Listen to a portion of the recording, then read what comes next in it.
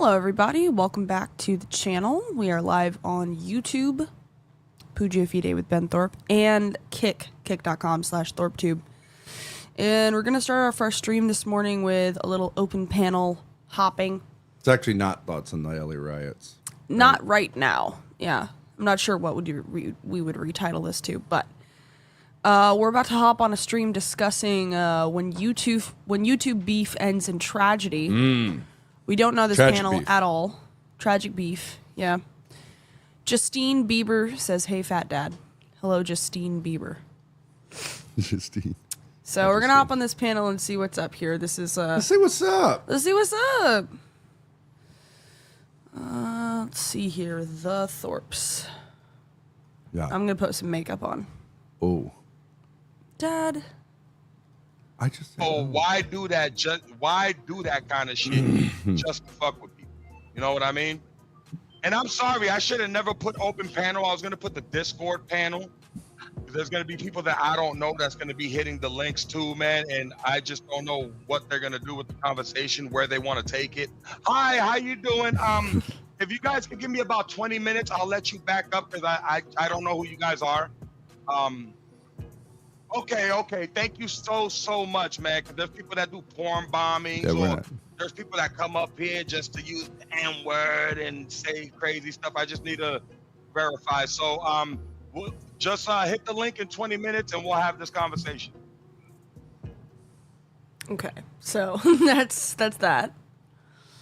All right. Well, worst comes to worst, 10:35. Well, unless people, I don't know what people are going to Unless tell he him. gets born bombed. Hi, Diamond. Diamond is Adam's cousin, I want to say. Or aunt-in-law or something like Where that. He is she explained it to me on? once. She's in California, Palm Cali. Springs.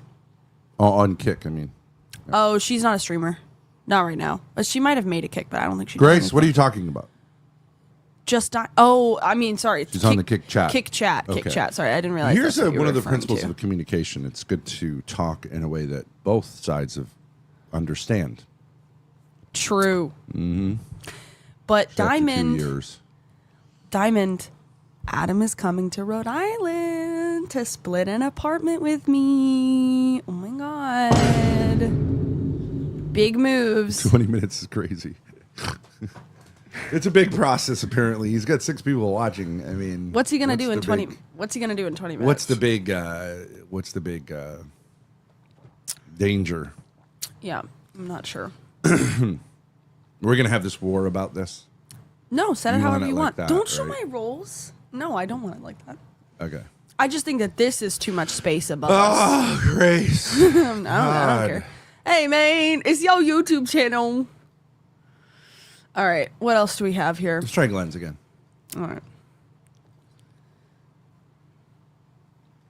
Wake up, Glenn. Oh, wake up. You want me to call him on Discord? Maybe that will wake him up.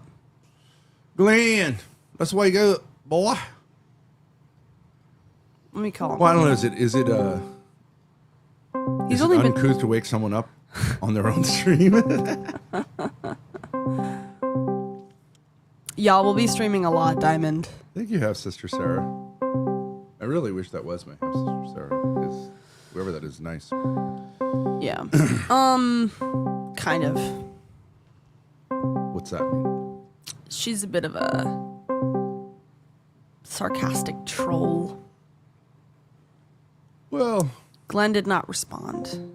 Glenn is OUT out. Glenn. All right, Grace. Let's give an update of you started talking about Adam. You want to try to give an update, or do you feel like that information can be made public? Yeah, no, it totally can be made public. Okay. I interact with Adam's father like 300% more than I do with Adam at this point. Interesting. And you guys may or may not know that I rent an apartment here in Warren that I have been staying away from due to my crazy neighbor, Jacinda, and my landlord's apparent refusal to protect me from her in any way. Well, let's just say that there was a situation in which you thought the landlord should have taken action, which he did not do. Yeah.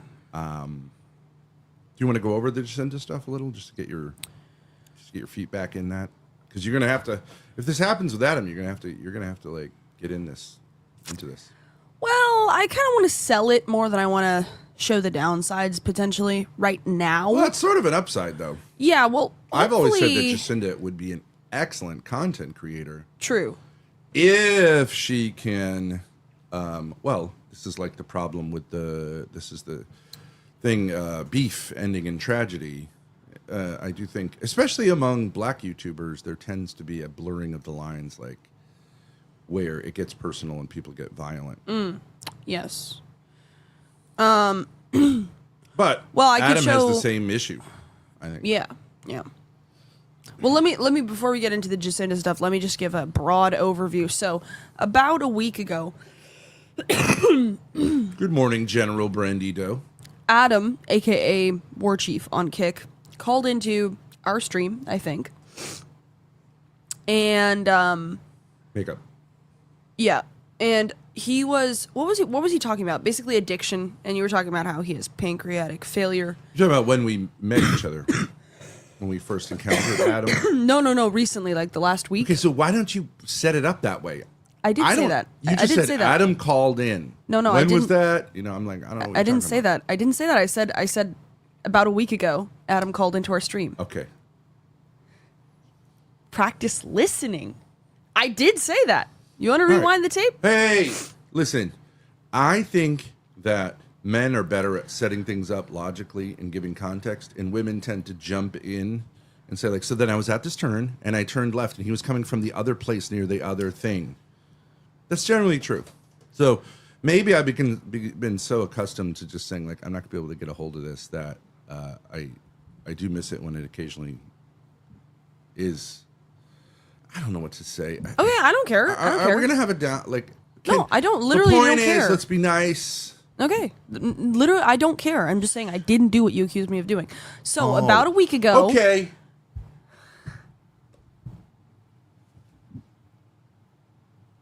Big C pics. Do Thank you for have to say subscribing. that? Do you have to say that? No, I don't. Okay, so shut the fuck up. Let's just move on. Okay. Okay. Okay. Maybe I missed it. Okay. Okay. You could So- say, like, you know, here's the thing. You bro me.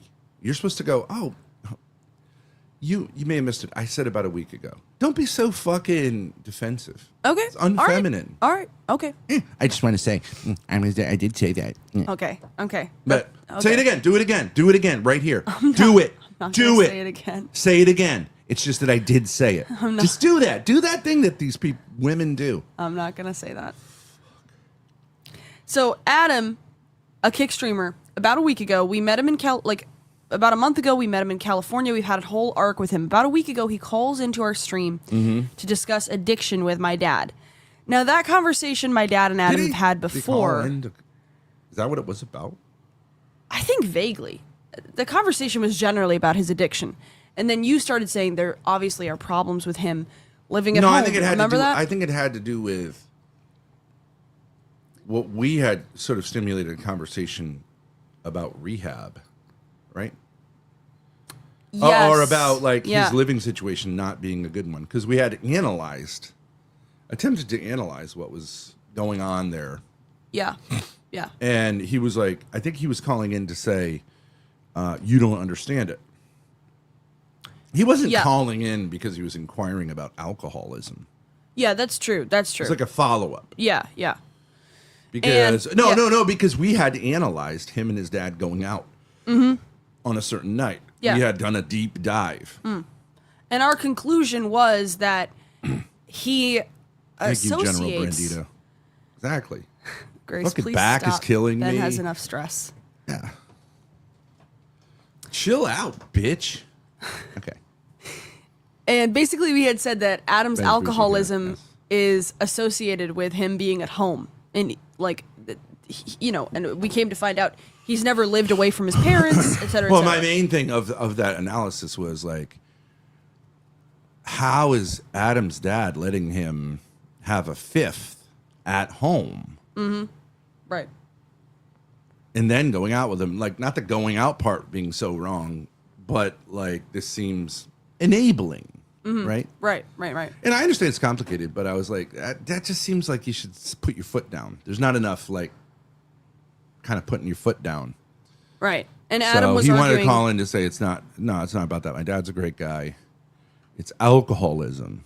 And then I made the point that while you were in rehab, alcohol still existed. You as you know, as someone with full civil rights could have left rehab and gone and gotten booze. right, and he didn't. But you didn't, and you were super healthy. So, like, maybe there's a problem. It seems like there's an association, like mathematically, with like being at home and drinking. The only time you've not been at home, you weren't drinking, Right. and you were fairly healthy. Although I have like a lot of problems with rehab, but Then, because you were saying that his dad was enabling, his dad actually came into the kick chat, his dad, Joe, Adam's dad, Joe, and asked to call in. yeah, So he called in on the phone and had a very, I would say, civil conversation with you, even though we had been kind of talking mad shit. I was talking shit about his dad. Yeah, Yeah, and I don't know if his dad had seen it, but I previously... no, he had the 'cause he referred analysis to stream? it. Oh. He referred. Well, I don't know exactly what you're talking. Oh, God. I was saying when I told Adam that his dad was kind of like a loser that he shouldn't take so seriously. I don't know if he saw that particular stream, but Well, I think my analysis was fundamentally that your parents are using you somehow to not deal with their own issues with each other. That your mother doesn't respect your dad, and your dad hates her for that. But like that, now they've taken you, your gay brother, everyone's lining up on one side or the other, and that this is not your issue. And I wasn't really saying that Joe was like a loser, but I was just saying like, just so I think we were trying to encourage him to like have a little bit less of a like worshipful attitude towards his dad. yeah. And understand that he's just a person, maybe has some flaws. Maybe those flaws, instead of being able to laugh at them or understand them, Adam is taking them as like he needs to defend his dad's whatever. Yeah. And ego. he should take it less seriously. Right. We weren't really Joe bashing, but we were doing some Joe bashing along the way. Okay. So Joe calls in. Adam's dad calls in. He's like 60 years old. He's a millionaire. Okay, this is just... He's a successful builder. Yeah. Construction guy. Yeah, true. And he calls in and, my dad, I think you would say you were confrontational with him a little bit.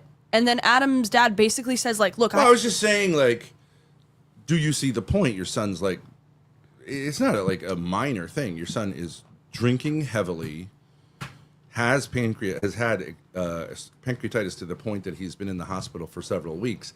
And Joe, don't you think it would be worth trying something else? Like, this isn't working. So maybe he needs a change of pace. Can't you see that? Because wouldn't you hate to have something terrible happen and then you say, like, I didn't do all I could do. I was kind of soft. Too soft. Yeah. And Adam's dad was like, well, I don't want to throw him out on the street because if he dies out on the street, I would feel worse about that. I would say that Joe was engaged in a kind of binary of either he's going to like, he's got to go to rehab, $15,000 a week, apparently, which he said he was willing to pay. Or he's got to be at home because the only other alternative is I think he was saying, if I put some lines here, I think Adam basically uses, I think he has experienced Adam using, what Adam will do is go, oh, fine, you reject me. I'm going to go get drugs. I'm going to go spend the night on Skid Row with a bunch of crazies in L.A. Mm-hmm. And then Adam says, like, okay, well, I'm not going to have you do that. So Adam's dad, you mean? Adam's dad, maybe. Yeah. So Adam sets it up like, if I don't have things my way, I will sometimes do things. Once I went to rehab, but if I don't want to go back, I put you in a position where it's either like I'm on the streets and I'm going to spend like night after night, and he will do that, Yep. right? He will actually do it. Or you take me back and I'll try, but not really. And Right. I understand that Adam's dad is like, okay, yeah, like that is how it goes. That's how it's gone. So he's not exactly being like a simp, because I do think Adam does do this, right? Yeah. If he feels even in the slightest rejected, he does like bottom out, and he doesn't seem to care about his life or anything, right? Right. Yeah. So, So I'm not sure exactly how it came about, but then we turned the tables and said, like, what is Adam doing here? Why is Adam using his own life as like a weapon to force his parents to like be complicit in his own like sort of suicide? Right. Am I allowed to say that? Yeah, Okay. Seems to me like you should be able to. I think so. I know that Kick is like sensitive about that stuff, but I think it's more like telling somebody to do that. Yes, and we also said, like, Adam, you should man up, and if you want to self-delete, at least don't do it in your parents' house, so your mom has to walk in and find you with the bottle, and she has to, like, kill herself for the rest of her life. Like, why didn't I do more? And I didn't say this at the time, but I do understand why, like, rehab is demeaning towards especially men. Why? Well, and it's also cold, right? Like, none of these people really care about you. Oh. They're doing a job. Yeah, sure. They're looking out for themselves. Yeah. Maybe some of them care about what they're doing, but it's kind of cold and clinical and sort of like it's a business. And it's also kind of this weird thing where we're saying, like, it's like a fake reality where it's like you can't leave. It's a little bit demeaning to say, like, okay. It's kind of a fake kind of prison, right? Benevolent prison. That costs a lot of money. Yeah. And there is some truth to like, well, I mean, if you don't, ultimately, I mean, Adam's dad is right. If you want to kill yourself by drinking, there's nothing anyone can do to stop you. So Right. But so the concept of rehab Adam doesn't really work very much. Yeah. And the type of people it works for largely would clean themselves up anyways. But So the concept of Adam getting an apartment, because he's never lived away from his parents except for when he went to rehab for 90 days, and he was 27 years old, came up. And I'm not sure exactly how it got suggested. like, I would say, Grace, like, Adam has other problems other than just like drinking. Like, for example, we saw in our brief interactions with him, like, he really doesn't have the ability to, or like has real problems doing minor tasks. Yeah. That someone who says they have a background in construction shouldn't have. I mean, It's true. And also, I would say even prior to that, like just a basic, like, difficulty listening to someone giving him instructions. Okay, so in many ways, he looks like a spoiled brat. And I do understand when Joe says, like, Adam doesn't have to work and neither do his kids. It's kind of like, that's a kind of odd thing to say about your son. Yes. Because it's kind of seeing work as negative. And I do sense a little bit of that from Adam's dad, that like he made it, he kind of succeeded so his kids could not have to have the tough stuff that he grew up with, right? Mm-hmm. And I knew that I know that from teaching at Bishop Hendricken, which is a private Catholic school, which the demographic of was almost, well, it's not an elite school, so it's not like the people who have had multi-generational wealth. Yeah. Many of the parents were people who made it like in the concrete industry or construction or something like that, and rose from like relatively impoverished beginnings in like the ethnic ghettos to a point where they could send their kids to private school and they had a nice house in the suburbs and all that stuff. Yeah. And a lot of these kids were spoiled. And their dads were like, I want you to have a good time if you drink. And they were also like Irish and Italian, Portuguese, right? So they they have this kind of like, the American thing is too pure. Like they're not puritanical. They're like, Right. Have fun with the girls. I want you to have the childhood that I didn't have, that I sacrificed so you could have it. That's Right. the same problem actually of kids in the 50s and the early 60s. Like, so their dad came back from fucking World War II. That is some crazy shit. Mm-hmm. And all of them had lived through the Great Depression. That was some horrible shit, right? Mm-hmm. And so now, post-war, they've got all this money. Things are good. They got the GI Bill. And we want to give our kids a fun childhood. So have fun with the girls. You know what I mean? Like after what I've seen in fucking, in Western Europe, like, Right. Get your dick wet, son. Have fun, but be careful, right? And so those kids were kind of spoiled. That's the boomer generation. They became the boomers, yeah. I'm not saying that's all of them, but like largely those are the kids who ended up at Woodstock, who ended up saying, love, not war, all that kind of stuff. So. And then you had a whole generation of like, kind of Bill Clinton type people who I get it, Yeah, yeah. It's a nice impulse from your parents to say that. I The think it's Princess of cute. Power says, Girl boss. And my brother, anyways, actually said, I don't have to work because of my dad's money. My dad would cut us off instantly, LMAO. But okay, Rini, but you have to say here, that did not come from Adam. That came from his dad saying, like, that's how wealthy I am, that not only he would never have to work, but that his kids would never have to work. And what I'm saying is, like, that reflects a kind of negative view of work, which from a Catholic, they're Catholic, right?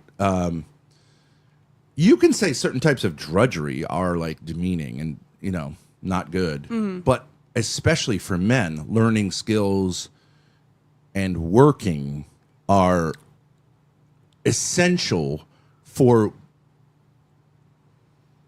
to develop into a man. right, You should. right. And so to add on in Adam's defense, the fact that he had, I really don't think he was faking it when it was putting that bar on, which you then later put on, right? Or at least you had LPC put it on.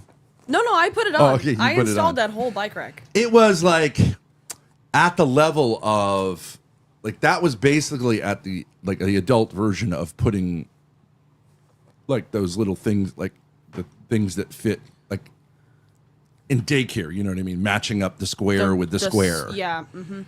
And if you sit there and try to put it in a circle, they send you to the special ed place. Yeah. And he was unable to get that, but largely because there was a primer. I don't think he's so out of it that he couldn't see, like, you know what I mean? It had this like shape like this. And obviously that conformed to the door and he flipped it around or whatever. Yeah. But I don't even think he can focus on a task like that when there's someone who is telling him to do that and he's on camera. I think he's embarrassed. I believe, yeah. I think that causes him to embarrassment. drink. Okay. Now, I think he should blame whoever it is that's been like that didn't. I think that's a parental problem. But then at a certain point, when you're 27, you haven't said, like, you know what? I'm going to say no to the. Do you know what I mean? So he was out on a job. He said he worked with his dad in construction for 4 years. I didn't see any evidence of that. And when he came back from rehab, he was like, oh, yeah, that he was going with me to work. But I think when he goes, I think his dad, I'm not sure. Either the workers kind of defer to Joe and they're like, okay, yeah, your job is to sit there on the side. And they say, like, yeah, he did a great job. Right. Or he protects them. And so they learn, like, don't push him. Right? Yep. So for whatever reason, and I understand this as workers, they're saying, like, my concern is to, like, Keep my job. I don't Yeah. want to piss the guy off in charge, but he's not. He should say whatever it takes. Don't treat him any different than anyone else. Right. On the job, and if Right. he fucks up, he gets fired like anyone else on the job. I doubt that's how he comes at it. Well, Adam did a stream at his dad's And that can job seem site like and love. didn't do That can seem like love. Like, okay, yeah, like I've gotten to a place where I'm on top so that my family members can be treated special. But that kind of being treated special backfires. I remember I had a kid, and I'm sorry to cut you off, which I did. That's fine. I had this fat kid. He was funny, but I mean, this is why these guys are funny. Like these kids. I had this fat kid. His name was Tony, of course. In school, when you were In teaching. school, Yeah. right, as a student. And I knew him for a few years. And he was a funny kid. Everyone, thought he was hilarious. But he's, of course, fat. And also, like, he told me as, like, graduation was nearing that he had never read a book his whole time there.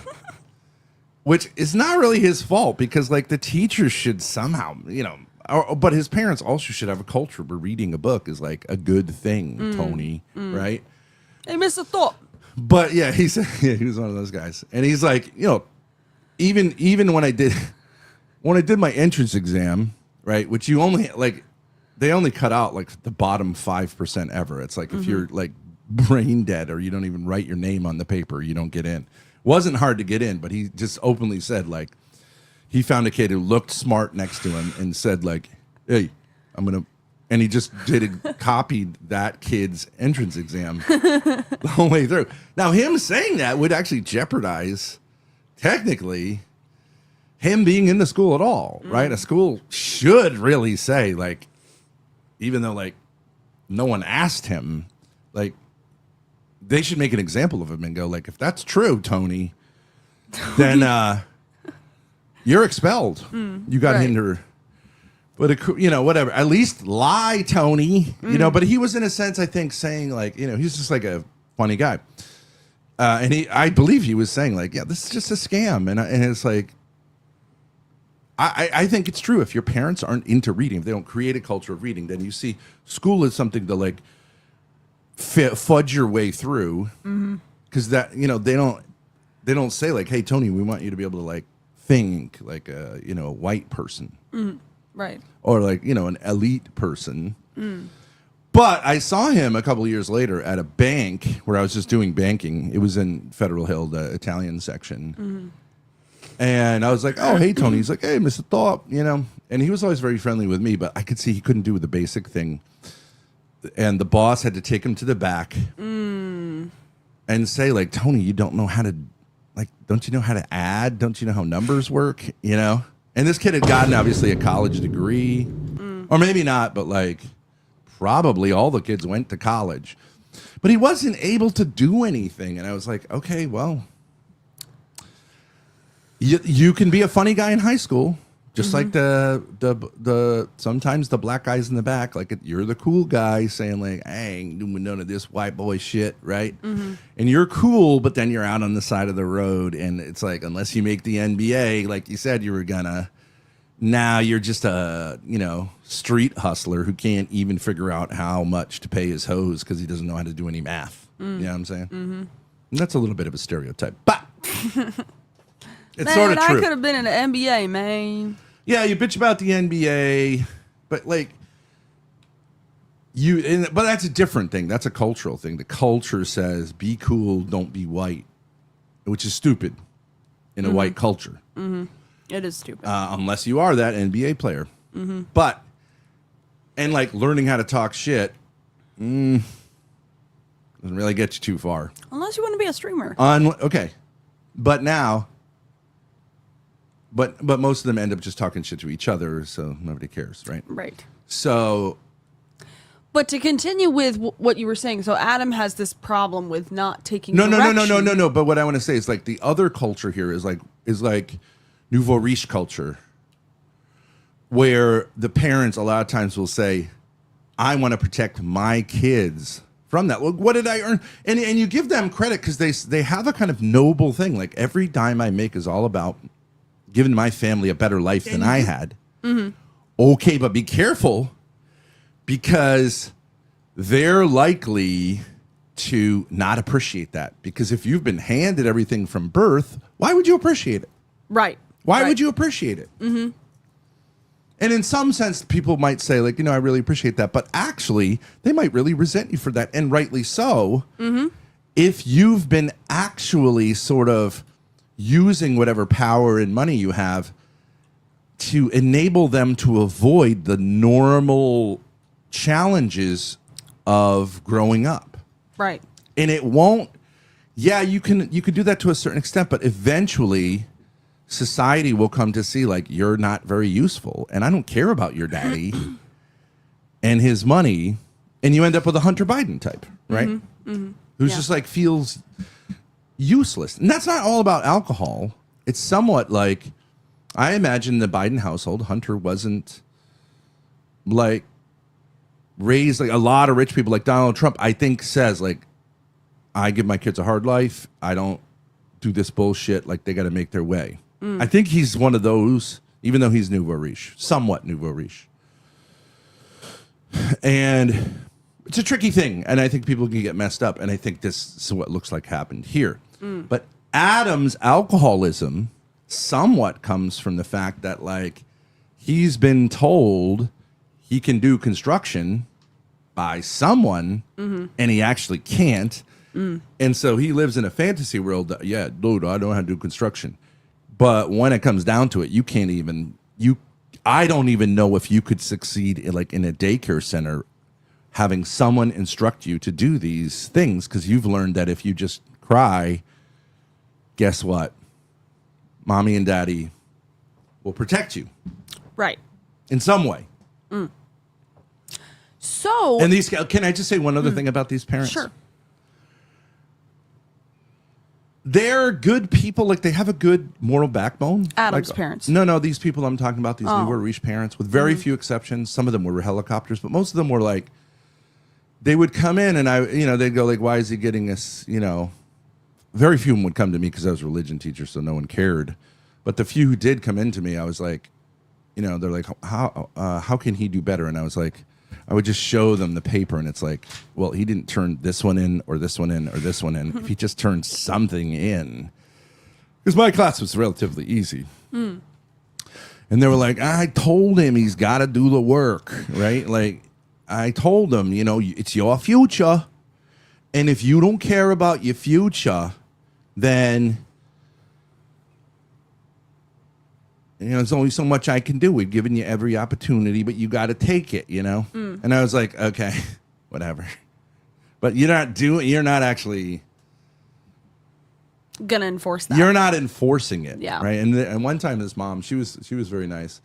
She was kind of hot actually, but like her son was a very good looking kid. And she came in, as a moral theology, and she actually was one of the few who actually cared about what I was teaching. Right. And she's like, Mr. Thorpe, you got to help me. My son, he's a very good-looking boy. And I was like, yeah, he is. And he was a really nice kid. And she's like, he has a girlfriend. She's beautiful. I think she's wonderful. And so I just gave him a whole box of condoms, like a whole bag full of condoms. And I said, I don't want to know about it. Right. And I was like, I get that. Yeah. I get that. But cute. I think that's a mistake. Because you're saying you can't control yourself. And, if your parents love you, you are much more easily able to control yourself. And, let him get his own condoms, Maybe give him $100, but don't give him condoms. Yeah. Because now you're participating in his sexual life in a way that's... Anyway, I didn't tell her any of this. I was just like, yeah, it's a tough one. But of course, cute, the dad though. should. Kinda... But I think maybe the dad wasn't in the picture or something. Typically, right? So she's like, okay, so I'm in charge of my son's sex life, and I would just say, you're not, bitch. Yeah. Don't. Just leave it alone. Nothing you can do. If we want to talk about someone's sex life, let's talk about mine and yours. Not little Joey's, whatever his name was. But you can understand how, his mom saying listen, I understand it's 2005 or whatever it was. Yeah. You kids are going to do this kind of stuff, but I just want you to be safe. And you would understand that he would understand that's coming from a good place, but also maybe if he uses a condom and it doesn't work or whatever, right? That and then she gets pregnant, and it's but also the whole thing would be kind of icky. Right? It'd be like, oh, mom. Yeah, right. It's just a bad. It's just it's just, and I wouldn't have any problem with this in another culture, but saying I know you kids potty, but we have a beautiful downstairs. and we'll take everyone's keys, and you know, you're gonna have the fun that kids have, but I want everyone to sleep it off, and in the morning we'll give you your keys back, right? Mm-hmm. And we'll buy the booze. Like, see, that's a problem. You can do some of that stuff, but in America, you're fucked if you buy the booze and something happens. Like, you're setting yourself up for a lawsuit. Oh yeah. And you know from experience that there's going to be one kid who's like, I'm gonna get fucked up. I'm gonna stupid. take this the wrong way, take advantage of this, and I'll have a second key because it's not that hard. And I'm gonna use this as a way to lash out at everyone. And then my parents are gonna blame those parents, right? Yeah. And the cops are not gonna have a lot to say to her. Like, you know what I mean? Like, the cops are gonna go, lady, you can't do that. It's illegal, and then you're gonna go to jail, and there's gonna be a big lawsuit. Okay, so don't set that up, right? You know what I mean? Right. Fat Ben never got laid. Exactly. I've never had a positive sexual experience in my life. Well, there's sliding scales, but so to get back to Adam, he has this problem with listening to people, but I agree with all that. Ben is retarded. Go ahead. Synthesis. And so I think your point overall is that Adam has what we assume are nouveau riche parents, and they can often have. No, we don't assume it. They are. They are, okay. I mean, they may have came out of the middle class, but they didn't come from wealth. You don't growing up in Yonkers, going to NYU. I mean, these are not like to the man are born. They don't even speak English, so like properly. That's true. Yeah, they're not wealthy immigrants. Sure. They made it. So he has these kind of generous nouveau riche parents who maybe they overdid it. They protected him too much. Very understandable. And very understandable. And they come from a good place. Because I would say talking to Adam, talking to his dad, talking to his mom, which I did talk to her for like an hour at their house. All three of them are very nice people. It's hard to say like who's the problem here. Right. You know, there's generosity on all sides. Right. But there's just kind of this crazy situation. But there are questions you can ask that really do like kind of show like, yeah, you guys are missing something obvious. Like the fifth, which he didn't have to reveal, but like, right. He knew that Adam had pounded a fifth in the situation he was in medically. That's just an obvious line. No alcohol here. Or we'll have wine and you can have a little bit, but hard liquor, at least saying hard liquor is off the table. Come on, and, Joe. And Adam's dad, Joe, he was like, well, what am I supposed to do? He drink in his bedroom, and they were like, but it's in your house, Joe. He orders it on DoorDash, and it's like, well, okay, he's using your money. Yeah, like there were ways you could stop this, but whatever. Anyway, so the concept of But here's a question, Grace. Can I ask you this question? Yeah. Would he? Maybe his parents are fatalistic, and they're saying like he's gonna commit suicide, and at least like this is more of like a hospice. Like we have lost hope. So at least he can die in the comfort of his own home with loving parents around him. Maybe that's what's going on. I think that his mother may have more of that attitude than his dad. To some extent. I think his dad has a little more hope. I spoke to his mother on the phone and she was like, yeah, Adam's going to die. He's going to die. But his dad did say also, and I do think he said this negatively, like, if you don't want to change, and I've seen some things that he's said. It's like if people don't want to, he's going to see it someday. He's going to wake up and see what he's doing. Okay, but like age 27, if that hasn't happened by age 27, but here's my point is okay, and this is a beautiful thing. So OPC Don does construction, but he's a one-person company, OPC. And he's incredibly patient. So instead of spending $15,000 a week at a super Lux, LA rehab. Maybe send him to be an apprentice with OPC Don, and maybe make it worth OPC Don's while a little bit. You know, certainly not going to be $15,000 a month. And OPC Don, a week, which is 60 grand a month. Maybe give him a little bit of money, but maybe OPC, you know, whatever. However you work that out, make it worth OPC's while, but don't have him go there and go, hey, OPC, I'm good at construction. I want the kind of pay that someone who's good at construction deserves. Like, because then OPC is like, you're really. Do you see what I'm saying? In a certain sense, that's better rehab because OPC doesn't drink. Yeah. He lives in the middle of Maine, and if he's got the car, like, I mean, you can't. If he's in the middle of nowhere, it ain't what are you no gonna do? LA. Go You walk? can't even order an Uber up there. Yeah, like, it's the It'd wilderness. be tough, and there's not like a lot of like druggies like on the street where you can just be like, "Yo," right? So it's like you can talk to the squirrels and the crayfish. That's about it. And the liquor store is like what my point 5 is, hours though, away. but like my point, the rehab wouldn't be so much focused on alcohol, drinking or not. Would be just like saying like, okay, let's focus on like the construction, like the doing of some work. You know what I mean? And maybe him having some success with that, because I'm sure every construction job has like relatively menial tasks, Sure, right? Like Karate Kid type shit. Yeah. You're just painting this thing, and then OPC does care about quality, so you won't just say like, well, whatever, I'll just have him paint something and then I'm going to throw it out. You would say like, no, I want it to work for me, right? And that caring is something different. That's not rehab, and that's not just sitting there fucking up. Yeah. And OPC can talk to his dad and say like how he's doing, and OPC is very, very generous in terms of this stuff.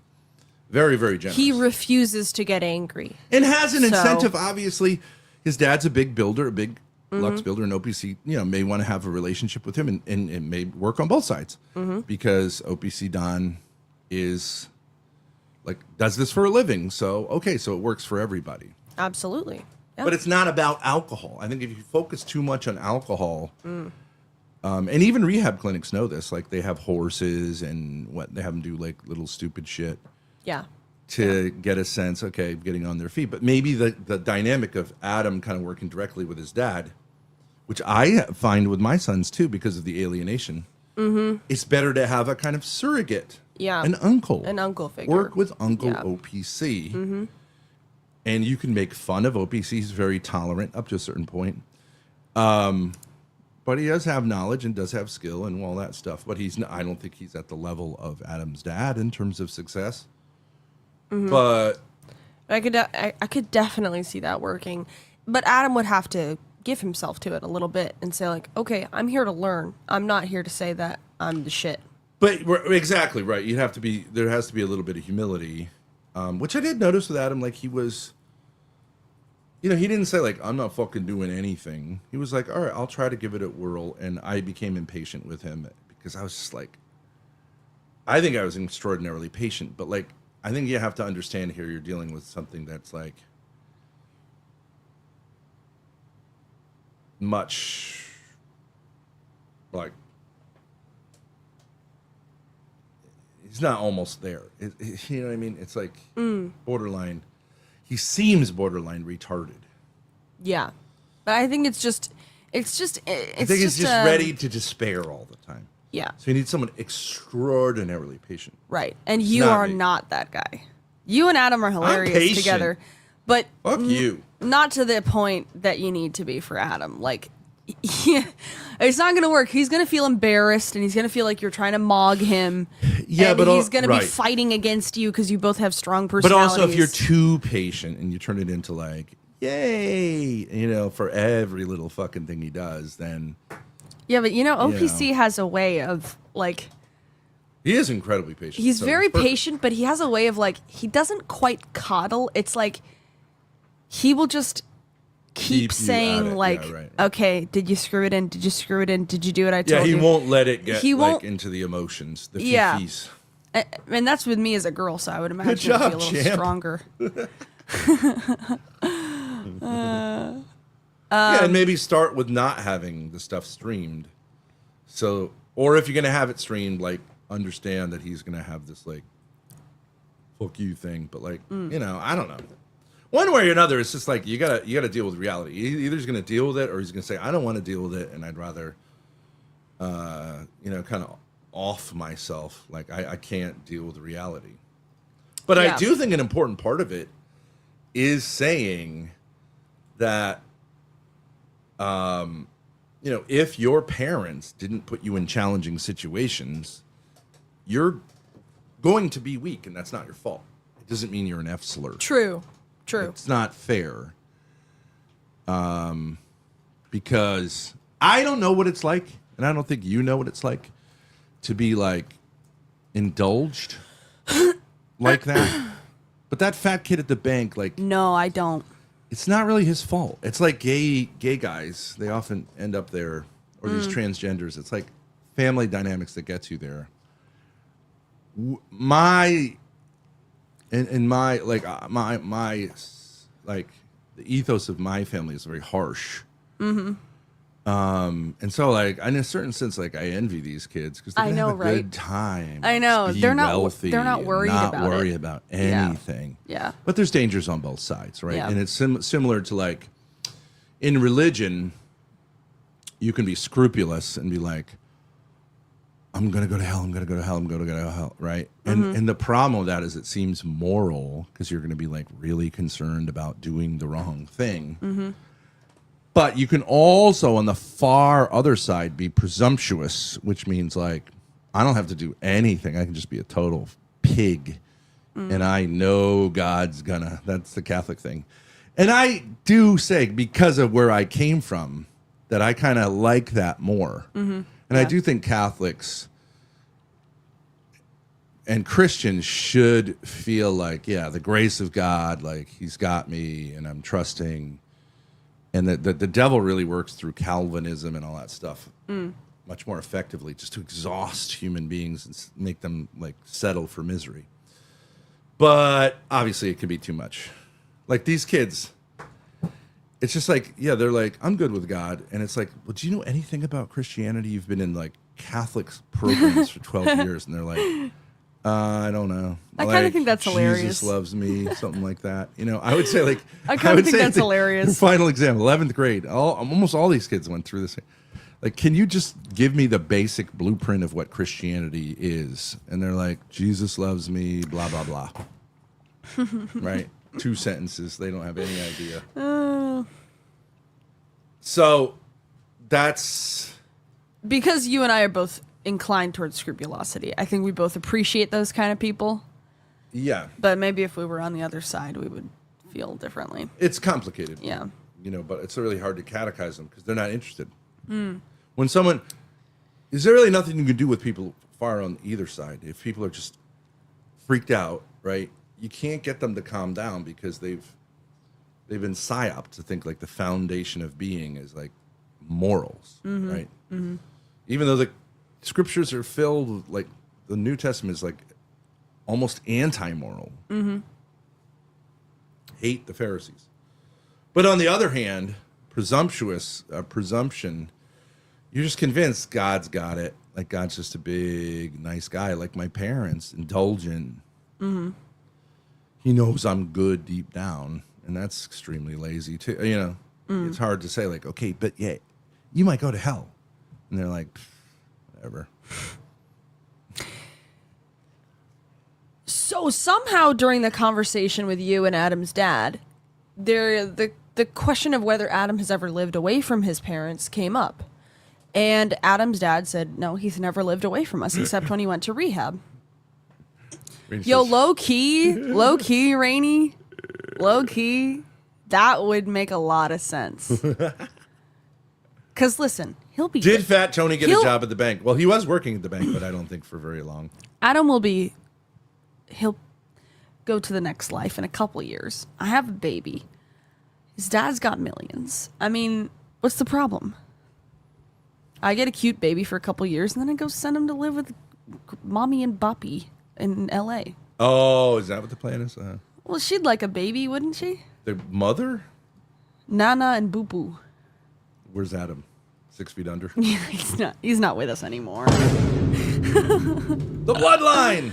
Well, I mean, here's the thing: is a you've got win-win. a gay brother, and what you claim is like kind of other gay brother. So it's like kind of like this is all you guys got, right? Yeah, right.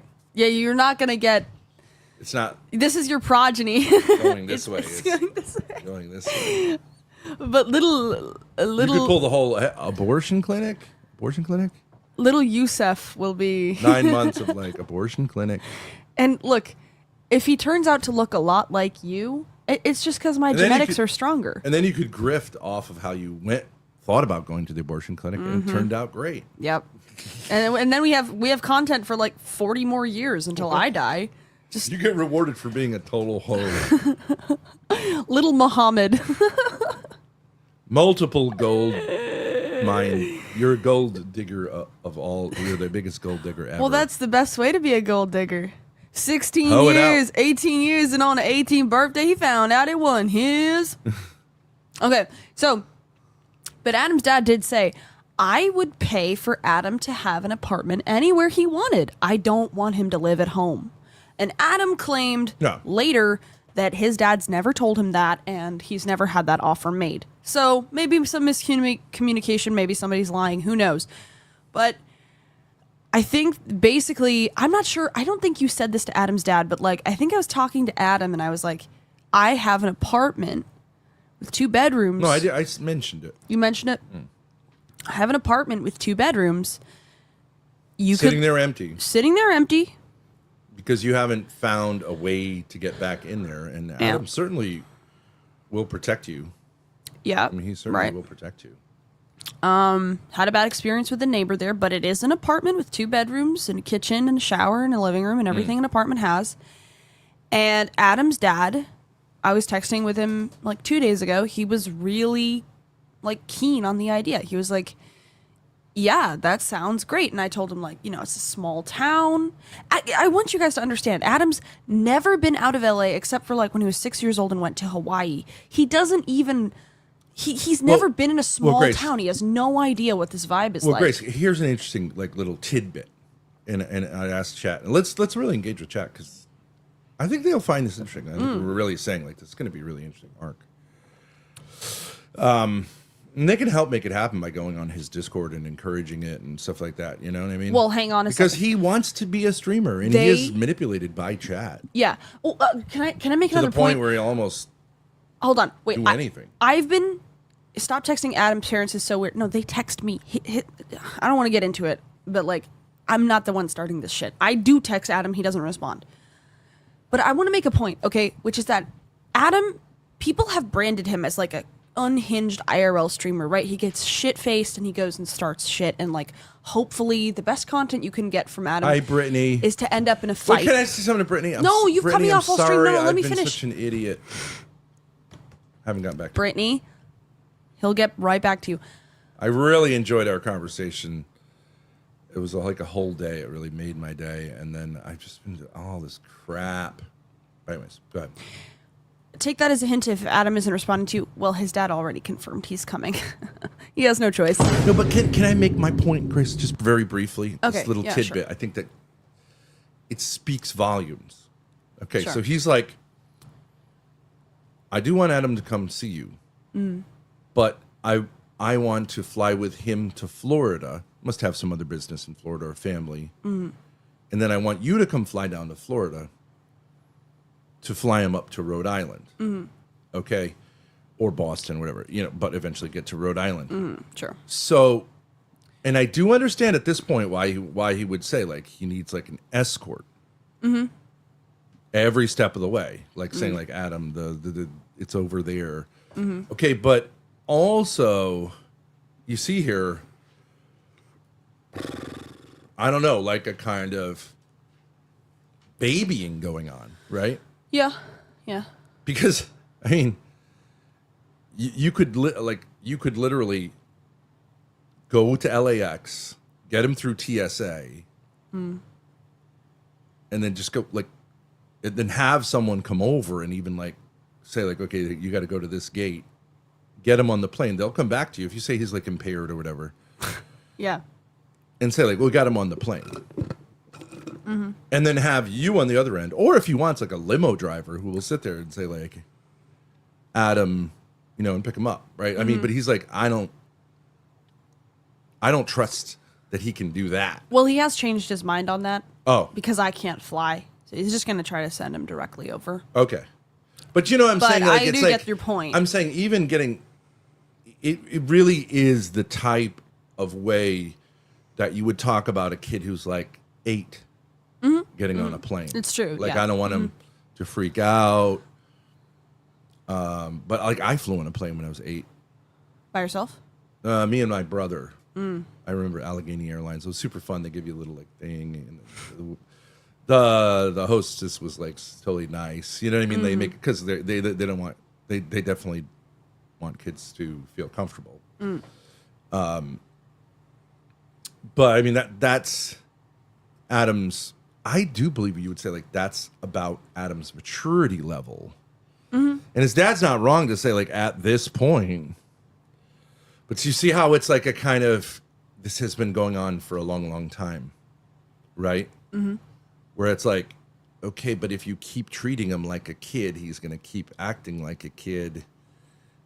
But on the other hand, he has a brother who's very, very successful at a job and is able to perform perfectly fine. So the formula worked in that sense. True. Natman, thank you for gifting a sub. Thank you, Natman. But you know what I mean? But like, if you protect your kids from challenges, they're never going to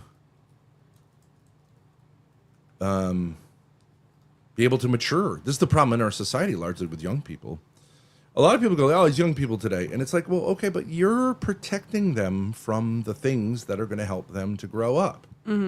Like, when I was a kid, you know, and I know this is a thing, like, when I was a kid, but I'm just saying, like, largely we were left to hang out in the neighborhood on our own.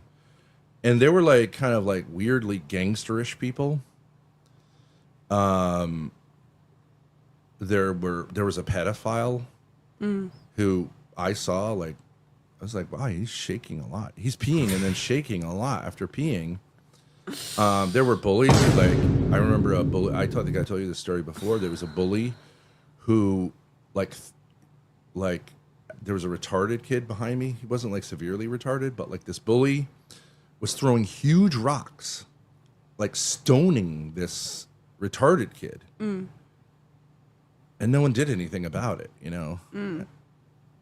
Like throwing a huge stone at a retarded kid. I was like, that's terrible. I didn't go out and do anything about it, but my mother's like, no, don't worry about it. It's none of your business. I was like, really? He's like, you're like stoning a retarded kid. Like, what did the retarded kid do? Nothing. Right. And this guy was like this bully guy was like, you know, crazy. That's crazy. But anyways, we had to learn our way of doing it. And I remember being at another, like, again, Irish, but these friends we made with on the other end of the neighborhood, they were called the Kirkpatricks. And the dad was one of these guys that's like, and he was like drunk all day or whatever. And then he had 2 sons. We were friends with the younger son. They had a pool, so we would go over there. And like the older brother was like sadistic. And he enjoyed putting my older brother's head under the water until he almost died. Like, he got off on that. It was like, yeah, it was like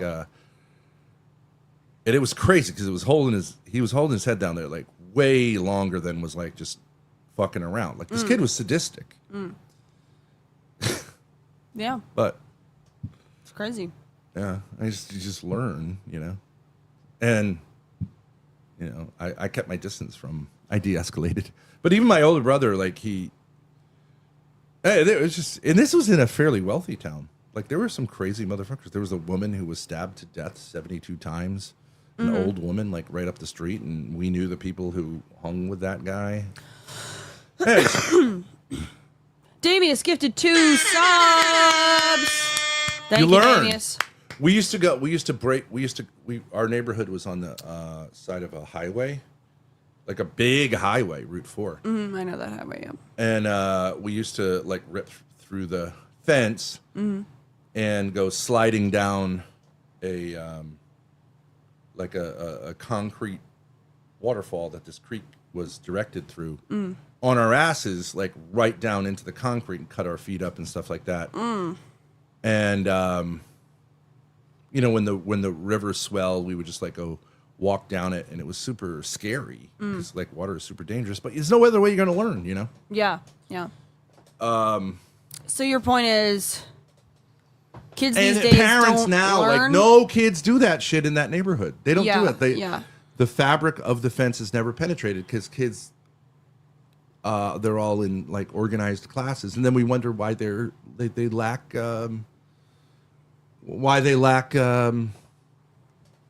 moxie, why they're so afraid of everything.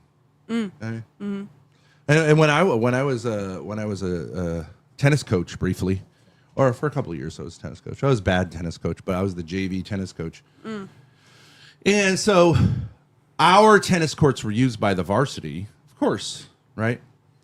But there were like municipal tennis courts nearby that let us use their courts. And they were about a mile away. And I was like, oh, perfect. So that'll be our warm-up. We'll run through the neighborhood to the municipal courts, and then we'll run back, and your parents could pick you up. Or they could pick you up from the municipal courts. But there was a big road.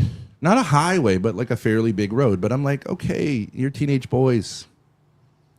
And I remember, because I would jog with them. I was like, that's good to work out for me, too.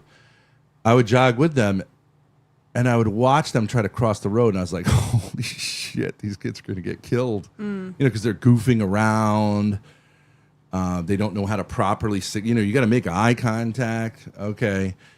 But I was like, well, they'll learn. If one of them gets run over, what are you going to do? You probably won't get killed, but people have to learn to navigate roads. Yeah. And, probably nothing will happen. But then, like, people, one of the kids must have said, like, I feel scared or something to his mommy. And his mommy told the principal. And the principal was like, well, we didn't authorize that. And I was like, okay, I mean, it seems to make sense to me, but then they arrange so all the little F-slurs get on the bus to take them there and drop them off, and that's how we do practice, right? And it's like, okay, but I really think I just think it's reasonable. I get it, and the school's worried about a lawsuit, of course, but and rightly so, but it should be that if a kid gets hit crossing a road and, he's been, shit happens, you know what I mean? And you can't sue the school for $10 million if your 16-year-old son is so stupid that he gets himself run over. But that's not how our society works. They'll blame me, you know what I mean? But I didn't care. They're not going to sue me personally. And even if they did, what are they going to get? Nothing. Zilch. Nothing. But I'll get fired, right? And it's not like I was saying, hey, kids, let's be super crazy on this road. I was like, right. Guys, if you goof around, fine. But, crossing this road, but I didn't make them all get together with me and say, don't cross the road until daddy comes. And then we'll have a stop sign and police there to stop the traffic on both sides. I was like, just see you over there. Right, right. And, I mean, I guess I could have said, let's use the crosswalk or whatever, but, what I'm talking about? Where it was I was talking about? It was like a road, it's like the road near Gorton Pond, that kind of level road. It's like... Gorton Pond. Oh. That went along it. So it's, kind of busy, but, there's plenty of people will see you. But people don't run over kids. No. But if a Unless they're kid's not being looking at all. stupid or trying to dare each other, can I get over? Okay, maybe they'll do it. But what are you gonna do? Yeah, I would definitely say that. You got to grow up. I wouldn't send 3-year-olds to do that and just go, hey guys, let's see you on the other side. But I also think that that's point? a suburban kid thing. I mean, kids in the city, we learned how to cross streets and stuff. Oh, now you're a true N-word. Okay. No, Chris. I'm just saying. Adam's a suburbs Man, when kid. I was on the streets. You were raised. Well, yeah. I mean, I would walk had to learn around to the survive. city. I would walk around the city and take buses when I was like 11, 12, 13. Yeah. And there are moments. It's You've a told me different- about moments where you like, you know, later that night, you're like, holy shit, I could have died. Right? But yeah. in actual fact, probably if you rewatched it, you'd be like, okay, I was actually pretty safe. Yeah. But that sense of fear that you got that made you freak out is a good sense that everyone has, unless you don't care about your life. The mean streets of Rhode Island. No, I used to walk 3 miles to school every day, and it was a busy road, so I got used to it. There was one time I had earphones in, and I was walking like close to the curb of the sidewalk, and this huge 18-wheeler takes a turn, and the wheels rode up on the sidewalk curb. So I just looked to my right, and there's a wheel this big, like 1 foot away from me. And I didn't hear it at all because I had my headphones in. Yeah, that's blasting. stupid. You shouldn't It was have your stupid, so I headphones in. turned over.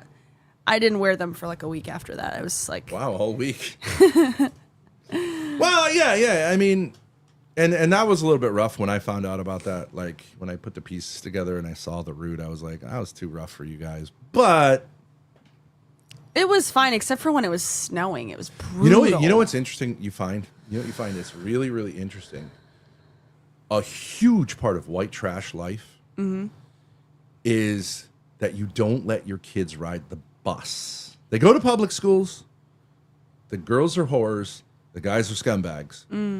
But you, like, so because the parents don't work or there's always someone who's out of it, right? But they have this thing about, like, it's like the white trash limo service. Like, they don't ride the bus. We pick them up in our little crap mobile. Because white trash have always too many cars.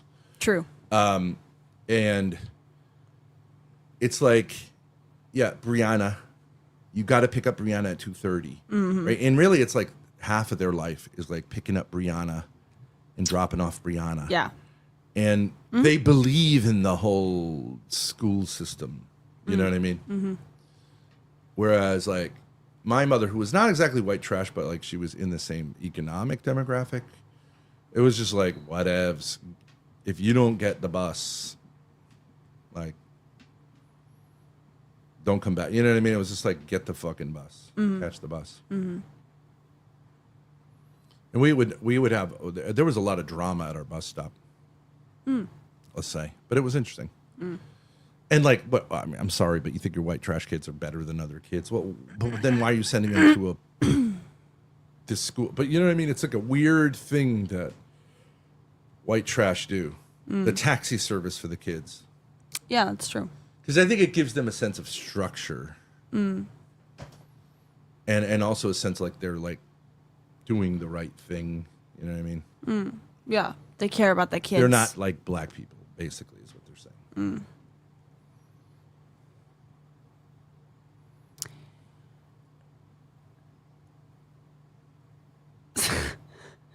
Should we go back? Back to what? The 20-minute thing. What 20-minute thing? He's like, check back in 20 minutes. It's been an hour. Oh. Well, we didn't finish the Adam story. All right, go ahead. Okay. Sure. Well, what I wanted to update you guys about is that Adam's dad let me know that Adam is going to be detoxing, and then in a few days heading over here. And the plan is for me and Adam to split my apartment. He has 1 bedroom. Should I give him the smaller bedroom or the bigger bedroom? I think you should get the bigger bedroom because you have a studio. Yeah. Bigger bedroom has that corner, that kind of like natural studio area, and true. also 2 windows. Yeah. And My thought is we put Adam on a rigorous schedule. it doesn't have a lot of. It doesn't have, like, there's more shelving in the smaller room, which you would probably have more stuff. He probably doesn't have anything. Yeah, I'll just have like a suitcase. So. Yeah. Yeah. I'm thinking. I mean, I think the content possibilities abound. I'm thinking he comes Yeah. over for a few days or so, He could meet OPC. He could meet my brother Joe or my other brothers in real life. Yeah. They play football. They Your wrestle. mother? My mother. She wants to. They can go to the beach. They can go biking together. I was thinking, me and him will learn how to cook dinner every night, that kind of stuff. I mean, Even the grill? I'll be wife grill? maxing. Yep, grill. Actually, I gave you all the content ideas when we first moved over there, and I was able to interact with members of the family. It was tons of fun stuff. There's a huge field in the back. Field in the back. Yep. I had set up chairs back there. Remember, there's a creek down where you Kayaking. can like hang out by the river. You Yep. have access to the Atlantic Ocean with the kayak, and it's a dual kayak. You have a tandem bike, a dual kayak, Oh my god. And I'm a also boat if you buying want to get it going. a leash and a collar for him so we can keep him from wandering off. And the closest liquor stores are like a half hour to 45-minute walk away. So True. if he wants Maybe to could go a get beer. booze, Can you get a beer at that convenience store? I don't think, no, you can't sell In Rhode liquor Island, and you can't sell even do alcohol. beer. No, in convenience stores, no. Yeah. Yeah, so it's weird. It's like almost So, a dry town in that sense. Yeah. And there are a lot of resources for addicts here that seem to really work because Yep. it's very low crime. Yep. I've never seen anyone dealing drugs. You know what I mean? I mean, I'm sure there are people, but like, Oh. Yeah. they're not like street people. Like, you can't just go like, okay, well, there's the drug dealer. No, Slack it's him an down. incredibly small town. He'll be known around the town It's the smallest town in the smallest state of the United States. of the United States. Yeah. But that doesn't mean it's the smallest town in the United States. No. We went to that town. It's called Midfield, Texas. Midfield, Texas. That shit was tiny. There is nobody there. There's like 5 people. But all they do is drink, ironically, so that would be the worst town for Adam. Yeah, no. The Do entire not town- take Adam to Dorothy's the entire Corner. town is Do just- not. They're at the oil refinery, and then they're drinking. And they're a great group, but like this is Yeah. not a place for an alcoholic to be. No. And maybe it is, but like So I think it's gonna be great. I'm honestly very excited for this. I think it'll be really funny. It'll be and like a kind of interestingly, sitcom thing. the police department is way too big for the town, Yeah. but they're sort of benevolent. You know, I mean, they're super heavy-handed, which is totally against the Constitution. But with Adam, that might work out because they'll get to know him. Yeah. And, I think when they understand someone has a problem on a certain level, but not on another level, the town seems to know how to handle that well. Mm-hmm. It's almost like a rehab center. It's the kind of whole like town. it's a like- group home vibe. Yeah, it's like a group home as a town. Yeah. Yeah. Plus like old people and stuff. But like, there's really very little to do here. That's not true, but To go crazy, like LA compared to LA, it's like Exactly. it's very much more like nature, bike path, bowling, duck pin bowling. well, It's like going back in time to the 1980s. okay, little but bit. I mean, where like you can get on a train to Boston. No, You yeah, can get on a train to New York. You could do a lot of. It's a great path. Grace, Yeah. Sorry. if I'm talking, okay, look, we have a problem in chat. I think we should let chat be in charge. I love the one thing about like Voice of Reason. It's cool. He says like, if you are a patron, you can tell me what to do. So I think one of the interesting controversies in chat is like, Ben, you're talking too much. Now I have to admit, there's 37 people on YouTube, and how many here? 71. 71. So me now, like being the primary voice, like is killing our numbers. Although it's the morning, so I don't know. I mean, you're gonna get about However, 100 in the morning. Sorry. Go ahead. Sorry, that was stupid. like you've said that you wanted to be much more active. Yeah, Okay. I wanted to be much more like a talk show. Well, and the problem with you is that you are like you've gotten into a funk where you're like sort of submissive. You say, or like I would say, like sort of just out of it. And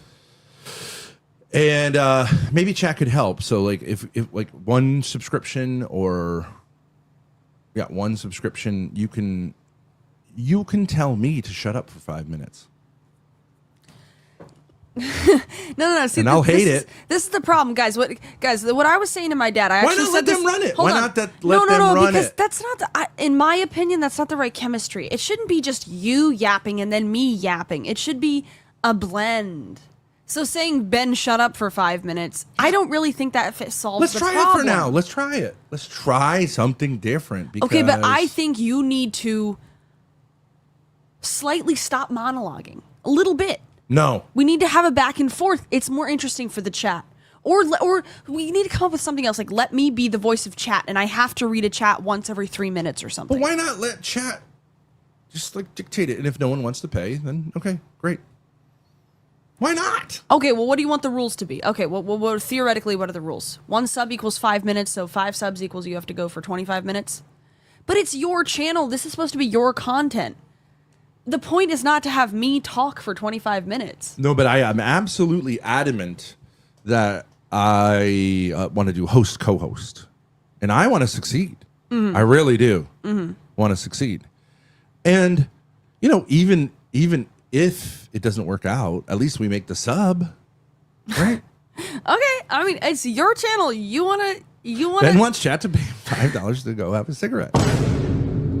Okay. I would say, yeah, like why not start with that? Yeah, every 5 minutes is $5. Yeah, I think that's totally fine. Okay, it's Ben's channel. It may It's be not- interesting. No. Timu Black Guy. Kick is mine. We're also co-streaming on my dad's YouTube channel. That's his. And then I have a YouTube channel called Thorpe TV. So that's what I mean. But it's his content that I'm also streaming on Kick. Look, I would say that our problem as a duo is that it meanders a little bit, right? And I would say, let's get it tighter. Let's get more of an agenda going. Let's like, how they do that on like I think it's Breaking Points. They're like, okay, we'll talk about the DNC. Then we're moved to like Trump. Then we'll talk about Greta Thunberg or whatever. Boom. And they have a little back and forth, but it's tight. Tighter than a Chinese virgin. All right, let's go. Chat, Damien says, I'd rather have paid TTS than silencing Ben for 5 minutes. Yeah, I don't know why we don't have paid TTS. Okay, I'll get that up and running. I'll write it down right now. That's something I can make happen by tomorrow's stream. Really? And you haven't? No, I haven't. I just haven't prioritized it. You guys saw the Ava doc and realized how boring you might be, then returned rambling.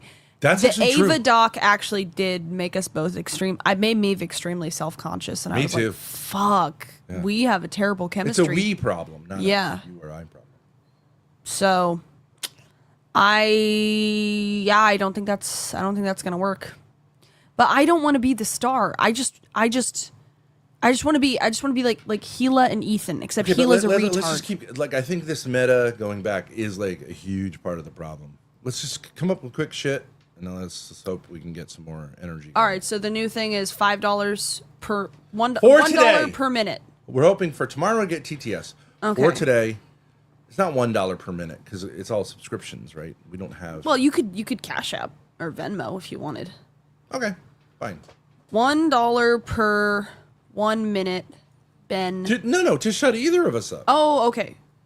Silence either host. Oh no, okay. So you want to do it for me only? No, I don't care. No, I'd like to be No, paid to have just a me cigarette only. break too. No, because I want you to be here when I'm here. Well, I want you to be here while I'm here. I don't want to monologue. I'm not a monologuer. Oh no, you were good at that remember at the early, that formula worked. Remember when I left and you would just talk shit for 5 minutes? Yeah.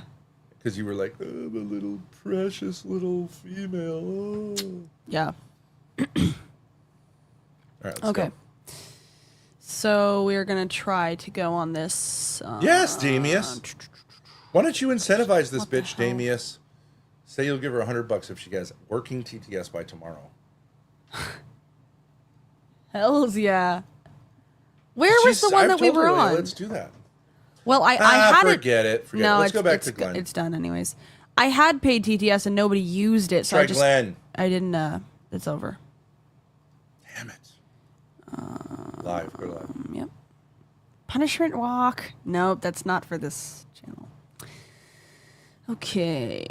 Oh, okay, but can I make a point? Searching for my new methadone clinic. Okay. How do I do this?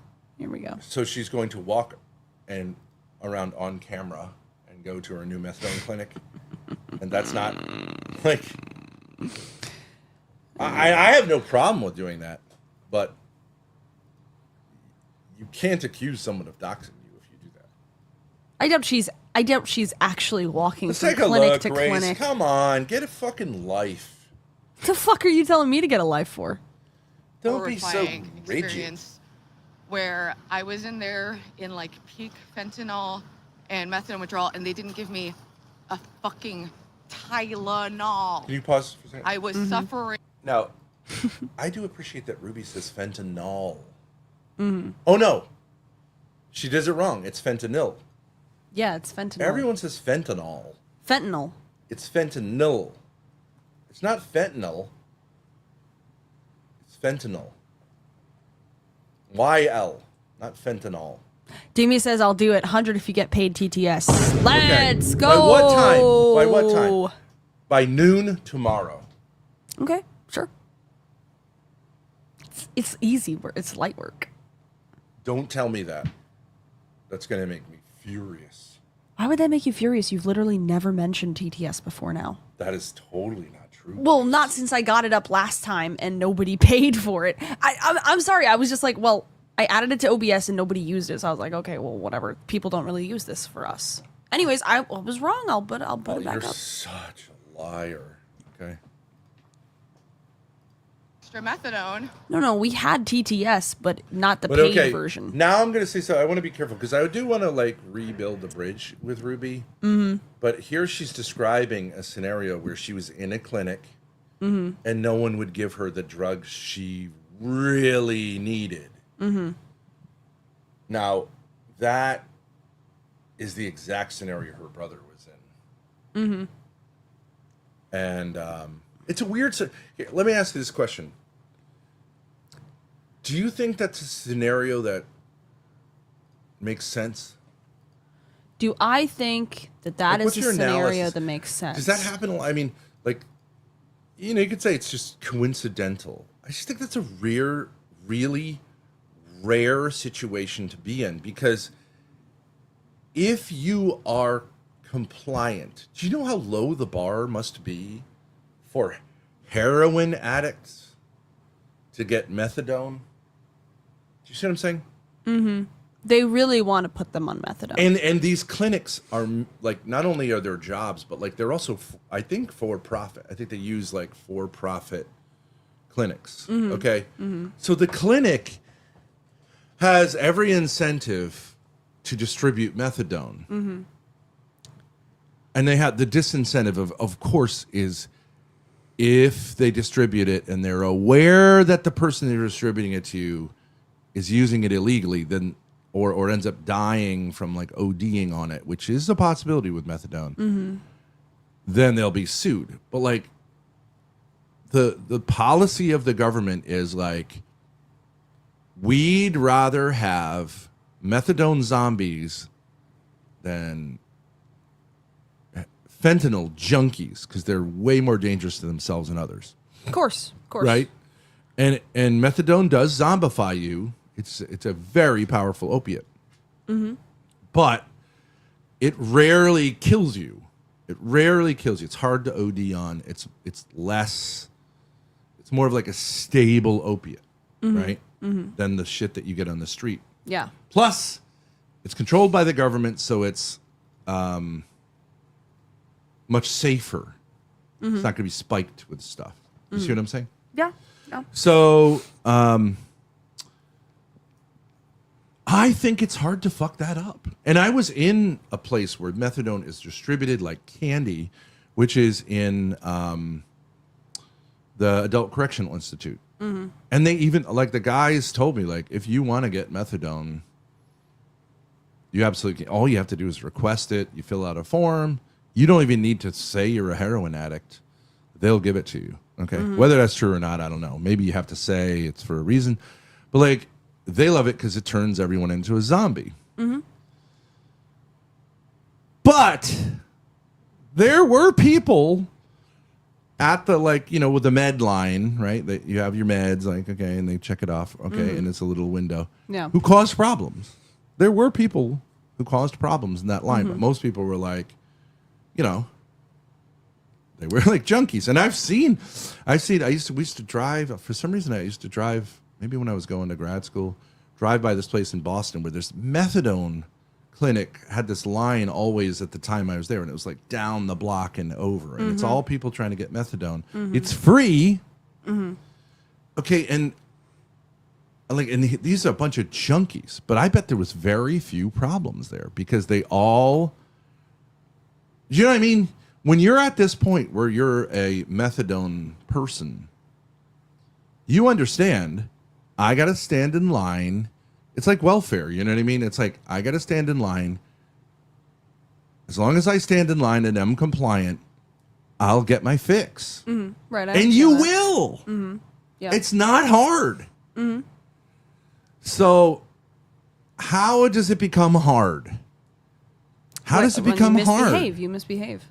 But I mean, all it is like, take this stuff. Don't take more. Don't take less. Don't stick it in your pocket and go sell it. And we're going to do this till you're dead if you need to. We're not going to up it. But we want you, like our society has said, and I don't know that I disagree. I don't know that I agree. Like, better to have a whole class of zombies at taxpayer expense, basically, than to have this street thing going on with heroines. Too many people dying. It's just too dangerous. I think it makes a certain amount of sense, but of course, it doesn't disincentivize you to be this kind of zombie, which is certainly an unhealthy situation, to be like an opiate zombie. There's whole realms of life that you can't experience if your opiate receptors are constantly getting like Triggered? no, are getting like Fed by it. Methadone. Sure. Right? Because Yeah. like, I don't know, it's like, you know, obviously it's So your point messed is, Ruby must have done she must have behaved pretty badly to be cut off from the system, or for people in a hospital or a clinic to deny her it seems drugs to happen they want to it give just seems to people. happen in this family. It's the exact same way about this exact same drug. So you get this, and I'm not like, this has nothing to do with her older brother. I'm just saying, like, I'm just curious because, like, so you get involved in street drugs. No one pushes you into that, right? You may say it's environmental or whatever, but like, okay, you did that. You are partaking in the most, everyone knows at this point, opiates are the most dangerous drugs you can take because they shut down your, like, respiratory system at a certain point. And fentanyl is the number one most dangerous drug. Okay, and a lot of people get into it. Okay, but then you say, okay, I don't want to quit, but I want to go to this zombie level thing. That's free. It is free. Yep. I'll take the deal of like a little bit less of a high for the stability. Free. Okay, but the price of that is you've got to be compliant. You can't fuck around with it. Why would you want to fuck around with it? It's a good question. I mean, how would you get in this place where you're just like, I hate you? You know, why? It's weird. It is weird. It's odd. It is just weird. Seems like, right. okay, you know, like you're being given free, clean, high quality drugs in an attempt to stabilize you from what is like almost what is seen, and I think wrongly seen, as like a kind of like near, like almost inevitably death of being hooked on this even more intense opiate. Right. And they want to give you this, and they're doing it for free. They're incentivized to give you it within certain parameters, of course. Yeah. But you end up in this situation where you jeopardize it repeatedly because you want it on your terms, not their terms. And you think it's, you know, degrading or something to have to, like, do it by their rules. I know we have a truce with Ruby, but I do think she wants attention, and so she takes a little bit less methadone than she's supposed to, and then she brings the bottle in with a little methadone left, and then they're like, "Well, you're not doing what we told you to do." Why would you do any of that if you don't want some kind of an attention? Let's say the people in jail, right? Like the people in the adult correctional institute where I was, or whatever it was, intake where I was. Mm-hmm. The women giving the methadone pills or whatever they were. Mm-hmm. They don't they want it to be smooth. Mm-hmm. They're not there to cause you problems. You're just a number to them. They're behind a window and they're just like, right? So like, how does this cause problems? But if you fuck around a little bit, yeah, they will say like, now we've got a problem relatively quickly. Mm-hmm. But that's true in this situation. And I think when you go to a methadone clinic, it's a little bit like being in jail. It's saying like, I'm not really a member of society. You know that. I know that. Like, I'm a junkie I think looking for like an approved fix. So like they know these people are highly unstable, and yet I don't hear about like there being massive incidents at methadone clinics. I'm sure there are some, but if there's one place where a junkie is going to feel like, okay, I'm going to follow the rules, it's in a methadone clinic. No. Free drugs! Most of the time, yeah. How hard is this? But then you have to ask, why are they a drug addict in the first place? They have problems. Yeah, but if heroin is your drug of choice, usually you're not someone who... Well, it's weird because Ruby is obviously like an upper junkie too. I mean, Red Bull after Red Bull. Yeah. Whole 2 liters of Diet Coke. This is weird. She doesn't really drink coffee, but... No, she drinks coffee. Iced coffee from Dunkin'? Oh, that's right. It's like this much of it. But I could see myself as being like a heroin junkie because in those opiate dens where it's like, in the 19th century in China, they're like, just go behind this little tent and chill the fuck out I for could a use few that days. for my I'd tooth. be like, oh. Yeah. You know what I mean? Yeah. Ben would love heroin, I bet. Right. And that's why I wouldn't do it, because I think I could like just... I've been on morphine, and it felt great. But in the hospital, it felt great. It's just like, it's so amazing. Like, take the pain away. This back pain, a little bit of morphine, we good.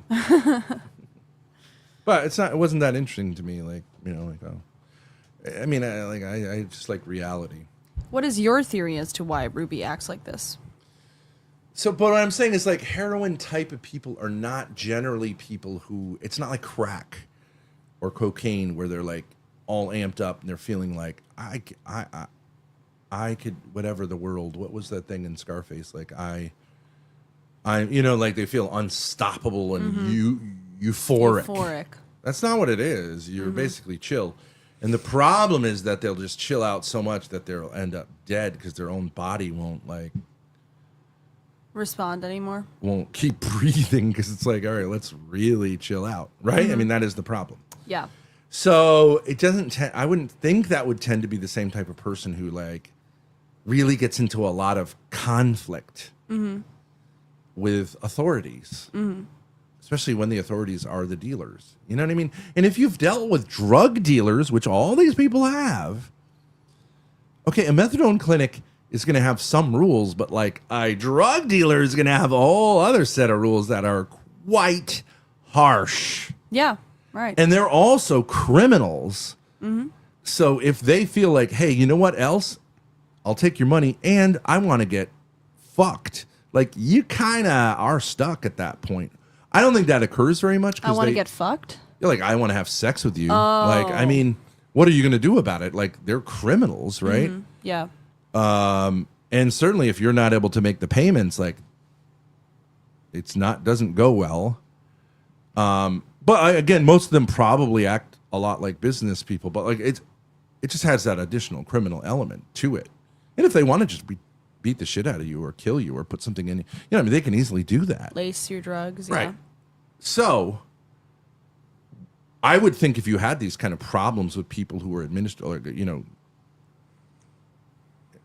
with drugs, like you would have been dead by now, because if you're going to fuck around with your dealer and you started off with like criminals, like that would go a certain way. Right. Undoubtedly. Yeah. Right. So then when you get to a clinic, you start doing it. Why? You know what I mean? Oh, because clearly that's not what happened, right? With the dealers, it was all kosher.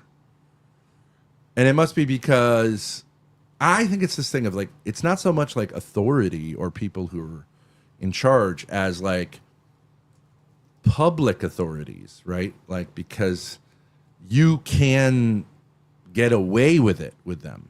You know what I'm saying? That's what I'm saying. Yeah, it's a safe place to rebel because they're not going to kill you. Right, and that's They're also not like like a the thing drug with us. dealer. It's like we're not really like the like I'm a roll up type YouTubers too. We're safe, so you can do this kind of thing and push it right to the edge. You know, like we were watching those cop videos. Women get stopped, right? And these people are acting so disrespectful. And I would say that the cops should have a right to be rough on people like that, or at least give them extra charges for being so disrespectful. I don't think you should be able to call a police officer a bitch ass pussy or something like that. I don't think you should be able to do that. What about when I muttered pigs under my breath when they were at the RV campsite? Yeah, okay, but that's different than saying it right to their face. I didn't. Yeah, I didn't. I mean, I as a teacher, like, if a kid said something like that to me, to my face, he would have got in trouble in the school. But, I mean, I guess you say it's freedom of speech, but, like, I don't think you have the freedom of speech that way. Although, I guess what you run into is, like, obscenity. It's hard to enforce obscenity laws because everyone sort of uses obscenity, including cops. Right. Well, cops don't really. Not will, Not though. much. They will. They Yeah, will to let someone know. Like, even in these interviews that we watch, you know, a lot of times the cops will say, like, I understand shit happens. You know what I mean? Right. And they're trying to say, like, I can relate. Like, I speak the same language as you. And because they're trying to get them to admit stuff. So they're like, you know, I get it. You know, I've had girlfriends. Like, sometimes you want to, whatever. Okay, so.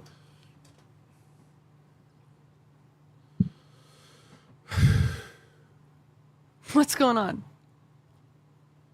Just a little tired. Oh. That's it. Oh, let's go back to Ruby. Okay. I gotta run downstairs to grab some ibuprofen. Do you mind? I forgot to take it up here. Are you going to get a cigarette while you're there? I might have a buffer too, but No one paid for it. no, they don't pay for me to leave. Maybe if I leave, they'll pay for you to be quiet because it's just you, and then you'll get your smoke break. Maybe? I don't know. Let's go. Well, anyways, I'm just saying, like, so you can agree. I'm not sure what chat's saying, but Chat is complaining that we're not reading them. Maybe you could just respond to chat. They're very upset that thanks we're for not that 20-minute them. monologue on methadone clinics, which you know nothing about, Ben. I know a little bit. It's just Ben's optics are high. Crew. I don't know what that means. They'll pay for her to come back. I think the non-bit. Oh, sorry. Okay, that's perfect. Start moving the chat while I'm reading it. Sorry. Perfect. That's why I need to leave. I was gonna show you up higher. They're just doing this stupid stuff about non-bread now. Anyways, whatever. Why did Grace argue with Ice Poseidon about there being multiple genders? If you want to take that, you can, but I mean, that's a whole discussion. I'll take it. Okay, sure. Because yeah. she is, in some sense, taking my point. Go! Okay. I'm gonna turn it so they are centered.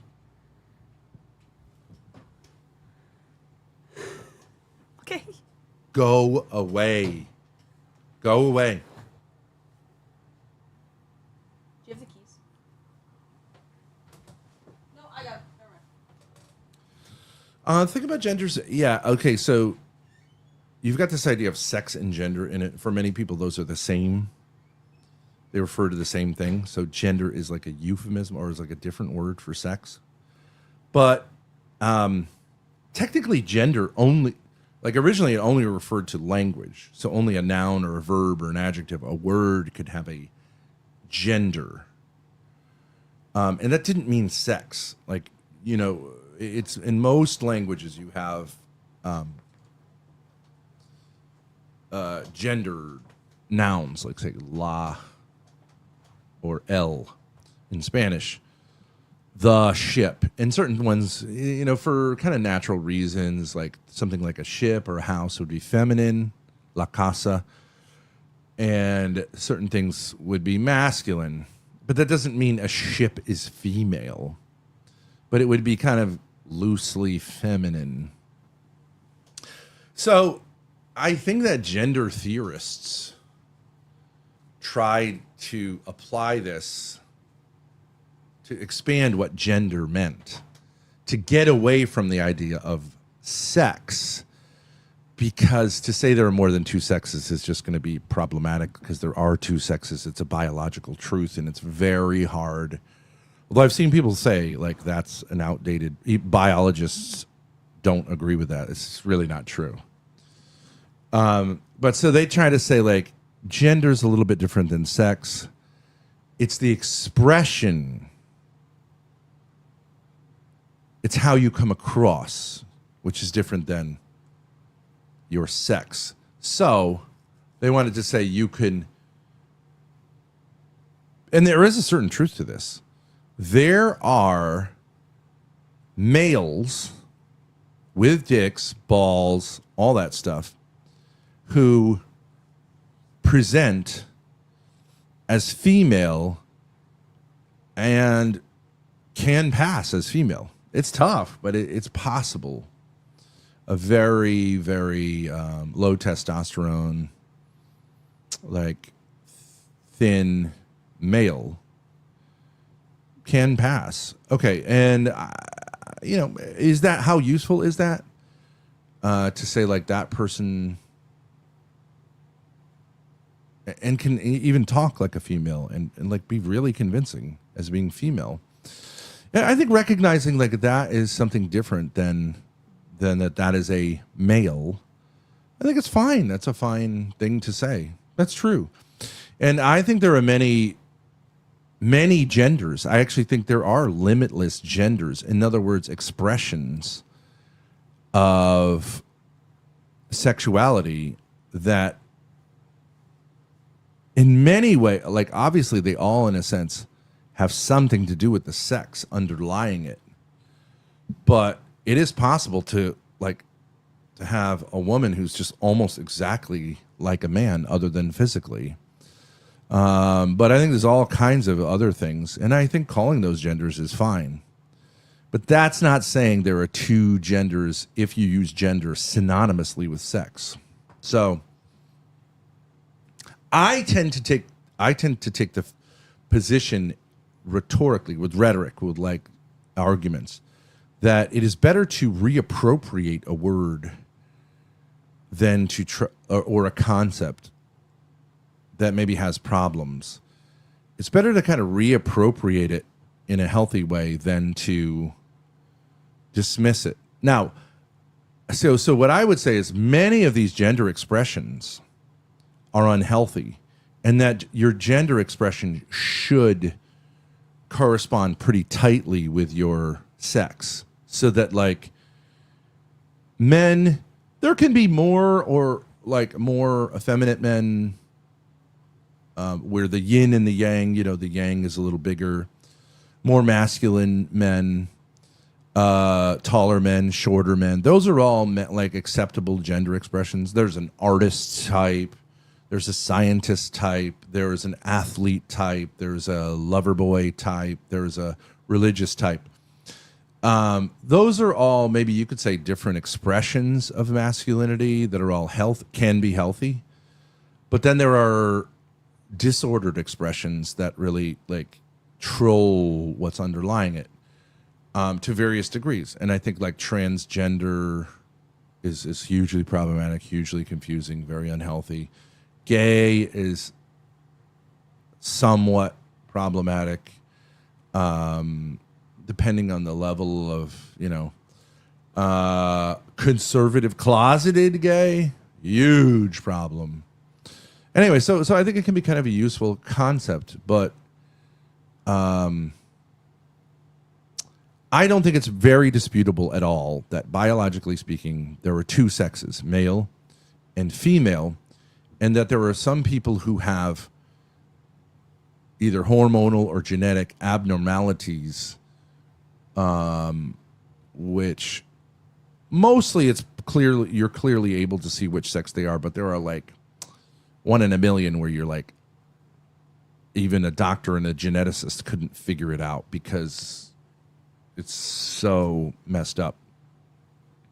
But the exception proves the rule in the sense like the vast majority, even the ones they call intersex, the vast majority are easily resolvable into like, this is a male who doesn't have the hormones, so therefore the penis and the balls and the secondary sex characteristics didn't develop. And it may or may not be possible to supplement the hormones, but like something went wrong in the machine. So this body doesn't express as normal male, but it's male. Right? And they call that Klinefelter syndrome or something like that. So I don't think people are defined. I think you can overdo how much people are defined by their sex because there's a lot more to human persons than their sex. And because we're so complicated, you can actually find people who, though male and not intersex in any way, have become very feminine and even authentically feminine, like quadir, in ways that I think like mean we should, deal with them differently. At a certain point, like it's very difficult to put the toothpaste back in the tube. And I don't know, have a name for that and call it like a gay man, which you could call that a gender expression or something, a sexual, whatever, is fine. Or a very effeminate man, a bottom. I mean, all those things are useful terms. But it doesn't mean everything is equal, but at a certain point, the dynamics that someone ends up embracing become, usually around the late 20s, they become very hard to change. So like if you want to say like something like gay conversion, okay, like so you're a male, but you want to have sex with other men and you've indulged in it since you were like say 15 years old, and you're 29, and let's say you're a bottom, which I think makes you like more firmly in that. You're a bottom, you take it in the keister and love it. Do I think that it's really worthwhile trying to go back to like get back to before you went in this direction and like reconnect you to masculinity so that you can like follow a path that's normal, which I feel very fortunate to be able to have. Probably not. I mean, it's not going to happen. It's a waste of energy. At that point,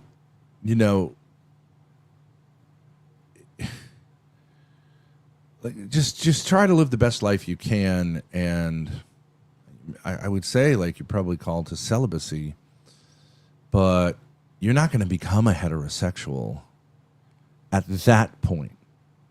But maybe when you were 14, there could have been an intervention. Maybe. Anyways, I'll take some thoughts on that or anything else. After that video, Ben seems mentally ill. I'm not sure what video. And also, like, that is not how, like, English works. After you watched that video, you came to the conclusion that Ben was mentally ill. Anyways, part of my mental illness is apparently that I like people to use grammar in the English language correctly, even if they say they're a black guy. Has been trying to bore us, so someone pays him to shut up. No, I think intellectual ideas are interesting. And I think I have something interesting to contribute. And this is my selling point of myself. I think that where a lot of things get locked into two positions, I think I often have a third thing to say that's interesting that can move a debate forward. And I think that's the beauty of being a centrist, is kind of like, but can I tell you something else about the Ice Poseidon thing that was interesting? And Grace got this from me. Ice Poseidon said life is inherently meaningless. 30-year-old man, right? Life is, I think, maybe older. Life is inherently meaningless. The only meaning life has is that which we give to it. Okay. And Grace made fun of that. Then, not in an unrelated way, this transgenderism thing came up, or about genders. And he was obviously taking the position that transgenderism is something he finds abhorrent as an idea.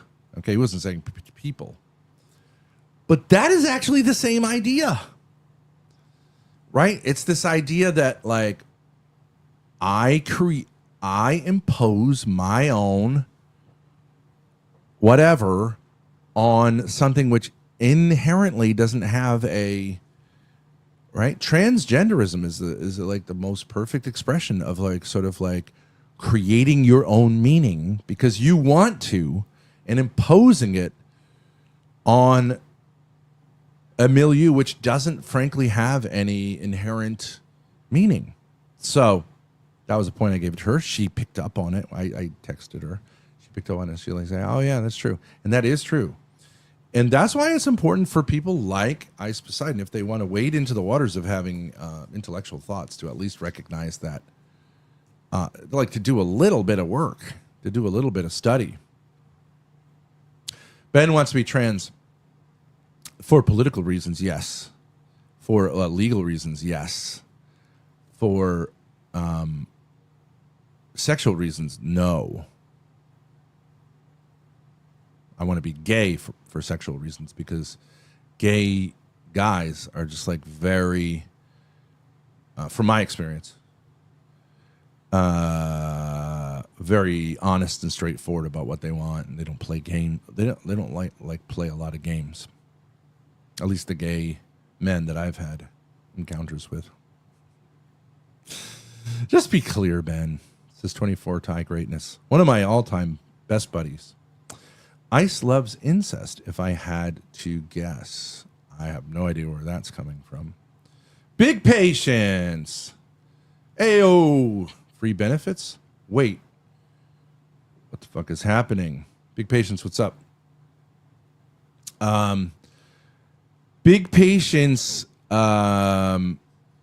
is going the way of, like, he's kind of thinking Ruby's onto a lot, and that, you know, he didn't get burned by us, but that, like, we're the types that do the burning. That's my sense, but he may have been trying to, like, play into her bullshit, knowing that it was bullshit, just to be able to kind of, like, stay in the game, because she at one point seemed to turn on him quite hard, and be like, and he was like, well, what's that all about? So I'm not sure what Big Patience is all about, but it's interesting. He's welcome to do whatever he wants to do, but I love seeing him in the panels, because ultimately I think Big Patience could be a success story as a streamer. And, you know, for selfish reasons, we want to say, like, we kind of boosted him, and we were right to boost him. We've gotten a lot of shit from our community for doing so, because a lot of them say he's a hippy-dippy loser with no brain and nothing interesting about him, who just wants to do, like, stupid songs that don't have any, like, tension in them. And why are you foisting this guy on us?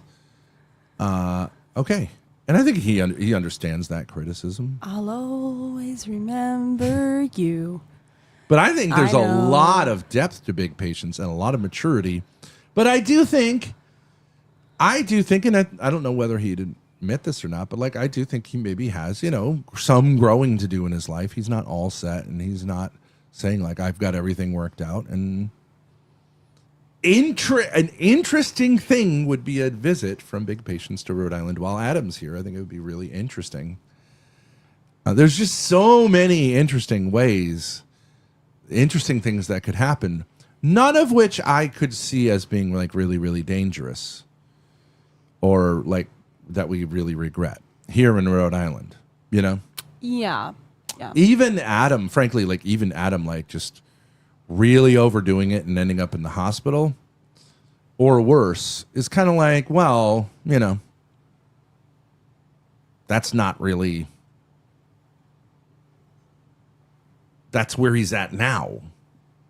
You know what I mean? Yeah. So that wouldn't really be like, oh my gosh, I feel terrible for making that happen, because like, okay, that seems like most people would say, well, I don't know, you tried. Oh yeah, I'm not worried about that. Unless, and I know we're not going to do anything to push that, but so many funny, interesting connections could have. I mean, it could really be. This place is perfect for streaming where you have vibrant people, because it's pretty chill backdrop, so the personalities and stuff would really much come out into the fore. If you have boring losers like Princess and Darius, I'll leave Darius because Darius can be interesting. Boring losers like Princess who have to be at a nightclub for it to seem interesting, or have like women gyrating on poles to seem, or have like people doing drugs to seem like it's interesting, are going to say this is boring because they're boring. True. But for like True. really interesting, longer, subtler arcs, this is like perfect because there's so many different things you can do that make the personalities shine. That's right? definitely true. Like kayaking. Okay, if you're two boring people kayaking, it's just a boring kayaking stream. If you're two people who have a lot of tension kayaking, that's some Kino shit. That is definitely true. And Adam brings that out in people, I think. He's Adam certainly and Patience- vibrant. Adam and He's Patience. very funny. He's very charismatic. He's very crazy. He's in a situation in his life that's like really interesting. Go ahead. I stopped you. No, that's fine. No, it's not fine. Adam and Patience getting Grace pregnant would be odd. Let's have them both come over. I get pregnant, and then it's a 9 month to reveal.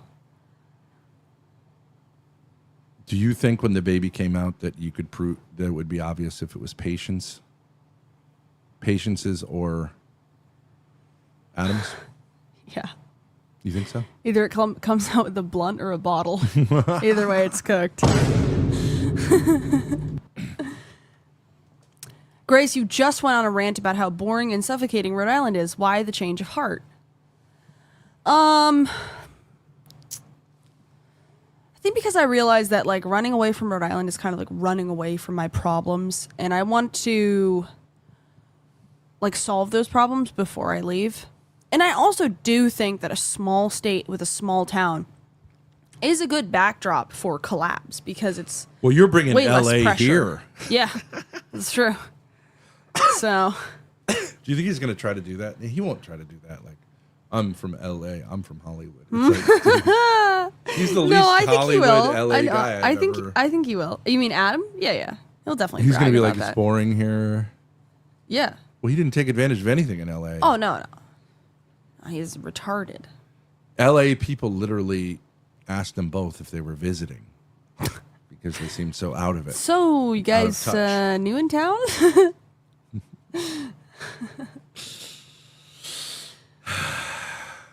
All Do you right. want to continue with Ruby or see if anything else is on? Yeah, Ruby. Well, Okay. whatever. Sure. Let's just see if anything else is going on really quick. Okay. Yeah, it doesn't look like anything. All right, let's see. Oh, Rob and interprets this is this. over. Hope it goes well. Stream's over.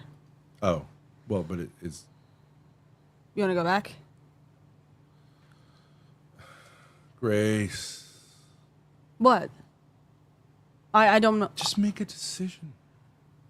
Okay, let's see. Oh, because it's my stream. Yeah, I don't know if you want to cover like non-live Ruby What is up, my content. beautiful? Let's see.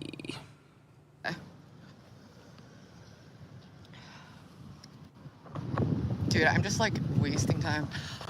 All right, never mind. I know where I'm going. Okay. Did she make it to the clinic? Took like this very short We'll walk find and out. made it as long as possible. I think so. As long.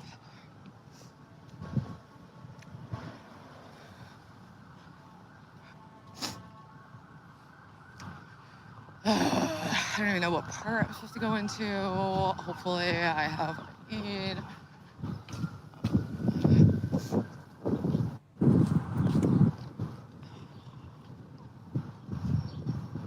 It's just annoying. I miss the days when I used to get 28 bottles take home, even though I was popping positive on drug tests all the time. Now that I've been clean for a year, employed and on the up and up, they want to drag me down, down, down. Okay. I'd like to make the point. You also were saying this to me privately. The idea that she's been clean for a year, when she's on methadone, which is really just a very strong opiate. It's just Yeah. clean and provided by the government or whatever, a Yeah. clinic instead of a drug dealer. The It's proper not word really is stable. clean. The proper Yeah. word is stable. Stable, yeah, Yeah. yeah. All right. Which is good. I mean, I see that as positive. I don't know whether, like, society should pay for that, but I could see the argument. But I definitely think if something has such a low rate of getting over it, like, yeah, stabilize. I could see the argument. Yeah. It's the lesser of two evils, but it is not like clean. Otherwise, why are you so hooked on these bottles? Now, what you have here is, but I would say what you have here is an inexplicable situation. You at some point were getting 28 bottles to take home, which is a month, right? It's 4 weeks. Even though you tested positive for illegal drug use, I assume. Why must be marijuana, because if you tested for opiate, like fentanyl, I don't think they'd give you that. Okay. So then, and she's saying, like, what happened? Well, I don't know exactly what happened, but what is her theory about what happened? Oh, I know exactly. Oh, I've been a victim of her bad people. theory. That's it. oh, And what now is you her need to take it on a theory? daily basis. Okay. But what is her theory about how it went from situation A to situation B? Well, I know that she had this issue with Mary, right? Yeah. Thanks, Mary. I'm gonna go relapse for you, bitch. That was the first methadone clinic, and she got kicked out of that one. Then she started going to the second one, where they put her on a daily program instead of weekly. She had Oh, I know. previously No, been I on know a what the weekly theory is. The program. theory is that this program picks on people, and she's getting picked on. Yes. And The- the reason she's getting picked on is, The clinicians are sadistic. They enjoy torturing people. yeah, Something like But that. why would she particularly get picked on? Or maybe everyone gets picked on? No. No. She gets picked on because she's virtuous or something like that, right? It's something like now that she's off of other drugs and she's clean and she's only doing methadone, they're picking on her. I haven't heard much of an explanation beyond I that. understand, because I've been in a lot of these systems. They operate like machines. They don't really get very personal. You know what I mean? Right. So, like, you piss the machine off. And, yeah, I mean, I would say that from what little I know as an example, and I don't think she'll have a big problem with me saying this. I don't know exactly how it works, but I think going back with a bottle that has some liquid in it when you were supposed to have taken it is the kind of thing that the machine goes, this is not good. Yes. Yeah. Because you're not complying. Now, she could say, and I understand this thing of like, yeah, I'm not complying, but I'm taking less than you're telling me to take, so isn't that good? And the machine says, no, do it the way we tell you to do it, or fake it at least, but like showing us you're not doing it does not work with the machine.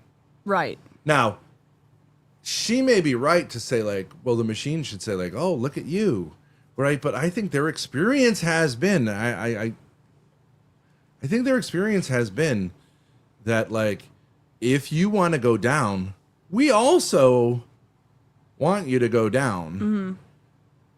Although maybe not, because that's how they make their money. Maybe they do like taper too slowly because that's how they make their money. But my guess is that like if you want to taper, like it's fairly easy to taper down, either with or without them like kind of being a part of it. But to show them that you're privately tapering down by bringing the bottle back is it's just like it's just an FU. Yeah.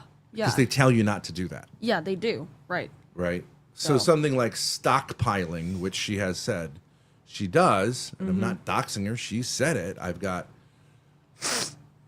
supplies on top of supplies. Okay. Yes. They can't really stop people from doing that.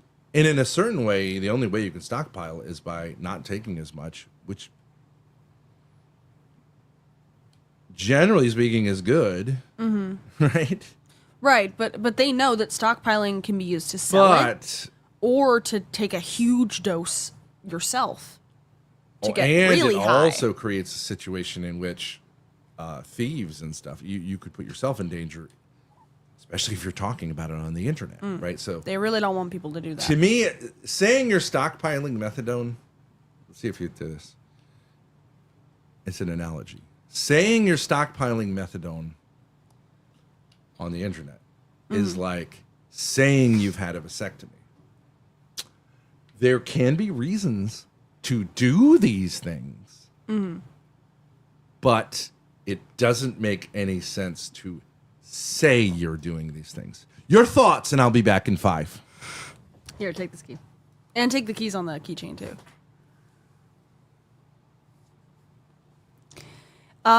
Take this dick. Dick.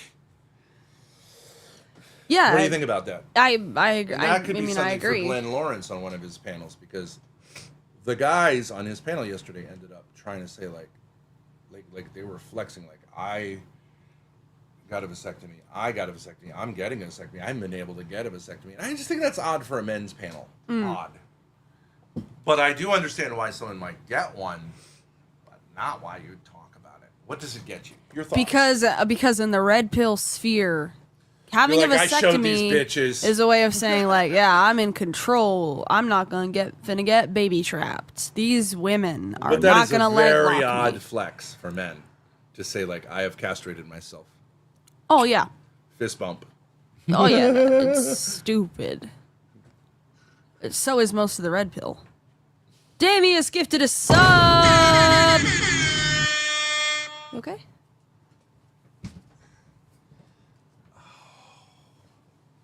Work that section out.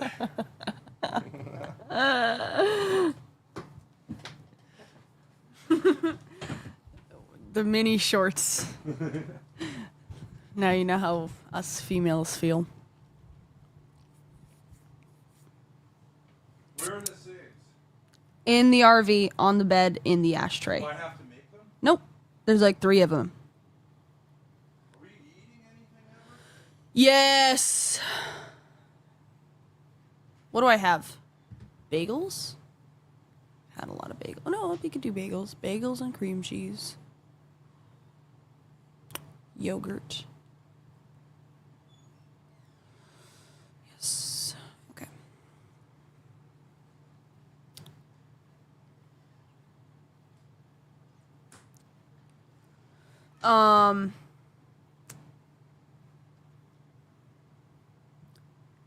Saying that you're stockpiling methadone is like a man bragging about having a vasectomy. Yeah, pretty much. I'm not. I think. Why does Ruby self-sabotage? I don't really know. It's a stupid thing to admit publicly, or to basically show to your methadone clinician. I don't know. I mean, I know I recently had a truce with Ruby, but I still think that she is essentially attention-seeking, and so I think when her life gets too boring, she causes problems for herself. That would be my theory. What did Ruby do? Oh, we were just discussing her live stream where she's headed to a new methadone clinic, and how she got to a point where she needs to go to, like, this is her third methadone clinic in a year or something like that. And she's said publicly that she's been, like, she didn't use the word stockpiling, but she said, like, I have plenty of extra methadone if they cut me off, which obviously you're not supposed to do if you get methadone from a clinic. So, you know, sort of self-sabotaging. I would like to speak about the Ruby truce. I did apologize to Ruby in her chat for freaking her out about her clinic. I was talking about this with my dad. I don't actually just want to be a bully. I wasn't, you know, I think the joke was like, it was okay. I wasn't actually going to do anything. But at a certain point, I'm kind of torturing somebody who has problems. So I kind of feel like that's just kind of bully behavior at a certain point. So I did mean it. I did apologize to her for that. I don't genuinely want to cause her a freak out or to have her do something stupid in retaliation that would only, like, that would,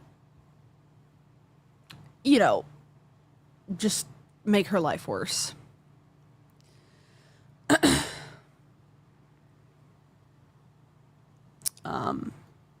I don't think she was really afraid of anything, but I do think it caused her some consternation, and I don't really want to cause her that. Yeah, self-reflection. Actually, it was my dad who kind of said, like, you know, you're kind of just bullying Ruby at a certain point. And I was like, yeah, that is true. That's true. Yeah, I don't want to just be a bully. You were absolutely being a bully. It was not cute. Pretty disgusting. I mean, I think a lot of it is just shit talking, but, like, at a certain point, like, Ruby obviously can't handle certain types of jokes. And I know she can't handle them, and I'm kind of, like, triggering her to freak out, and that's not really nice. You know what I mean? Whatever. Getting boring. Getting boring. Taking accountability. God, who wants to see that?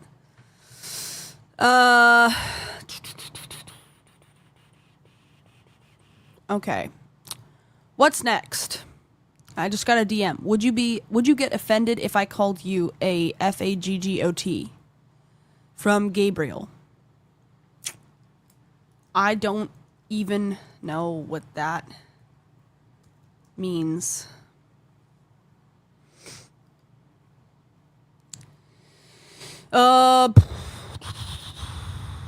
Okay. What's up? What's next? What's on YouTube? Let's see. Something else. Oh man. John Galt. Lord have mercy. I cannot bring myself to do that. I cannot.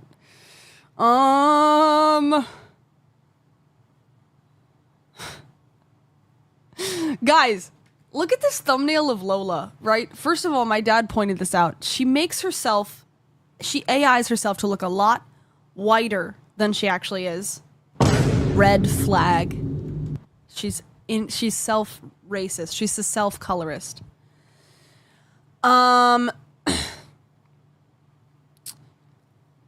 And number 2, doesn't she look like a worm? She looks like oh my god, she looks just like a worm from some movie. Like with the way she has her neck, like that's too long. What? I can't get it out of my head.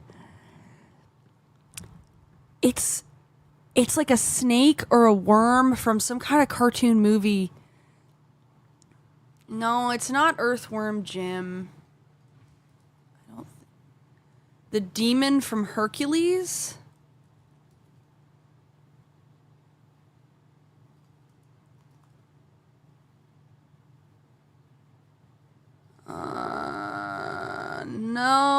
No. God, it's close to that though. Does anyone have I'm not even trying to make fun of her. It's just the way she specifically this specific picture. Earthworm Jim. No. Oh, maybe it is from Hercules. God. I don't know. Anyways, I can't think of it, but it just triggered me so much that I can't think. Finally, the bullying content is back. It was a whole 60 seconds. Well, I mean, does Lo really count? I mean, she's not like a literal junkie.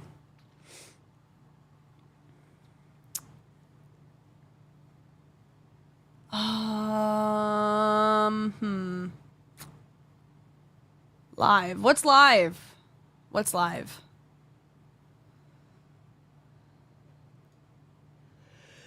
This isn't even working.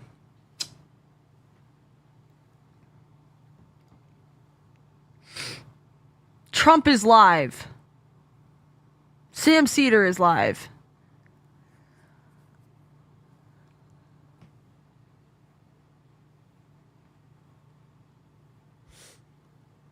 ThorpeTube use kick. Men in black worms. Oh my god, you mean... No. You mean use kick to look for stuff? Kick is the worst. What do you... Like, browse. It's just garbage. All of... It's like other language garbage. 恵まれない体で生まれてきたんでかわいそすぎるよ。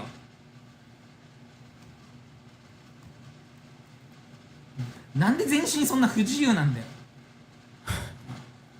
顔骨切ってよ。で、マンコ常に臭くてヌルヌルでよ。ご飯食ったらすぐお腹痛くなっちゃうから。Like, what the fuck? Okay, I did get a request to look up Hormaxer, who ended up throwing up on camera on his last stream, apparently.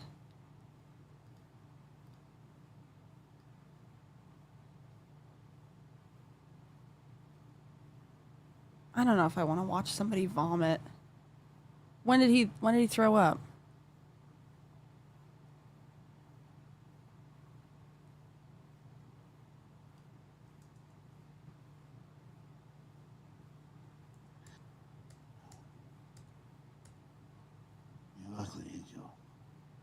Hour 53.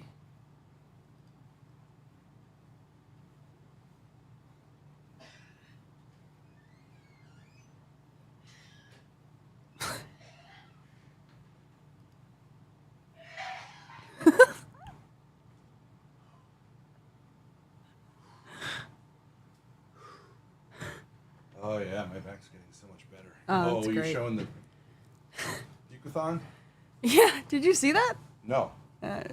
He just goes to the bathroom and it's just retching noises, but it's funny.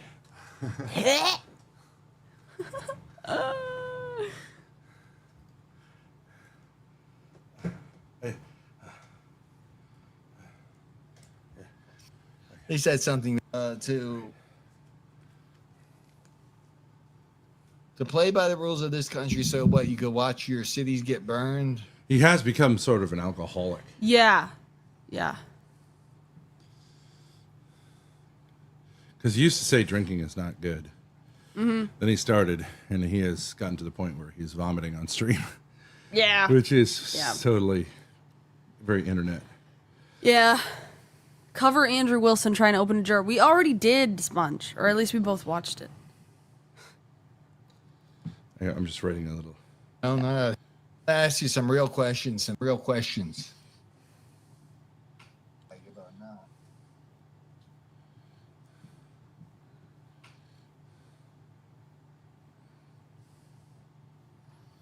I don't want you to read this. Oh. Okay.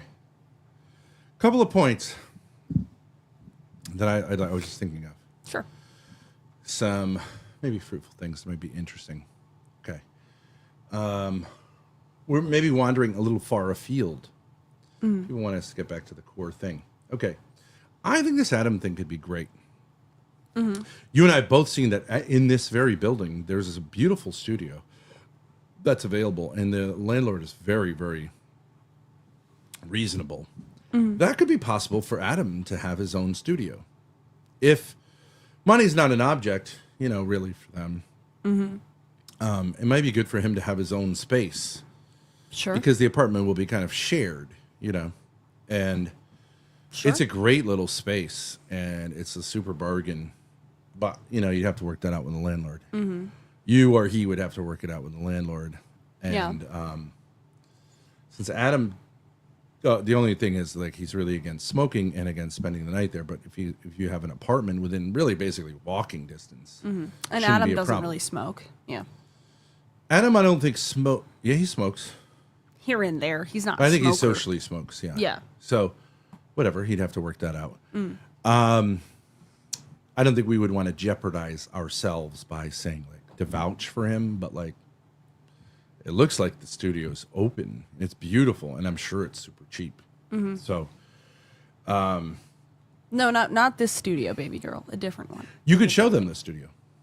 Since the door's wide open, it's not like we're... Yeah, you guys want to go for a little field trip? Do you want to show them it? Sure. Okay. Let me see here. Let me just load up Safari. StreamYard. I mean, if you are a streamer, I think it's better to have a studio than to stream from your bedroom. It definitely is. Or even your living room. And just have that be, to have some separation. And he may not use it, but we didn't use this one either when we had a lot of money. And I still think it's good to know it was there. I don't know. Yeah. Sort of psychological, like two space. You have two spaces. Well, let me. I'll be on camera. You can just watch. Let me enter studio. And you could just show, because I think we should really try to sell this, like, but honestly, not as a way to say, like, we want something, but like this, like, for example, Grace, show this beautiful view out here. I don't know. We haven't shown it that much. What a beautiful view. Content galore on that bike path. Police station right behind it. But that's this studio.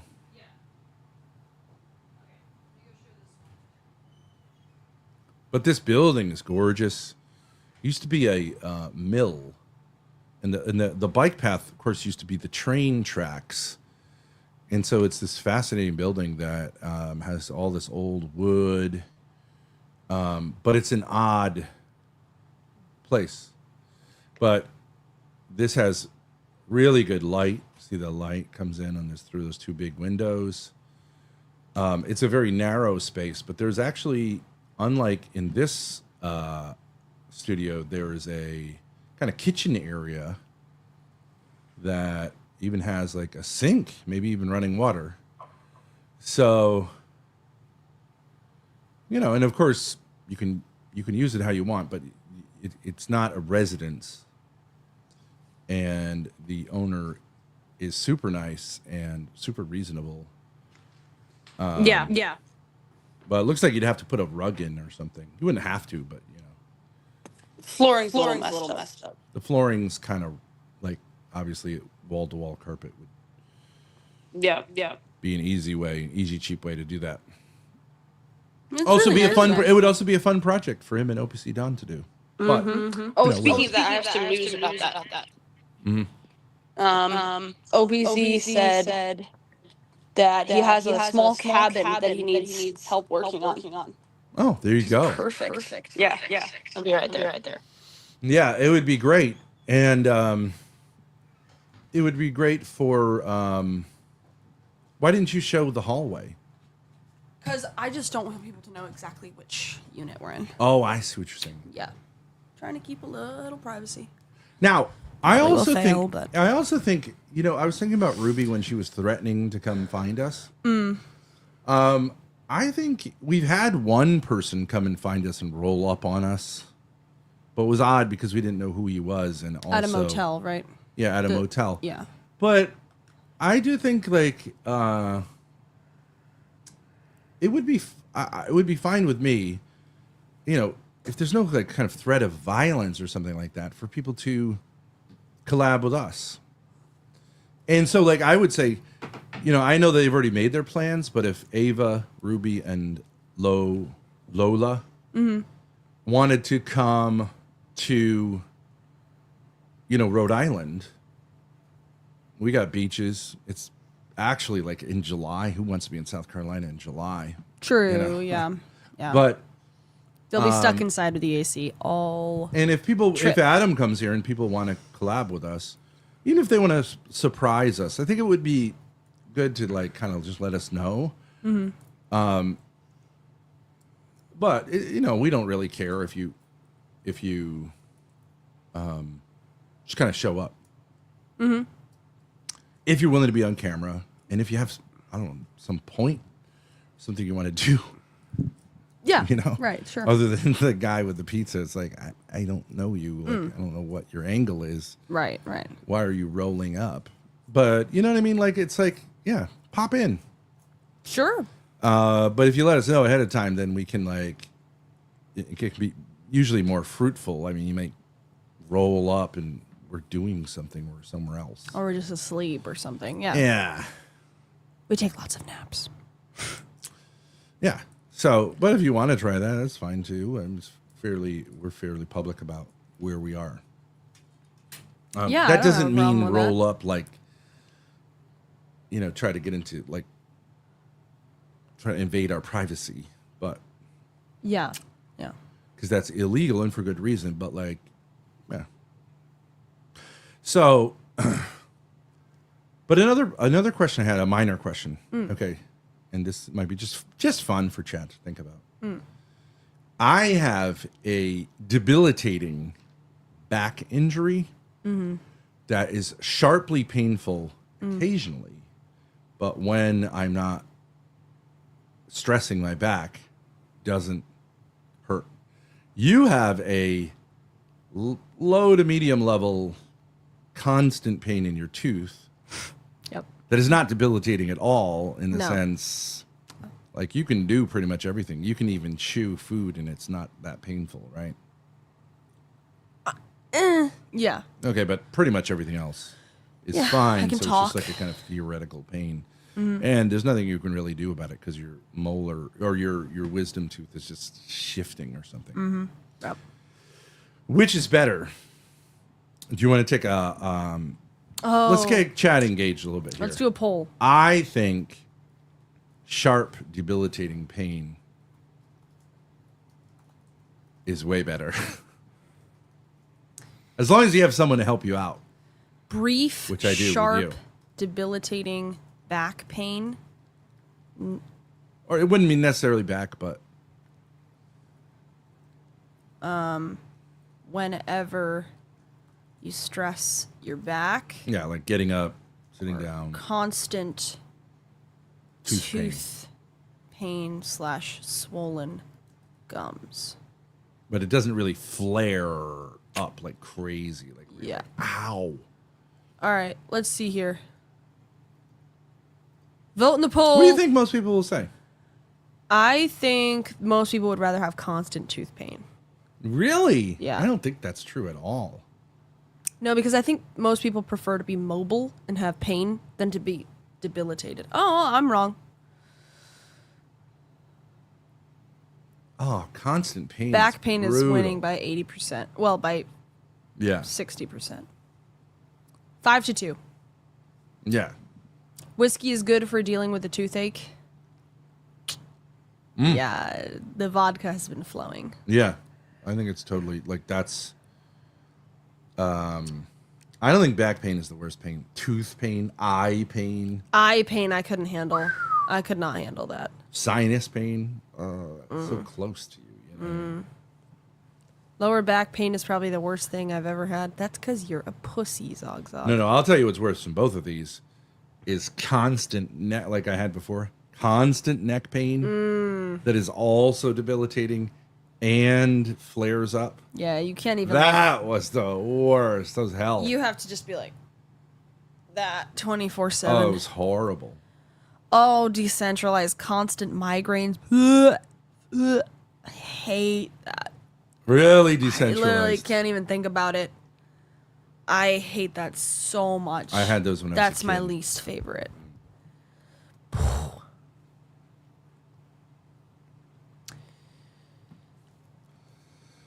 All right.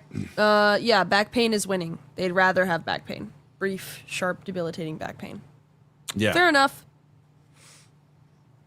And I would say probably people who want constant tooth pain are people who don't have someone to help them. Because when you have someone to help you, then they can do all the ability stuff. Yeah. So Actually, it's not that different from when you don't have. I do have debility. Oh, that's the other thing I wanted to talk about. Perfect segue, Grace.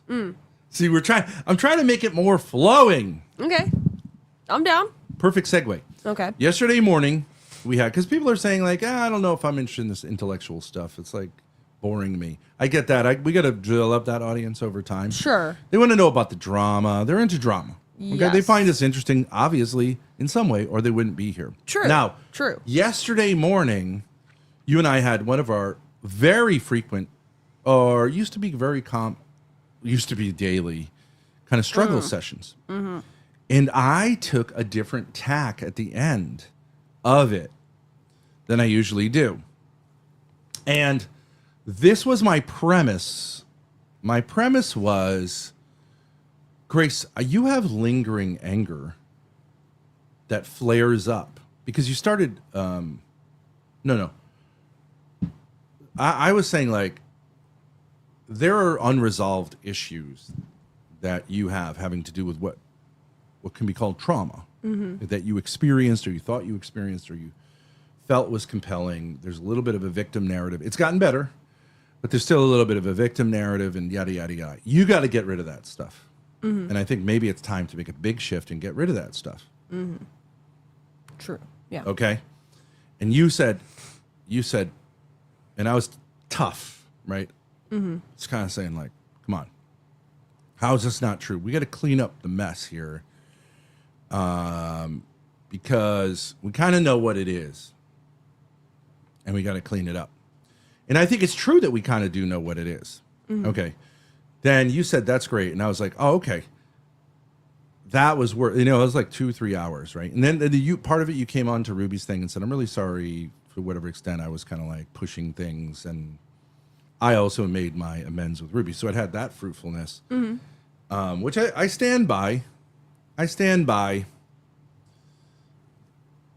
Although We can still criticize her. I just don't want to like yeah, genuinely it's drive not like her to we've have made a this mental deal breakdown. like you're in charge of everything, Ruby. Like, yeah, but okay, so like, Yeah. I don't have any problem saying like we have no intention of going to South Carolina and trolling you. We actually never did because it wouldn't have made much sense. But we just did, like we were just teasing. But okay, if 3 females feel like that makes them unsafe, like okay, I can make you feel safe. I'm not going to do that. Yeah. We're not going to do that. Yeah. I do have to say, like, unsafe. Like, we've never wielded so much as like any weapon towards anyone, except this towards you and your stupid face. And Ruby has spent a lot of time with us. We never in any way made her feel unsafe. So she's a liar. So I guess I take that back. But anyways, then I said, okay, so that was a good conversation. You're like, definitely, that was a good conversation. You're right, Dad. And then I was like, okay, so now there should be a celebration for me doing that and us clarifying this stuff. And we said, like, we need to make structural changes. You need to, like, be less clingy of me. We need to do more stuff. We need to, like, be more professional. And then I was like, okay, so now, since you say that was worthwhile, that was really good, it's going to clarify things that have been messy. We should celebrate, but you should especially celebrate because it was tiring, right? And you didn't. You were just like kind of crabby towards me. Yeah, somewhat. And I was like, so what? Whoa, I got you a meatloaf and mashed potatoes. Yeah, you got me meatloaf, mashed potatoes. Tiramisu. No, that was after this. No. At the time. No, at the time. No. So that was the morning. The meatballs came after. Well, not at this point. No, they came before this point. Oh, okay. Yeah. You might be right about that. Because Okay, I you're remember right you about hadn't that. eaten. Yeah, whatever. Okay. So you got me some nice food. But then I was like, okay, so this is totally different. Okay, this is coming from a totally different place. You've made that shift. You haven't just said, yeah, I agree with you, but you've made that shift. This is going to be great. And then I could tell you were just sort of crabby. And I kept pointing, you were doing it passively, but I was like, you're fucking with me. And you're like, yeah, I'm fucking with you. I was like, well, where does this anger come from? Because I don't think you're angry at me. And then we had been through the dynamics of the trauma and stuff. And I was like, I don't know. A lot of it, not to be taken that seriously. It hasn't really turned into anything. And like a lot of stuff that justified maybe like behaviors that are like childish without those things like seriously scary things going on, like going to jail. And maybe it's time to drop the childish behavior. And I got a little pissed at you. Yeah. And then you started you're like freaking out because you're like, uh-oh, I'm fucking up. I didn't make the change that he says I should have made. And I was kind of like, yeah, that's true. But then I actually said, like I always say, you're angry at your mother. You're not angry at me, but you're taking it out on me because I'm the person that'll react to you. And I kept saying, like, you should interact with your mother, She's the source. I've said this a million times to you, right? Yes. And you're like, but what do I say to her? And I was like, I came up with various ideas of how you control her, whatever. But none of them really, I didn't really feel like, okay, that's definitely what you should do. And you did send her some text messages and she didn't respond, as of course she never does. And I think it came down to like, and then I kind of realized like, yeah, I don't really know what you can do to resolve this problem with your mother. I resolved my problems with my parents at a much later age than you're at. I did resolve them, but they also allowed me to resolve them. Like they put the gun down too. Like they're like, they don't really care that much. They're not that invested in their relationship with me. I just want to clarify what Sure. I sent my mom was not. Do you have It any was- food? Comida. Bagels? Love it. Thank you. Perfect. I think there's bagel. But I think anyway. there's two of them. Maybe not. Wow. Perfect. What I sent my Can mom. you make it Yeah. now? Well, let me just say, what I sent my mom was just, it was just kind of like, it was friendly and it wasn't like a troll. It was just, I don't know. Reza, you're welcome to come up. characterize it. You say Ben hasn't resolved anything with his parents, by the way. I'm going to make the bagels. You're actually most welcome to come up and discuss this. That's not true. I really do think I have. But let's keep it TOS friendly. If you want to. Or you can talk with Grace or me and Grace about this thing with her mother. But if you want to give me an example how I didn't, the thing with my dad, for example, there was like there was a financial thing where he had given me a loan. I paid him back what we had agreed to, but I recognize in the end that you could make an argument that I owed him much more than that.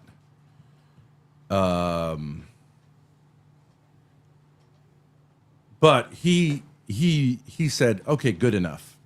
He could make the argument, of course. I mean, that's definitely true. Wait, hang on a second. Wait, can I Go ahead. just say this? Sure, yeah. Riza says, Let me know where- saw let me it, know- it was nonsense. So my mom sent you the text I sent her? Oh. Okay. Well, at least I know she reads them. Oh. I thought he was talking about me and my parents. No, I think he's talking. I mean, you never published. He could be talking about your email to your mom, but seems to me like he's talking about the text. Well, Riz is an interesting person here because he's sort of, he's been on Team Ben and Grace. He's certainly mostly on Team Courtney. I'm not sure what that team is all about, but is he an interesting person to talk to? He's kind of a fucking idiot alcoholic. He can be somewhat insightful. He's a very sensitive person. He has, yes, I think so. Okay. And also he talks to your mother, which almost no one does. Drop the link for the haters. I did in YouTube chat. Sorry, let me put it in Kick chat. Yeah, so at a certain point, there's something you can really do. Well, but if I can make a point to Raza, Team Courtney is retarded. I think we know at this point, without going into details, like that the courts stuff is resolved to a level where it's just shenanigans at this point, and that's clearly true. So why not like the whole idea of saying like I can't say anything because I don't want to, there's legal issues, which really didn't make ever too much sense. But okay, you can say like, okay, so there's a kind of prophylaxis there. I need to protect myself because I've said things that could be problematic. Oh, we got someone here. Yeah, I know this guy. You do. Okay. Hey, Eric. What's going on, Eric? hey, good afternoon, guys. Hey. What's up? Nada. Just about to walk around the neighborhood, looking for a cigarette or something. Looking for a cigarette on the ground? Yep, either that or trade this bag of weed in my pocket. I've been in that position. You don't usually find a lot of like good-looking cigarettes on the ground. I get lucky a lot. It's a city, though. There's a lot of people around. Will you dang it, I didn't grab my smoke that's been smoked? I mean, on occasion I do. I'm gonna turn my camera off real quick. I gotta go in my room. Okay. Did you have thoughts on what we were streaming about? Like any topic that particularly interested you? Oh no, I'm just always paying attention to you guys. I was like watching something else a minute ago. What you guys talking about today? Sorry, hey, I like talking to Grace. What can I say? That's right. Let's set it up. You do your thing. Let me continue our conversation. Then you can chime in if you want. Because yeah, let me. I was just setting it up. Yeah. So I was saying that. Well, he can be there. Oh, you want me to leave him? Oh, yeah, okay. sure. All right. I mean, unless there's a lot of noise in the background. I'll just mute him. Totally fine. Yeah. So, but here's my point. A lot of people have trauma. Whether how real it is or not doesn't really matter that much. A lot of people have a trauma from their upbringings. Okay. Sometimes they blame their mom, sometimes they blame their dad, sometimes they blame both, sometimes they exaggerate it, sometimes it's real, and so forth, right? But I wonder, and I follow the Jesse Lee Peterson model. Right, you should go like kind of like try to make a good assessment of what happened using like his basic principles. Then you should go and genuinely forgive your mom so you can let it go and move on. Then forgive your dad or apologize to you, depending on, forgive him for whatever may have ways in which he may have a lot, but he sees the primary evil as coming through the woman usually.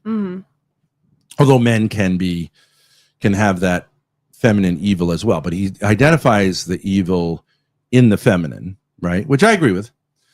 It's Eve that, tasted the fruit first, and that's important, and that's how it usually happens in family. So I agree with that. I think you basically agree with that.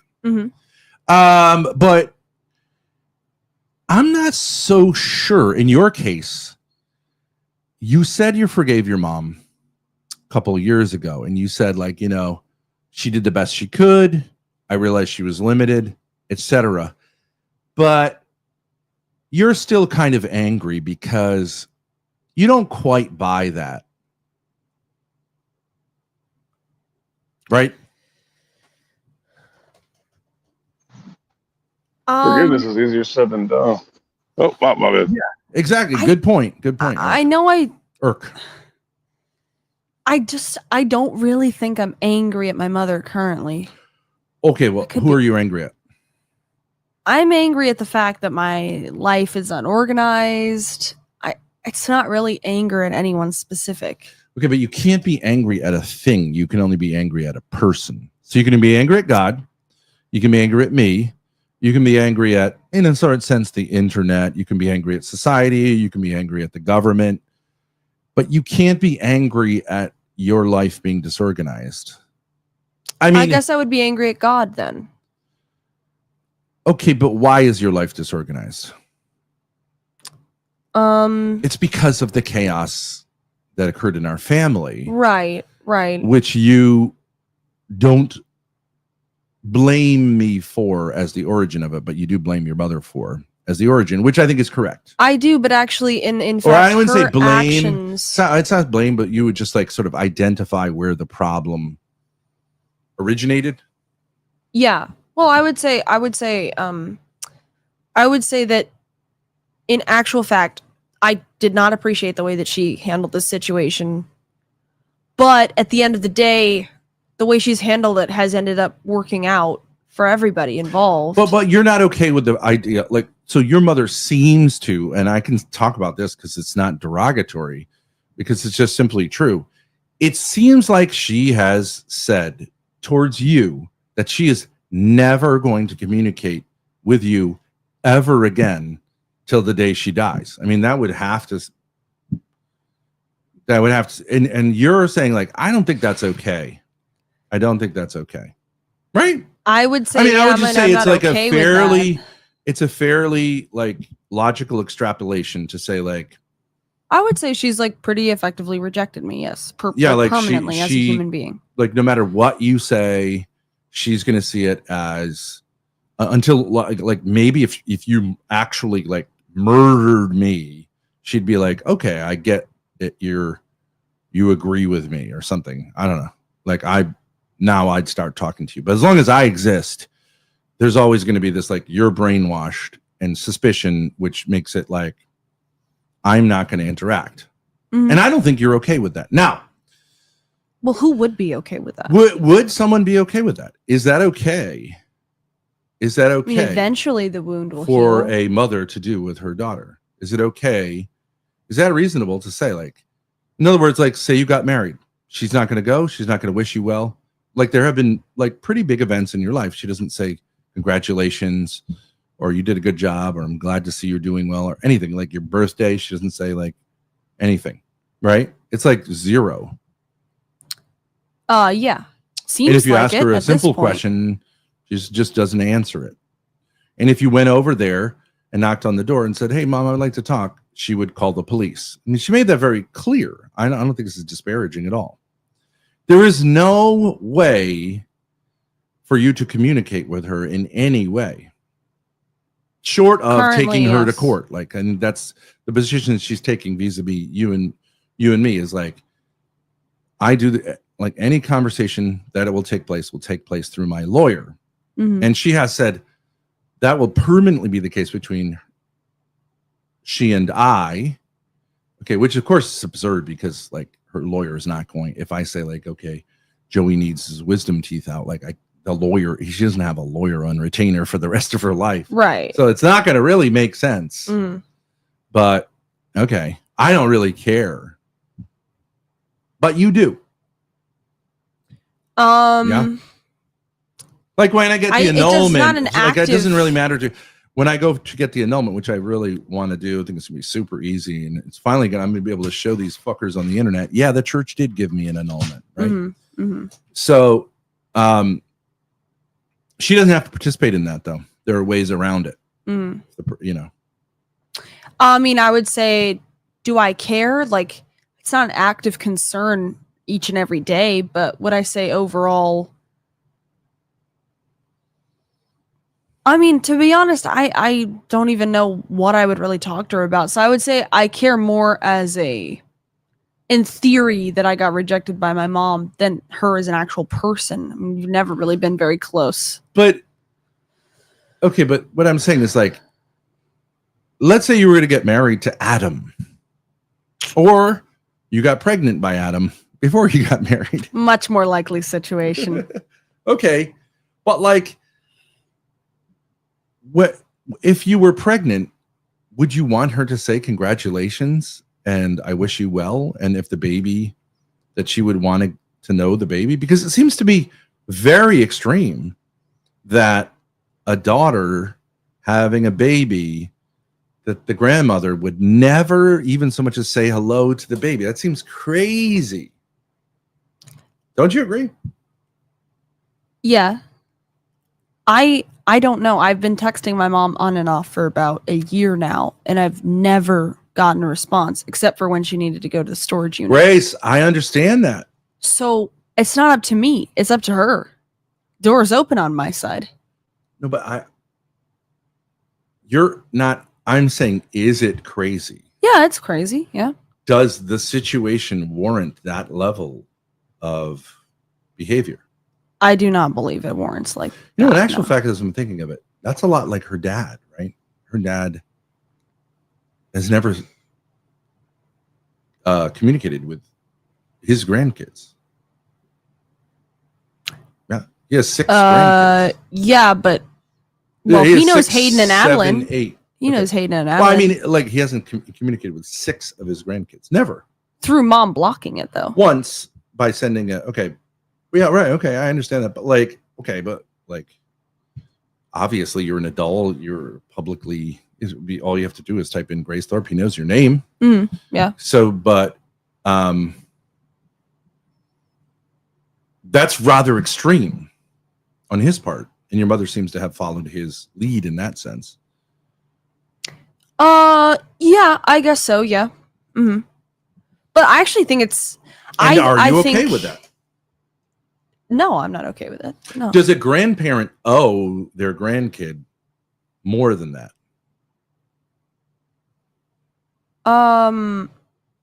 Yeah, I would say. Yes. Yeah. Yes. Maybe we could toss that out to chat. Because like my parents, I don't think are ever going to talk to me again. And when they die, I may or may not go to the funeral, but like, I'm okay with that. Mm-hmm. I'll tell you this one right now. I'm probably not flying to Hawaii for my old man's funeral. I don't know. I don't know, man. Bagels. Did you have a bad relationship? Good relationship? I done some crazy shit. Yeah, I crushed his head with a shotgun one time. Whoa! Yeah, like we've had some troubles. Did you ever resolve that? I don't think so. You crushed his head with a shotgun? Or you just... Yeah, like I told him to get out of the house, so I threw him up against the front door. Mm. And then kicked him out the house. And I told him I'm loading my 12 gauge. Or no, I told him the 12 gauge is loaded. I was like, you hear this? And I went, rack. I goes, that's the 12 gauge loading. It is ready to go. You want to keep fucking around, you better leave. And he wouldn't leave. You know? So it was your house, not his? It was my house. And he didn't want to leave your house? No, he was acting a little bit too familiar. Like, nah, man, you got to leave now. This is my house. Was he living there or was he just visiting? No, he was just visiting. He was living in California at the time. He came over and he was acting a little bit of a fool after my grandfather died. Or I think it was after my grandmother died. And then I threw him out, grabbed the shotgun. I walked outside with the shotgun. That motherfucker grabbed it. I had to fight with my old man for the shotgun. And I won. I maybe should have killed him. I don't know.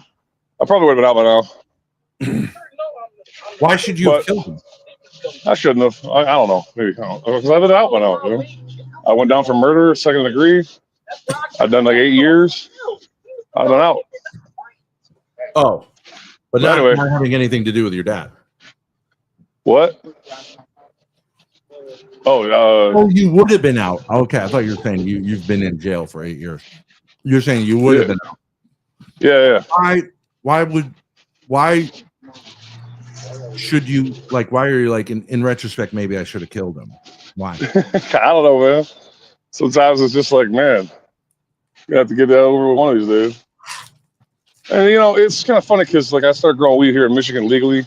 And then him and my brother went and did it out in Cali, like, on the underground tip. outdoor, thinking they're cool, making a bunch of cash, while I was just scraping by, doing it legally. I did it under my own roof, man. But, I was a chump because I didn't have all the bread they did. And, I was a little bit jealous because I wanted to get rich doing it out here with them, but they didn't want to work with me. So they went and did their own thing. So, good luck to them or whatever. Can I just see say them in the something? future. No, that's interesting. Irk is an Anyways, interesting. so what happened was I pushed the old man out the house, right? And then he tussled with me for the shotgun. I leveled it at him. And then he said, no. And he ran away because once we started tussling, we were back in the house. And I leveled that fucker at him. He was standing right next to the door. And why not call the cops, though? Why, if you say, like, anyways, so I think I might have actually. I don't know. I'm like, hey, get this motherfucker out of here. Or no, I think I called my uncle. Well, you better get this motherfucker out of here before I kill him. I don't know. I forget. But, yeah, he called the cops on me many times. So, like, that shit's out. But if it's your house, it doesn't matter. You don't need any reason to tell someone to leave. And the cops will back you. Yeah. But so I pushed him out, and we tussled over the gun. And then he ran out the house real fast, out the door. And then I went out the doorway, same as I did when he grabbed the fucking gun. But I went out and I pushed him, kind of the same as I pushed that guy that I stabbed. And then when he hit the ground, I brought the gun down on his head, like Master Chief in Halo. It's the butt of that shotgun, man, right on top of his cranium. If that fucker wasn't covered in rubber. Anyway. You have a lot of anger towards your dad. What's that? You have a lot of anger towards your dad. Well, at that moment you did. That was all in that one thing?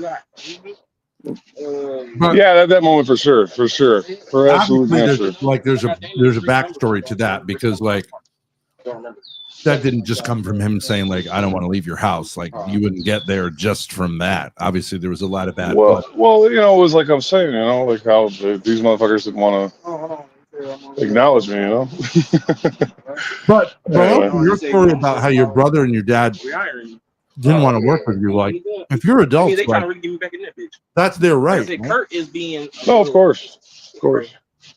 He could be that little piece of shit. Okay, Like the only reason he lost his contract. That was a good ass block, right? That thing. Thank you. If you were mad at them about that, you were in the wrong because they don't have to work with you, right? He didn't like you. Kurt thought I was gonna be that type of maybe. I don't know. Because he thought the job was hard against me. And so I started running that shit. There's too much back noise. Hold on. We'll get back to Irk maybe later. That's interesting though. I think it's very difficult. I've always found it interesting.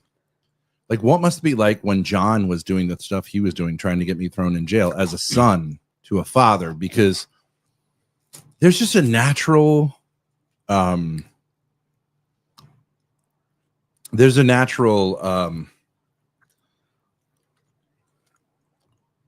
barrier there. You know what I mean? When we talk about like incest and stuff, like there's a natural barrier. And I think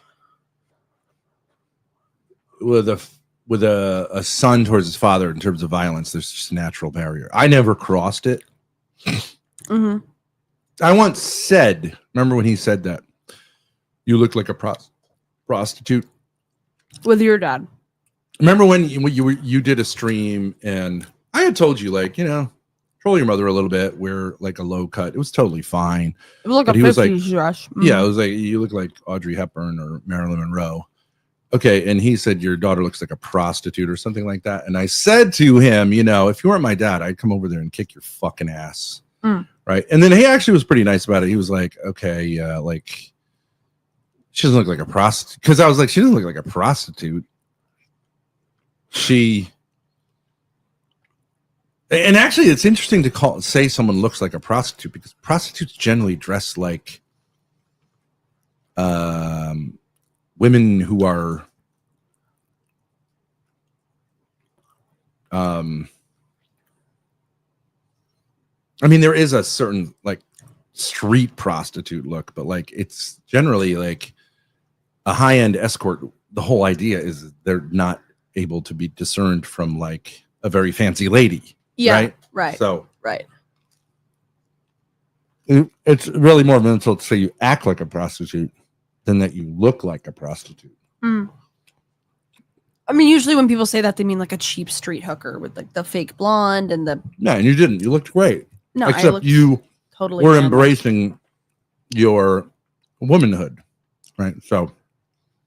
Yeah, my tits were kind of out. I had cleavage. Yeah. Right. Your dad was being ridiculous. Right. That's what I'm saying. But anyways, but it must be like, I would just think it would be like soul shattering to like be violent towards your dad. Now, I'm sure in Irk's household, like there was violence on both sides, but it is different. For a dad to hit his son is very different than for a son to hit his dad, even though you could say, well, they're both men. Yeah. Yeah. I mean, unless it's warranted And in an self-defense. adult son is different than like a son who's underage, like who really is under your authority. But I always thought when your brother did what he did, like, man, can't put that toothpaste back in the tube. That's a once in a lifetime thing. To attack your dad? Yeah. Yeah. Physically assault your dad, try to get him thrown in jail, and then try to ruin his reputation. Like, It's bad. good luck with that one. Good luck not experiencing guilt for that. But Let's get back to this mom thing, though. I'm interested. What were you saying? so Okay. The last thing you said was, do you think it's okay if I ever have kids that she's never going to speak to my kids, her grandkids? And I said, no, I don't think that would be okay. Who would think that would be okay? you can ask chat. They haven't really responded. Well, nobody in chat. Do you guys think that it's cool for a grandma to never talk to her grandkids? Like, Who would say that? do you have a right, not legally, but to say like, no, Well, yeah, I mean, obviously it depends on the situation. leave aside the grandkids. Yeah, I mean, you can cut off from someone, sure, but like, what in this case has made it so that's warranted, even from her perspective, like on. I know from her perspective what it is. What is it? I don't interact with her as my own person. I'm a puppet of you, and you're Okay. Let me finish. But wait a You're minute. trying to get her in trouble and or Hey, humiliate. you know what I her. just said? I said, wait a minute. I'm the employer here, and I said, let me finish. Go ahead. That's what it is from her perspective. I'm gonna pull an Irk on you, except with a stapler. Bitch, listen. No, but okay. But if we say this, like, you're a puppet of him. Okay, what does that mean? That's incomprehensible. I do what you tell me to do, vis-a-vis her. Okay, but the LCU says if there's anyone who talks to me, right, and doesn't do exactly what they say, they said they're a puppet of me, like Pup Star, right? Right, that's Puppet ludicrous. Star. Well, why is it ludicrous? In other words, you could say this about anyone that you disagree with. You're a puppet of that other evil person. Okay, but well, let's even say that that's true. Why shouldn't she talk with me? I'm the father of her children. I mean, I personally don't. I think it would be extremely unhealthy for either of you to ever talk to each other again. So I do think she's right to say like that should not happen ever again. She can't handle it. From my point of view, yes. But from her point of view, no. Why not? Okay, but even if you say that, like, I'm so obsessed with this guy that I can't talk to him again. Okay, so then what does that have to do with you? So I brainwash you to make her obsessed with you? I mean, obsession is just unhealthiness. No, so what does that have to do? You know what it is. She cut off from you, and you've got your hand on my ass, and you're moving my mouth, basically. And I don't interact with her as my own person, so she has to cut off from me too. And she really wishes she didn't have to, because the real Grace is deep inside me, but the fake Grace that Ben controls is the only one she ever interacts with. Okay, so then Is that a cope? but that's Yes. necessarily. But like, if one of her kids says like, I don't like the way this household is run, Mm-hmm. can't she just say, well, that's your father, you're brainwashed, Mm-hmm. Obviously, it's a cope. John and I'm never stopped going to doing. talk to you again. John stopped doing that cope. He used to say, "I'm never going to talk to you because you're just brainwashed by Ben." And then eventually, he was like, "Okay, you're your own person. I'm going to interact with you." But a I little don't bit understand. more. But like brainwashing, if brainwashing could happen, Mm-hmm. brainwashing would have happened, right? Mm-hmm. The Israelis, they've got lots of money. Sorry, anti-Semitic trope. They've got lots of money. They've got lots of influence on the media. They've got lots of power. Mm-hmm. If anyone could get brainwashed, it's people getting brainwashed. If there ever was a situation, and they don't care about what's moral or anything like that, right? Clearly, they're the ones who begin. So if brainwashing was possible, then Zionism would have employed it successfully. Okay. So there is no such thing. There are plenty of Zion. There are plenty of You're guys. preaching to the Hold choir. on a minute. There are plenty of people raised with Israeli propaganda, pushed by Israeli propaganda, like in every way, by their family, their friends, everyone around them, to buy this narrative, who have looked at the narrative, looked at the history, and said, it's bullshit. It's propaganda. It's a lie. And there's no way the Zionists have not found a way to overcome that. If they did, they would do it. True. Okay. So when you can use a term like propaganda, okay, or influence, but then that is only somewhat of a force. Okay, so then if she has a better, how do you contradict propaganda? How do you what do they call it? Someone in a cult, they deprogram someone in a cult. How do they do that? Presenting the truth in a compelling way. Well, they don't do the same tactic. They say like, okay, let's just talk about it, and like these are some of the claims. And here, you know what I mean? And like, did the, you know, and the person generally, I think, is told like what made you feel uncomfortable or whatever, right? Okay, are you for, you know, is this respectful of you? Like, say they said you're definitely going to hell if you disagree with this thing that you didn't understand. You know, and then come to see like, oh, okay, so they don't even really believe it. They don't believe it could convince you. They have to use fear tactics. And then you go, oh, yeah, that's what they were doing. That's not healthy. That's not a sign of truth, right? So you appeal to their humanity, which has been warped. Okay, but then if your mother loves you at all, she would try to do that, right? Because didn't she also say all the kids were programmed by me? Okay, and then she excluded me from their lives, and now they're more like on her side. That she accomplished the alienation. So why wouldn't that be true of you? Because number one, I'm very close to you. I think she says Grace is too far gone. Plus, you are so she just despairs. Objectively smarter and more compelling than her. She knows that. So I think she just says, whatever. Yeah, giving up. Yes. Okay, but how that? Can I? No. Hold on. Let me just add. Oh wait. Okay, sorry. Grace, for God's sakes, I'm tired. Sorry, I just got very excited to add a point. Go ahead. It's great. I do love to see the I'll keep it in excitement. my head. But what I'm saying is,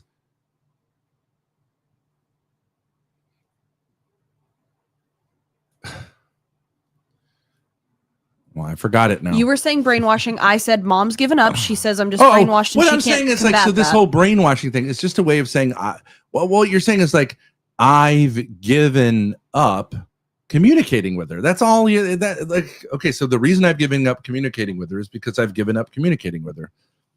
The brainwashing thing is garbage. Yeah, it's a cope.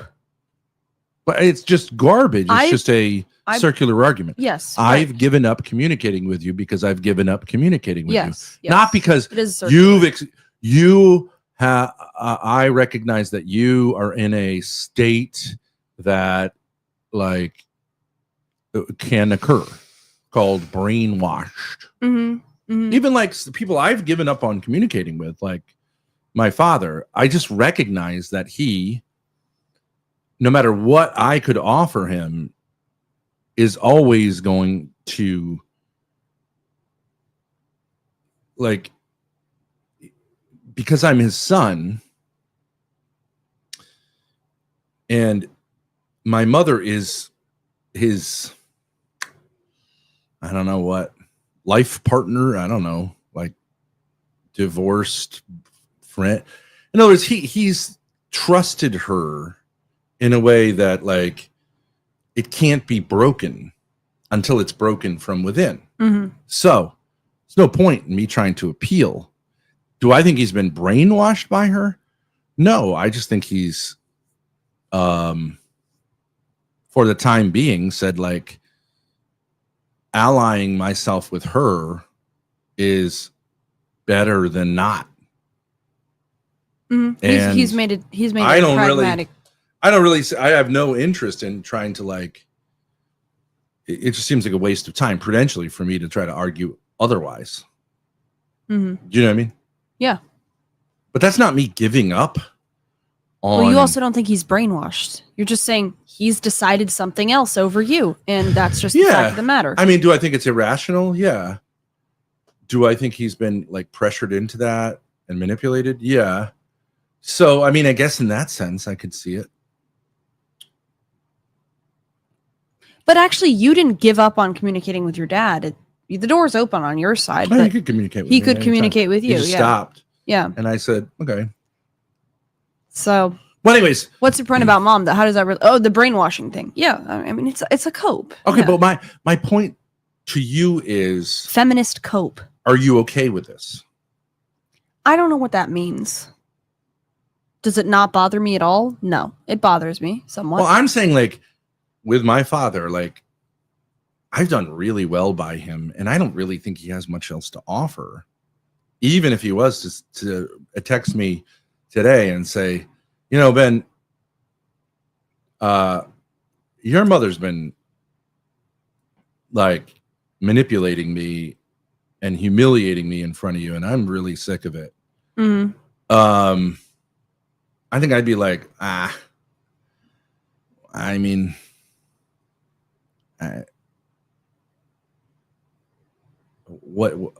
I would say like I definitely agree, and you should fight tooth and nail. But like I don't know that I would join the fight all that much because it's too late for me to care. Do you know what I mean? So you're asking me if I care? I'd be anymore? somewhat like, hey, that's great, but like I'm primarily like I want to make some money. But if you wanted to do it on stream, I would say okay, all great. But if he's like, no, I just want to privately do it and like talk with you about it a lot, I think I would say, I don't know, figure it out. 100%, you know, watch Jesse Lee Peterson. But like, I'm not. Do you know what I mean? Whereas so if are you saying that's whereas if not your where I'm mother, at? no, wait, if your mother said to you like, I've been doing some very, very bad things. I lied, and I think it would really matter to you. Yeah, it would matter. It would to really me. matter. It would really be like, I think you'd be in tears. Like, okay, wow. But you'd be suspicious because who knows about tomorrow? Because how many times can you go back and forth? Sure. But it would have a much bigger impact on you than my dad saying something like that to me. That's true. And especially because like I have done well by my dad, and he's been generous in fact, even though every time he gave something, he then tried to take it back. But he has been very generous. I have no beef with my dad in that sense, but he just can't communicate with me. Right. So anyways, so do you think that shouldn't be true? No, here's my point though, larger, like, so my point to say to you that you are kind of angry at this point with your mother stonewalling you when you don't understand it and you are pissed. Now, I think that's okay. I think that's true, that I don't think it's okay, but I don't see how that actively affects my life. Like what I'm saying is, what I'm saying is, Grace, and I know I'm sort of yelling. I should recognize like microphones work. You should turn my microphone up. You mean your headphones? Yeah, headphones. Testing. Okay, that's mine. Yeah. Here we go. So I see, it'll make me quieter. Yeah, because you always feel like you have to talk over. That's only I've learned to like have to scream because everyone talks over me. Yeah. So and that'll help. Let's get a little more intimate. But this doesn't mean that my voice on the stream is much louder. What it's just in my headphones. Yeah, but you were yelling before, so now your voice would be normal. If you can answer my question, my voice on the stream is not any louder when you turn that up. No. It's just my voice in my ear. Yes, is louder. Yeah. That's good because you've been telling me like, don't keep yelling, Dad. Right. I have become like traumatized, like PTSD. Because then I'll get Andy texting me. Right. Grace, could you turn it down? I don't really care what you're saying. There's quite a hullabaloo. There's quite a hullabaloo coming from your unit. Please, if you could keep it down. Okay, so if I can make this point to you,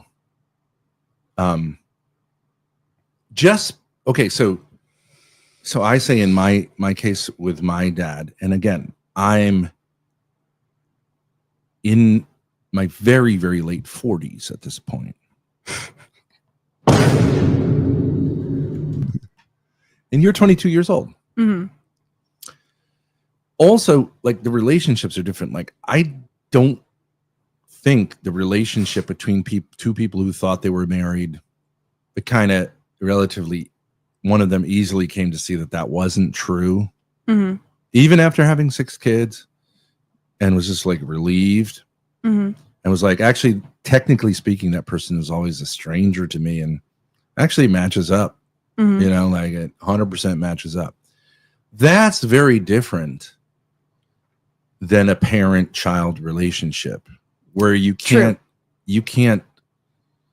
I mean, I do think if you were to find that your mother was not your biological mother and that you were adopted, that might free you from some of this stuff, right? I thought I was adopted when I was a kid. Yeah, I mean, would that free me from some stuff?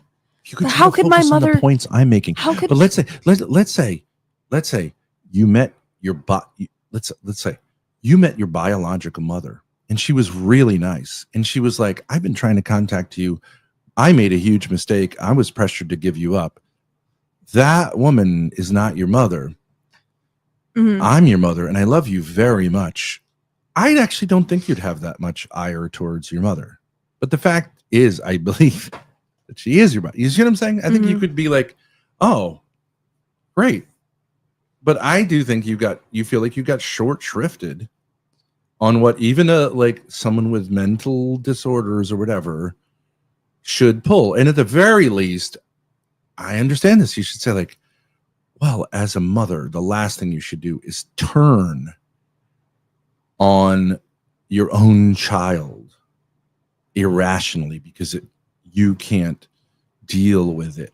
Her father is horrible, right? Yeah, but I understand it. So, I took no. Let me just say this. I took your side in, your relationship falling apart with her, and she saw that as a betrayal of her. No, that's essentially what happened. No.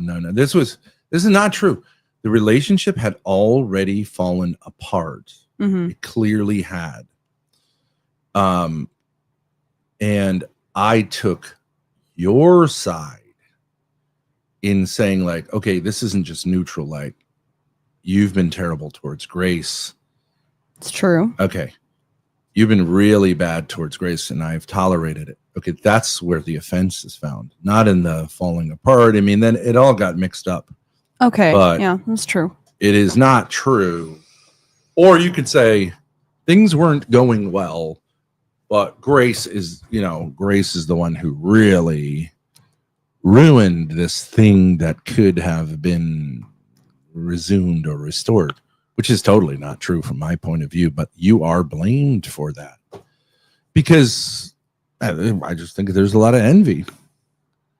I don't Which actually is terrible. It is it's incredibly envy. terrible to envy your own child. I don't really know that it's envy. There might be some of know that, but that I it's think it's envy. mostly about money. I just think it's mostly about money. Well, maybe it's all of these things. Point being, it's not really about like getting into the intricacies of it. I'm saying that you haven't gotten over this. You're not resolved about it. You can say like, oh, it's just about money. That bitch just wants a bag. Okay, I don't really think that is true. I think you're angry at how you're treated. And look, I'll make the case for you. You filled in for her when she was incompetent. And you did it gladly, but like it was tough when the kids were young with the idea like, oh, Grace, I'm going to definitely make this up to you. That was said to you a bunch of times. I'm going to make this up to you. I really appreciate what you're doing.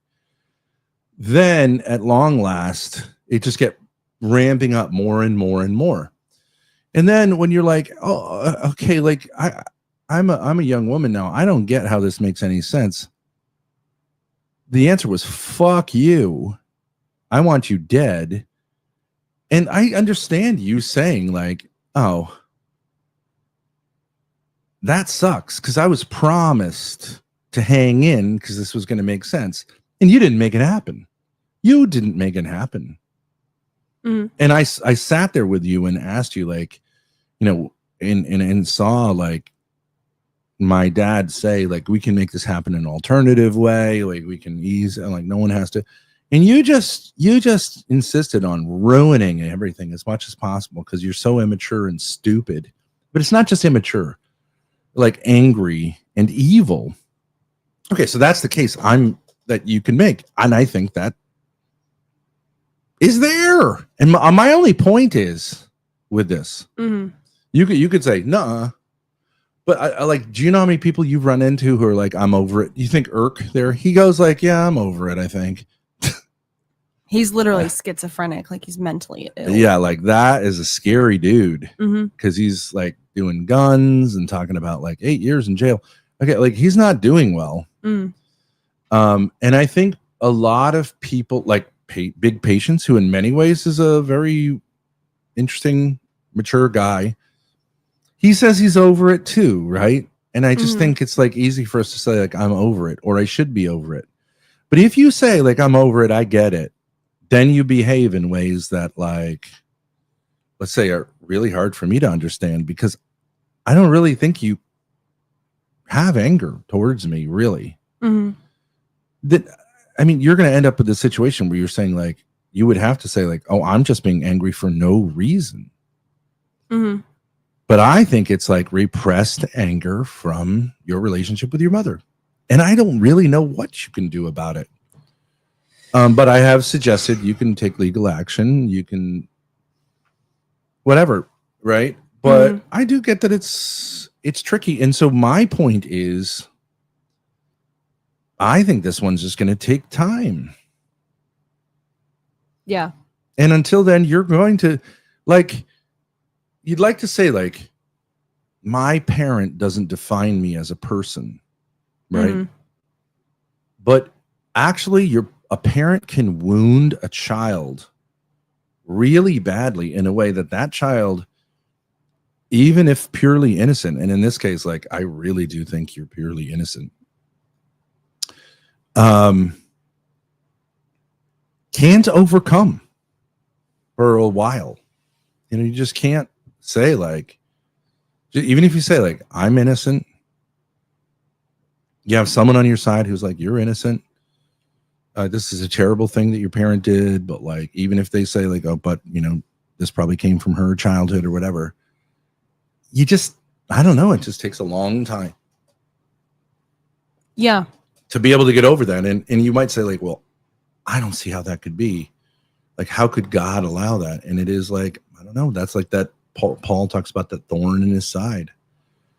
And I don't think you can remove it. So it is what it is. Mm. You're going to be fucking crazy. And I got to decide if I want to deal with that. And I do, honey, because you're so cute. I love you. Thanks. And, you know.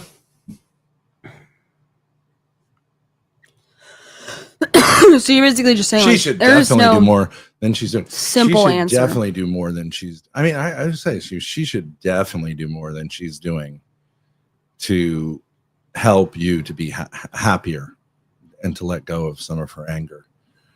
And she doesn't do it. So I haven't seen one kind of mature behavior since this whole thing started. Even the one time she's like, Grace, I would like to talk to you. I mean, that was just no one defended that one. It was cruel. To then have you come rushing over and then say like, okay, we'll do it tomorrow morning. And then the next morning sit there and lie that she had to go somewhere when your siblings told you, no, she's just in there. Like, and then never cruel. Follow up and even say like, that sucked. I'll acknowledge that sucked. I mean, how low? I mean, how does someone like that? How's that behavior in any way defensible? It's not. It's not. It's at the very least, you could say like, look, I realize that I can't, open this because and it may be me, but I wish you the best. I mean, at the very fucking least, give me a break. Yeah, just to sit there and go, just to lie openly, and then go, no follow up. Like that sucks. Sucks. Yeah, it just sucks. Yeah. So I can't defend it. It's not illegal, but like it's horrible. It was defensible. Oh, who wants to defend it? Not taking that bait. But let's hear it. How much defensible? Do you want to have that conversation? I mean, yeah, sure. It's pretty easy. She comes in my chat at 11 p.m. No. I can't lay it out. No. This guy, have him like. Well, but I'm just saying for the chat, since we didn't really explain what the situation was. Oh, okay, sure. I'm live streaming with you in the car in the RV. She comes in my chat at like 11 p.m. and says, Grace, I miss you. I love you. I want to see you again. Unprovoked. I haven't spoken to her. Yep. I'm like, oh, okay. Do you want to meet up tonight? She's like, yeah, sure. Still in the chat. I text her. I'm about an hour away. I'll come right there if you still want to meet up. She's like, yeah, sure. I send her my ETA. I say, please don't fall asleep or anything. Like, are you sure you want to do it tonight? She's like, yeah. I get there. She goes, well, no, like 20 minutes before I get there, she's like, actually, I'm really tired. I'm going to go to sleep. I'll see you tomorrow morning. We'll definitely have breakfast. I'm like, okay, that kind of sucks, but whatever. Are you sure you can't just meet up for like 5 minutes? She's like, no, I'm going to sleep. Okay. So then the next morning, I'm like, okay, do you want to go to breakfast? Like I walk over from here. She's just down the road. I'm like, I'm outside. You want to go get breakfast? And she says, I actually can't. I have something to do right now.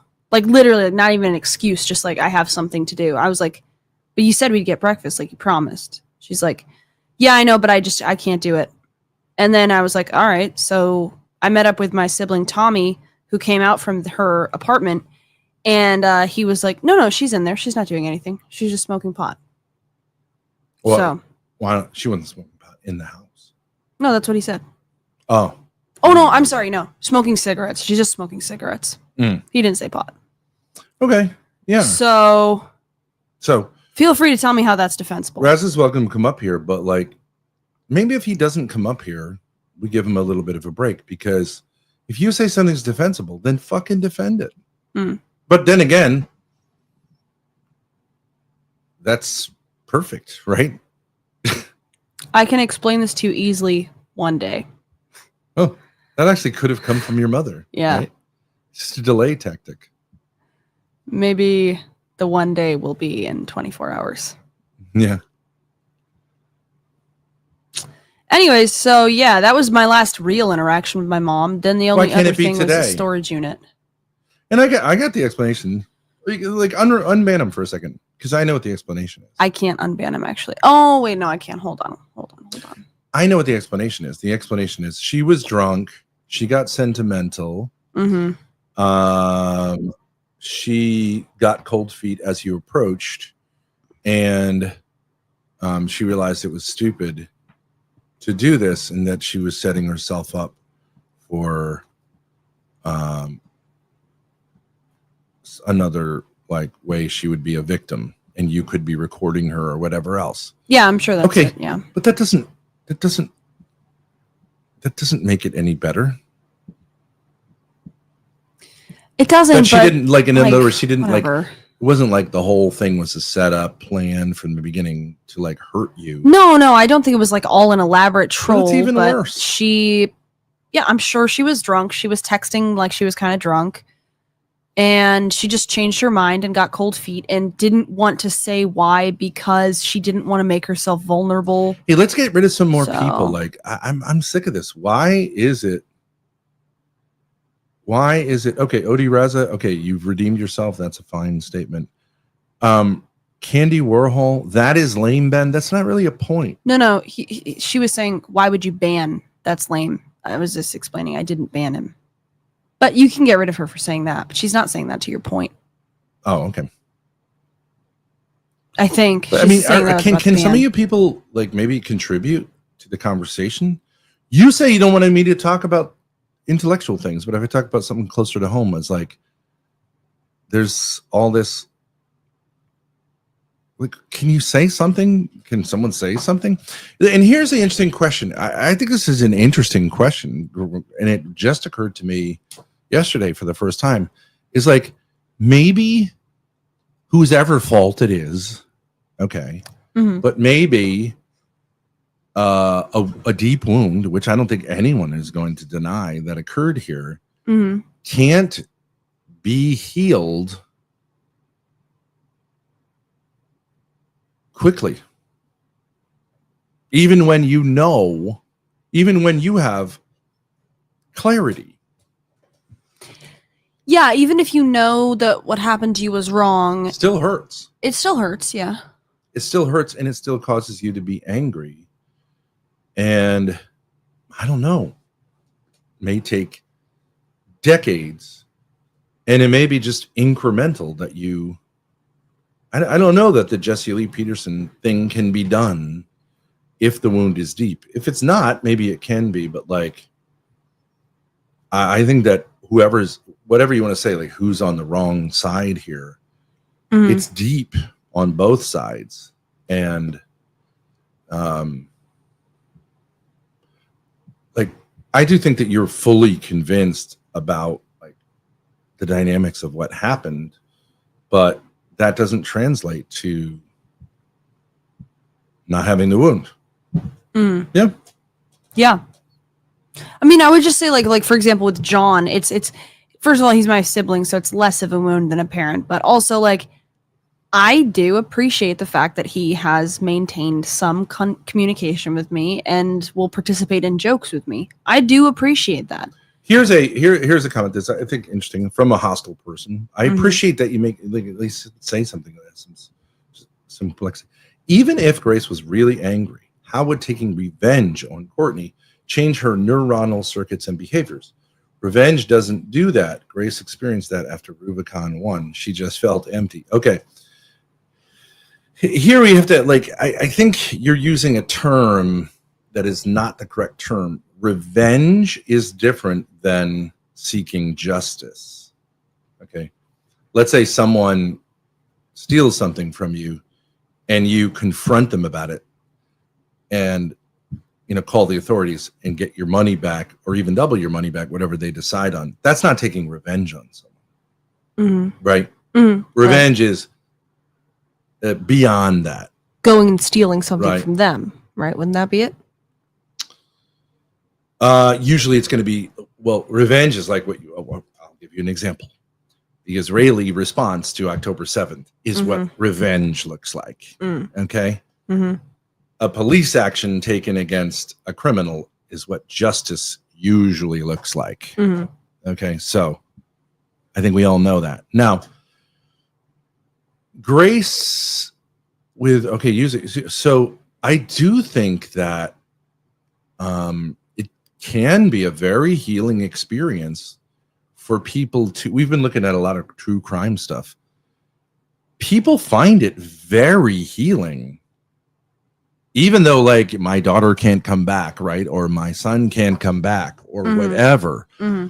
It is very helpful to people that the person who did it is brought to justice. Mm-hmm. True. Yeah. They seem really genuinely, permanently happy, even though, right, the person's not going to come back. Mm-hmm. So I don't know what you're talking about.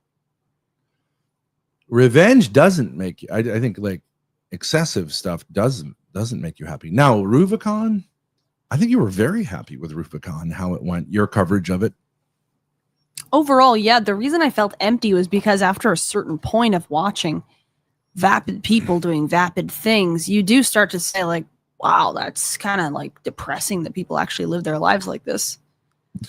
That was my take. And I mean, I think you could say like dissing something which is stupid isn't exactly bringing light into the world, because no one really is saying it. You know what I mean? It's like, actually, I would say I have gotten revenge.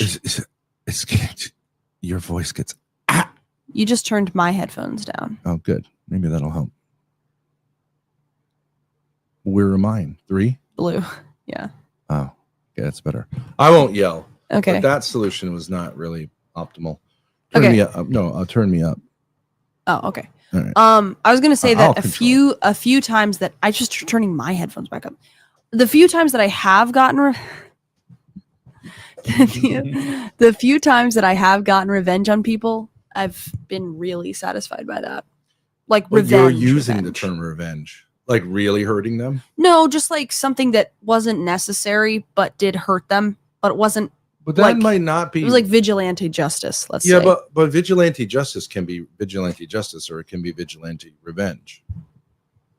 Yeah. So you're using the term incorrectly. You're just saying if it's not societally sanctioned, it's revenge. No.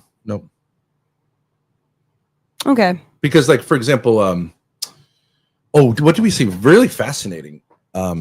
Be careful of lesbians. I am wrong. I've changed my view of lesbians, because I was like, oh, who cares about lesbians? No one cares. No one cares about the sex they're having. No one cares about the relationships they're having. Mm-hmm. Oh no. Because remember last night we saw, some of you guys could watch this. So it was like Catfish to Death was the name of the thing. Mm-hmm.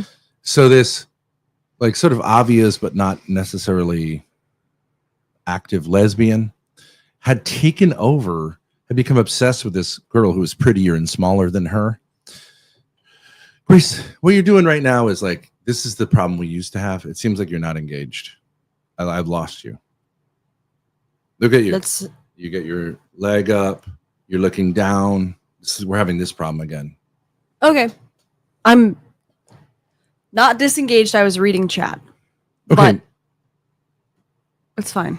Well, do you think reading chat when I'm trying to, like, say, like, hey, Grace, we watched this thing yesterday. Do you think, like, reading chat that's the right time to read chat? No. I can control myself. I'll do better. No. Read chat. Dad, I'm not taking you seriously anymore. You can have your little tantrums. I don't care. I'm just saying, like, come on. Like, I'm saying, hey, Grace, remember this thing. So we're doing it together. Mm-hmm. Like, what are you, retarded? Are you retarded? You're socially retarded? You don't get it? And I'm saying, like, let's try to convince them of something is interesting. Mm-hmm. Okay. And I started by saying, like, lesbians, whatever, right? And you're just sitting there like, so sit there, fuck you. I don't get it, dude. Okay. This is what it is. Okay. Maybe your mother should communicate with you, because, like, hey, here's the thing. She ain't getting paid. I ain't getting paid. You ain't getting paid. Ever thought about that? True. You're gonna start thinking about it. Damius gifted a sub. Let's go. It's all about money. How are you gonna make money? That's a good question.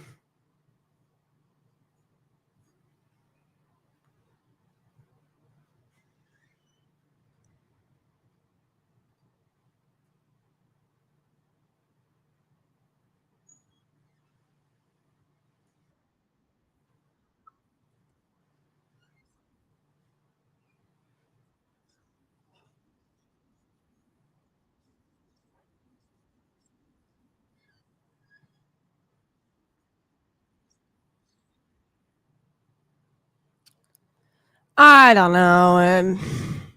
It was Ricky's fault. I was reading Ricky's chat. This one. Because it was like a long chat. I was like, oh, that must have been well thought out.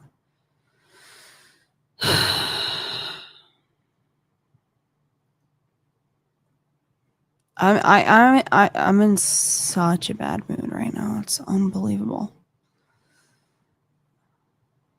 I'm incredibly frustrated by the fact that we can't really seem to work together. And I don't really want to keep streaming.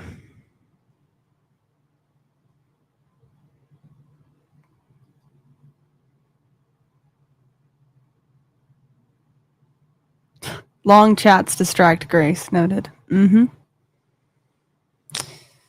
Grace, how does justice change or your behavior? Usually that maladapted behavior is a result of certain cups being unfilled during childhood. It would make sense is to try to fill them in retrospect. I don't think it... I mean, yeah, a lot of injustice happened to me as a kid. But I honestly feel like a fucking loser talking about this publicly, so... it makes me very uncomfortable.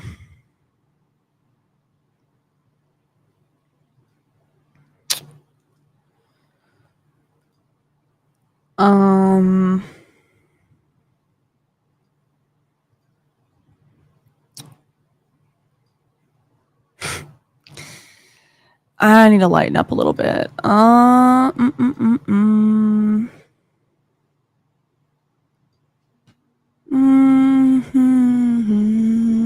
Sitting on the dock of the bay, wasting time.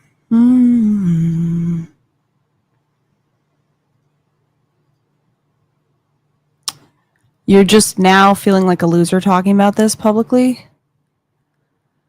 No. I mean, I understand my dad's point.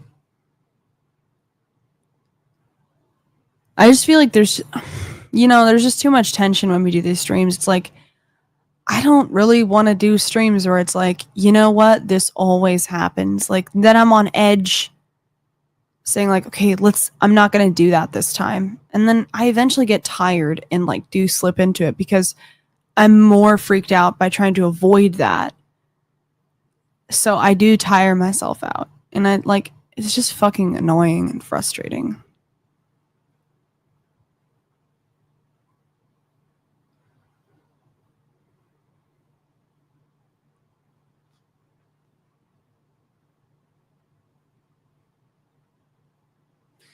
How can you move forward when you're constantly encouraged to relive that anger / upset at your mom only?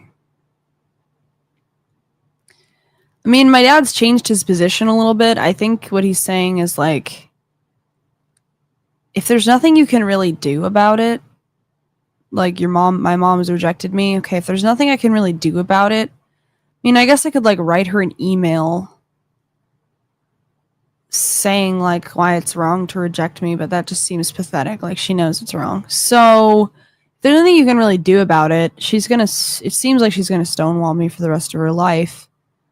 Then it's just kind of a wound that you're not gonna get over right away. $1 Venmo. Why does Ben think he's the star of the show? Stream. No one's here to watch him. I'll only donate when it's a Grace only stream. Well, you broke your own rule because you just donated. No, M. Why didn't you call me a snow bunny? You usually call me a snow bunny. Yeah, Grace only streams are supposed to be later on in the day, but since I've had this toothache and my dad's back has been hurt, we've just been sleeping a lot. So,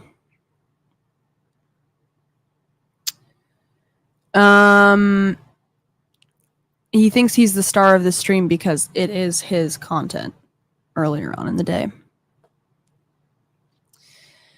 Does it make you feel better or worse when your dad brings up the anger / pain with your mom?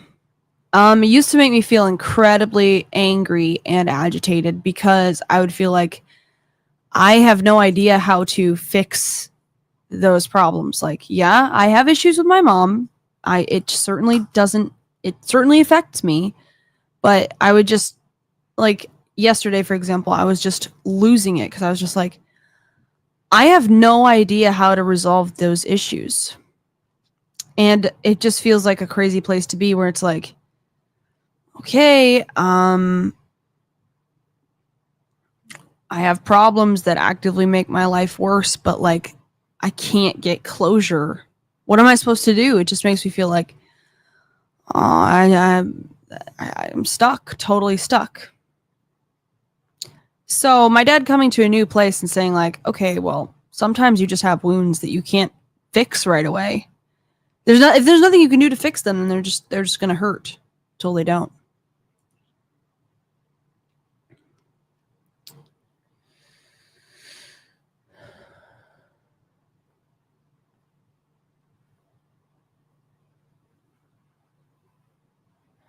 After the divorce is done, it won't be long until you see Courtney.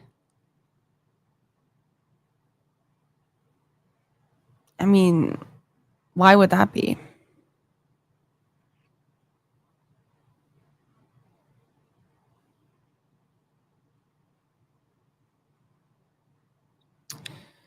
Anyways.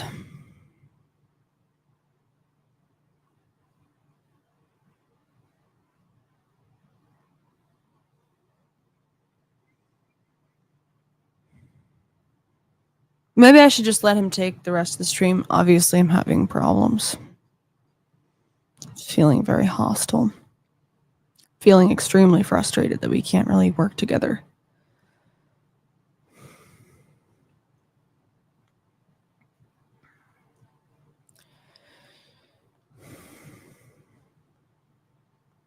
I guess that would be anger at my mom because we can't work together because why? Because she told me lies about him. I mean, I guess so. But there's nothing that she can do about that now. There's nothing I could ever expect her to do. So I guess it's just a burden. I'm just in a shitty place, man. I just want to go.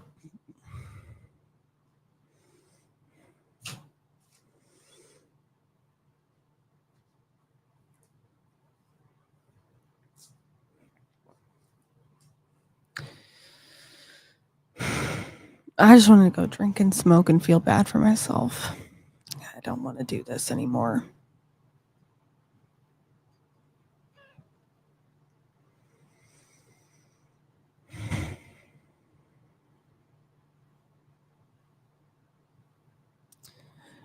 What happened? Me and my dad can't really stream together. I'm feeling very uncomfortable at the chemistry, and I wish it was working better, and I'm just extremely frustrated because we've been trying to do this for like 2 years, and I just can't. I can't seem to make it work. I can't seem to get it flowing. Either I'm talking too much or he's talking too much, and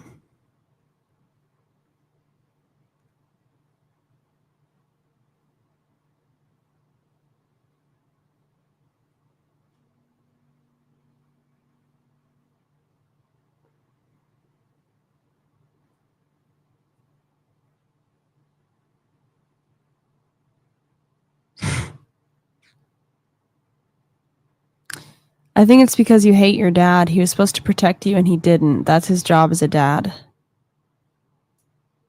Protect me from my mom? I mean, they're both my parents.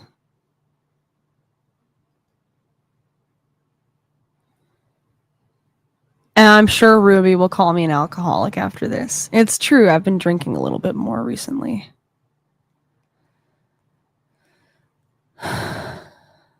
But for the tooth pain, Patience wants to talk to you, Grace. Put up a link.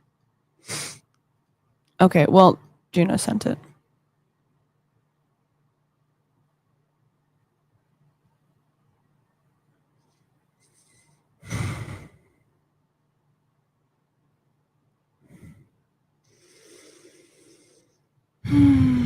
Hey, Amsterdamaged resubscribed. Thank you, Amsterdamaged. He's been subbed for 3 months. Let's go.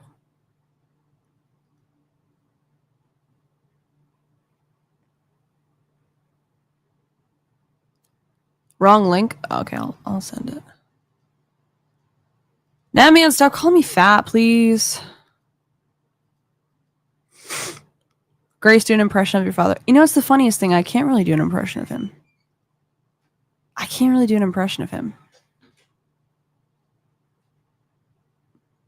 I think nobody really does impressions of me either. I think because we just have very standard voices. Welcome back. All right. Dad, I'm crashing out a little bit. Yes. I thought so. I'm extremely frustrated and angry that we can't get our chemistry working. No, let's figure something out. I got a good idea. Okay. Feeling so great. I went to the bathroom by myself, Grace.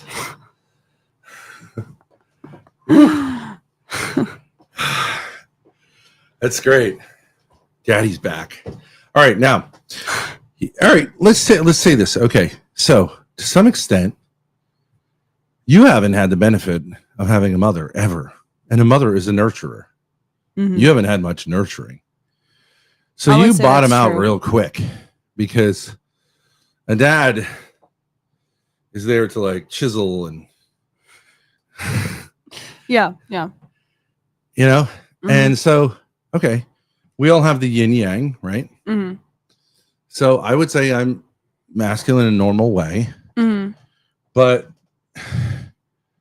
you need a nurturer. So I have to be the nurturer. I have to be more like this. I do.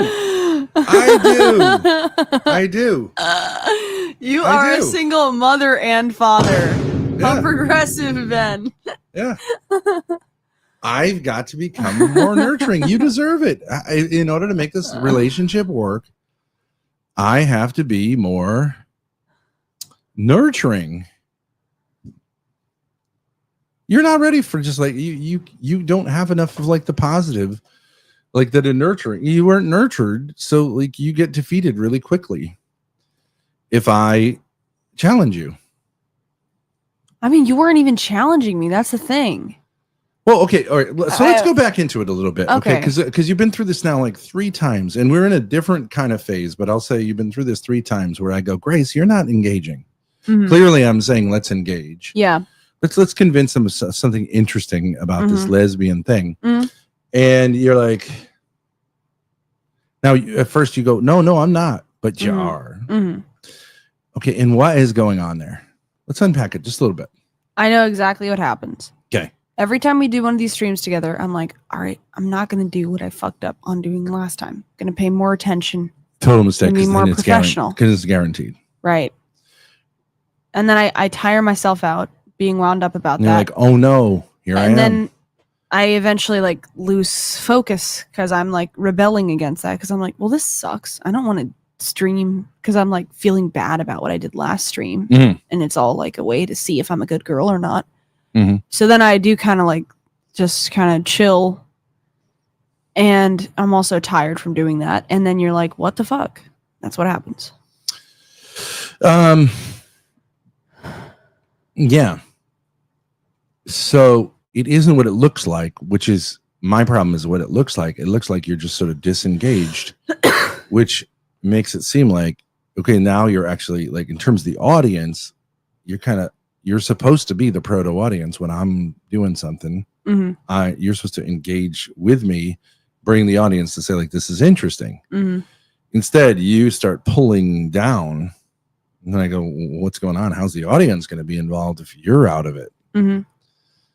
And I could say, hey, get the fuck out of here, right? I'll try to carry this, but I don't want to. Mm-hmm.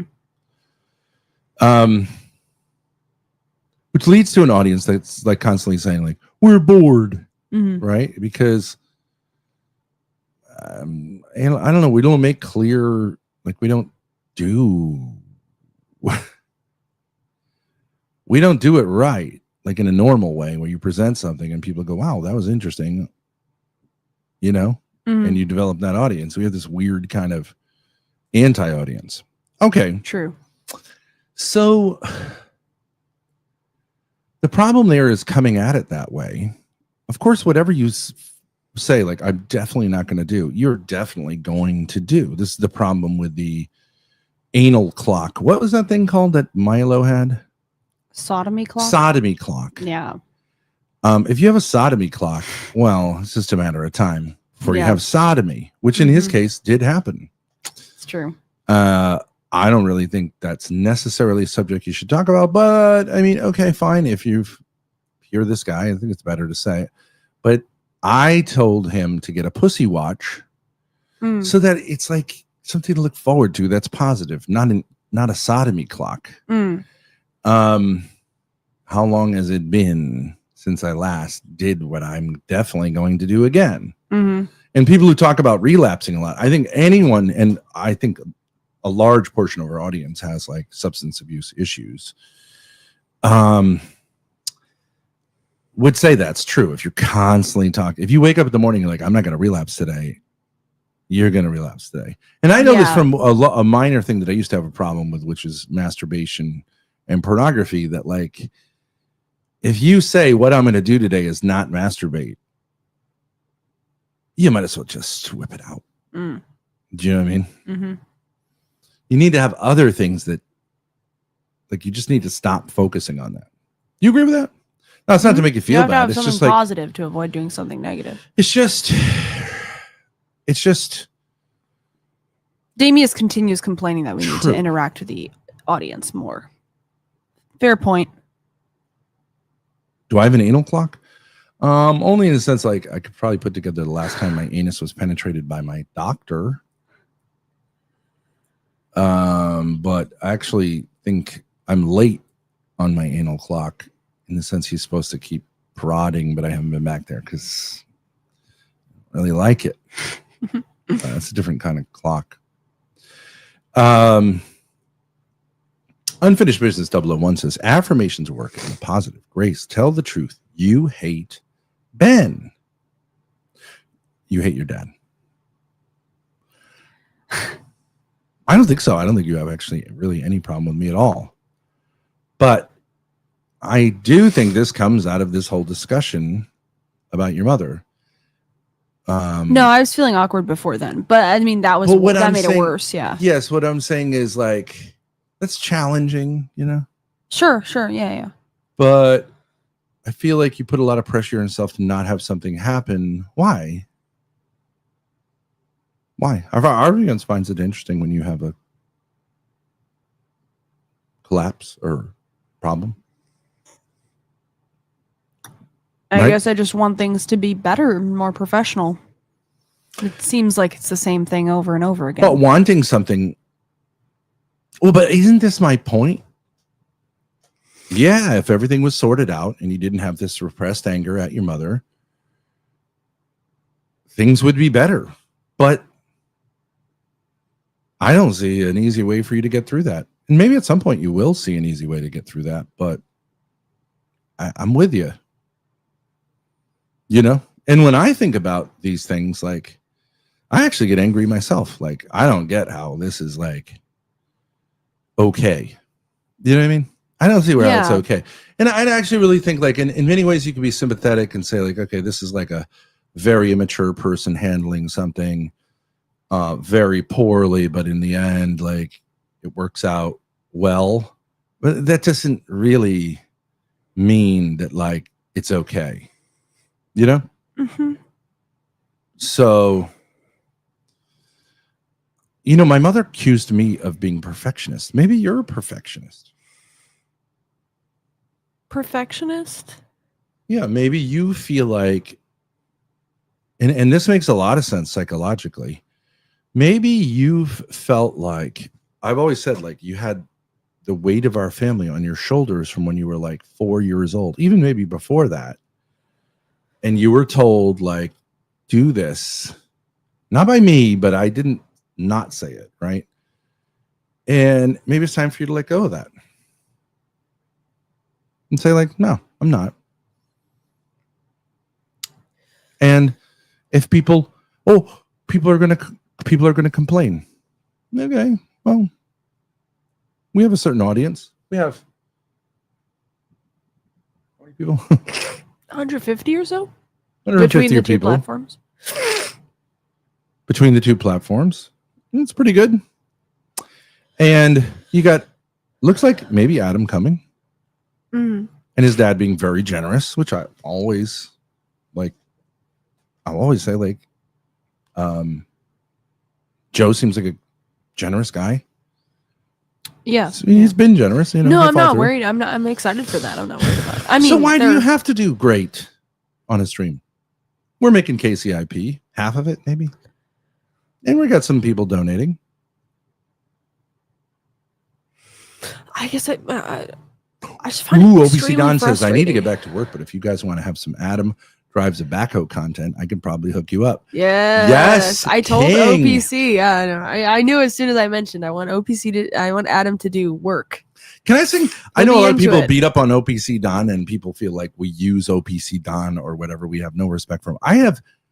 I couldn't tell you how much respect I have for this man in this area as someone who would be terrifically patient with a younger man who has very little skills. Like, there is no one better than OPC Don. What his motivations are, you can question or whatever, but I just think he genuinely is a terrific guy for someone like that, like world class. Like, I just don't. Dad, I had to hold push him on. to admit That man gets to the sub. That's yes. 5 minutes. Did he give it so that I would shut up? Oh, did he? I don't know. I thought we were just saying. Nah, man, did you? What's not every single person who ever donates to us? I should shut up, but I will. It says $1 for 1 minute of silence. Did you, Nat Man? Totally up to you. It's up to you. I don't just- take any. It's not fair though if he Umbrage. gets to go have Umbrage? another cigarette. No, I'm not going to have another one. It's too much work. Nat Man, we're waiting. Do do do do do do do do do do.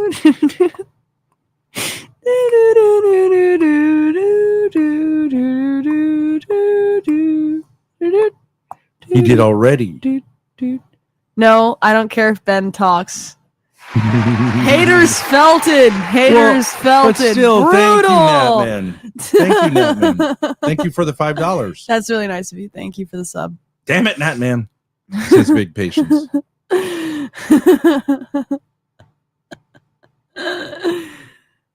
King Natman.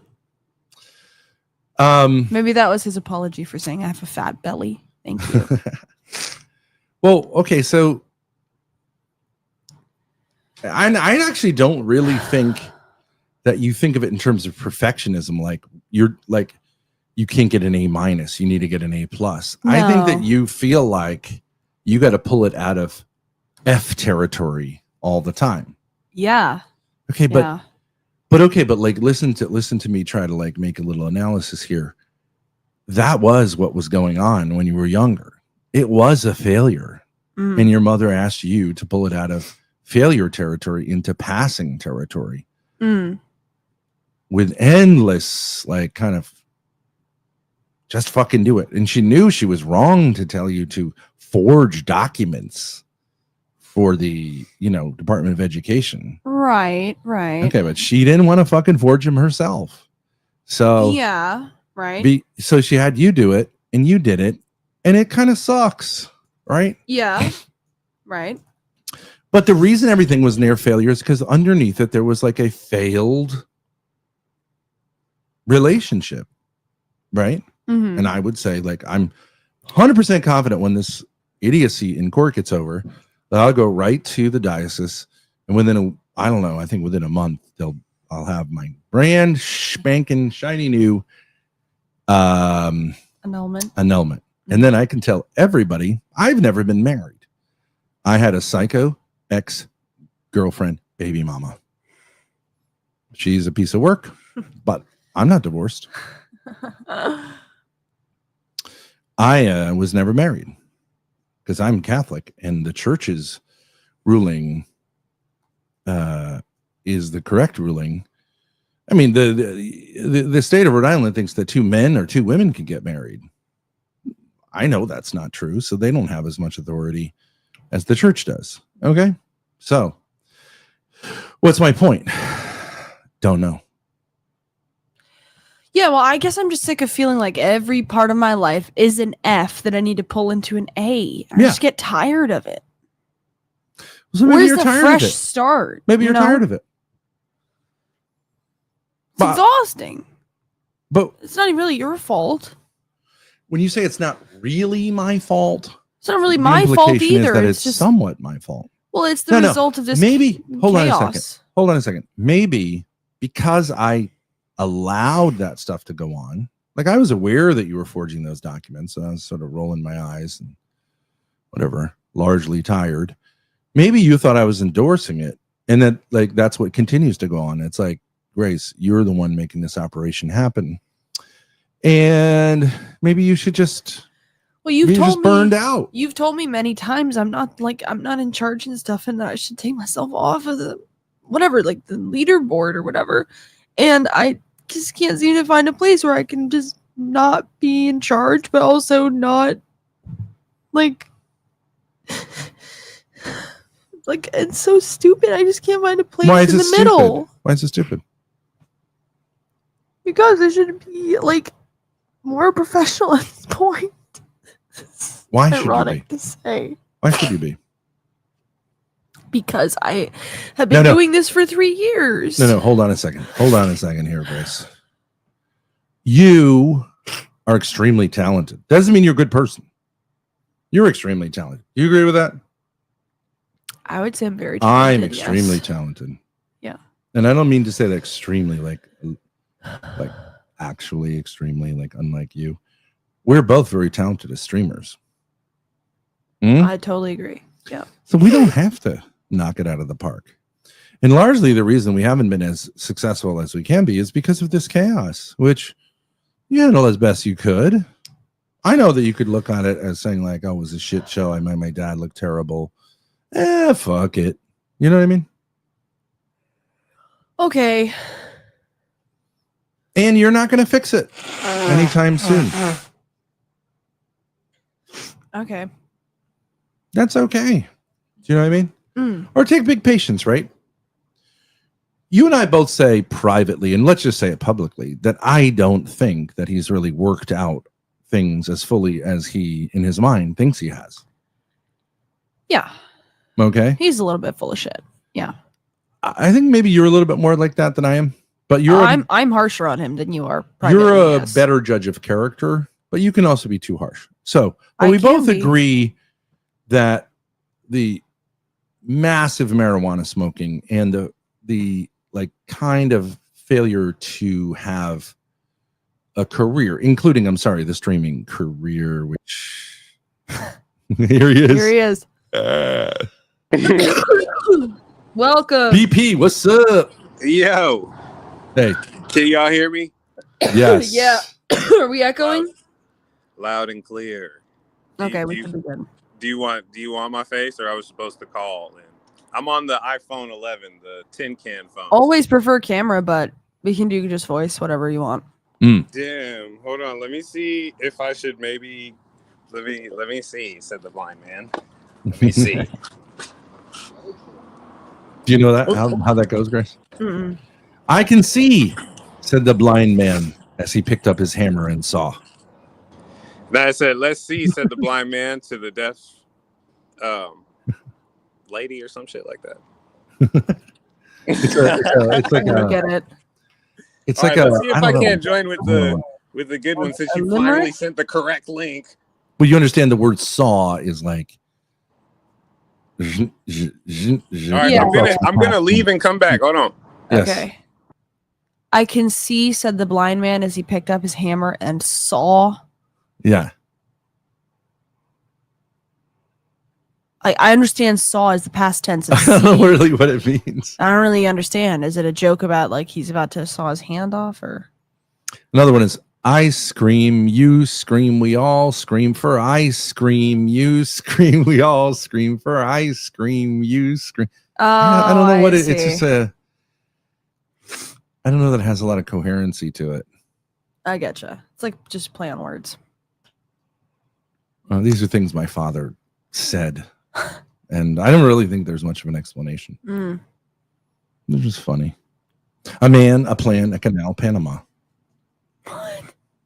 That's the longest palindrome. Oh, palindrome.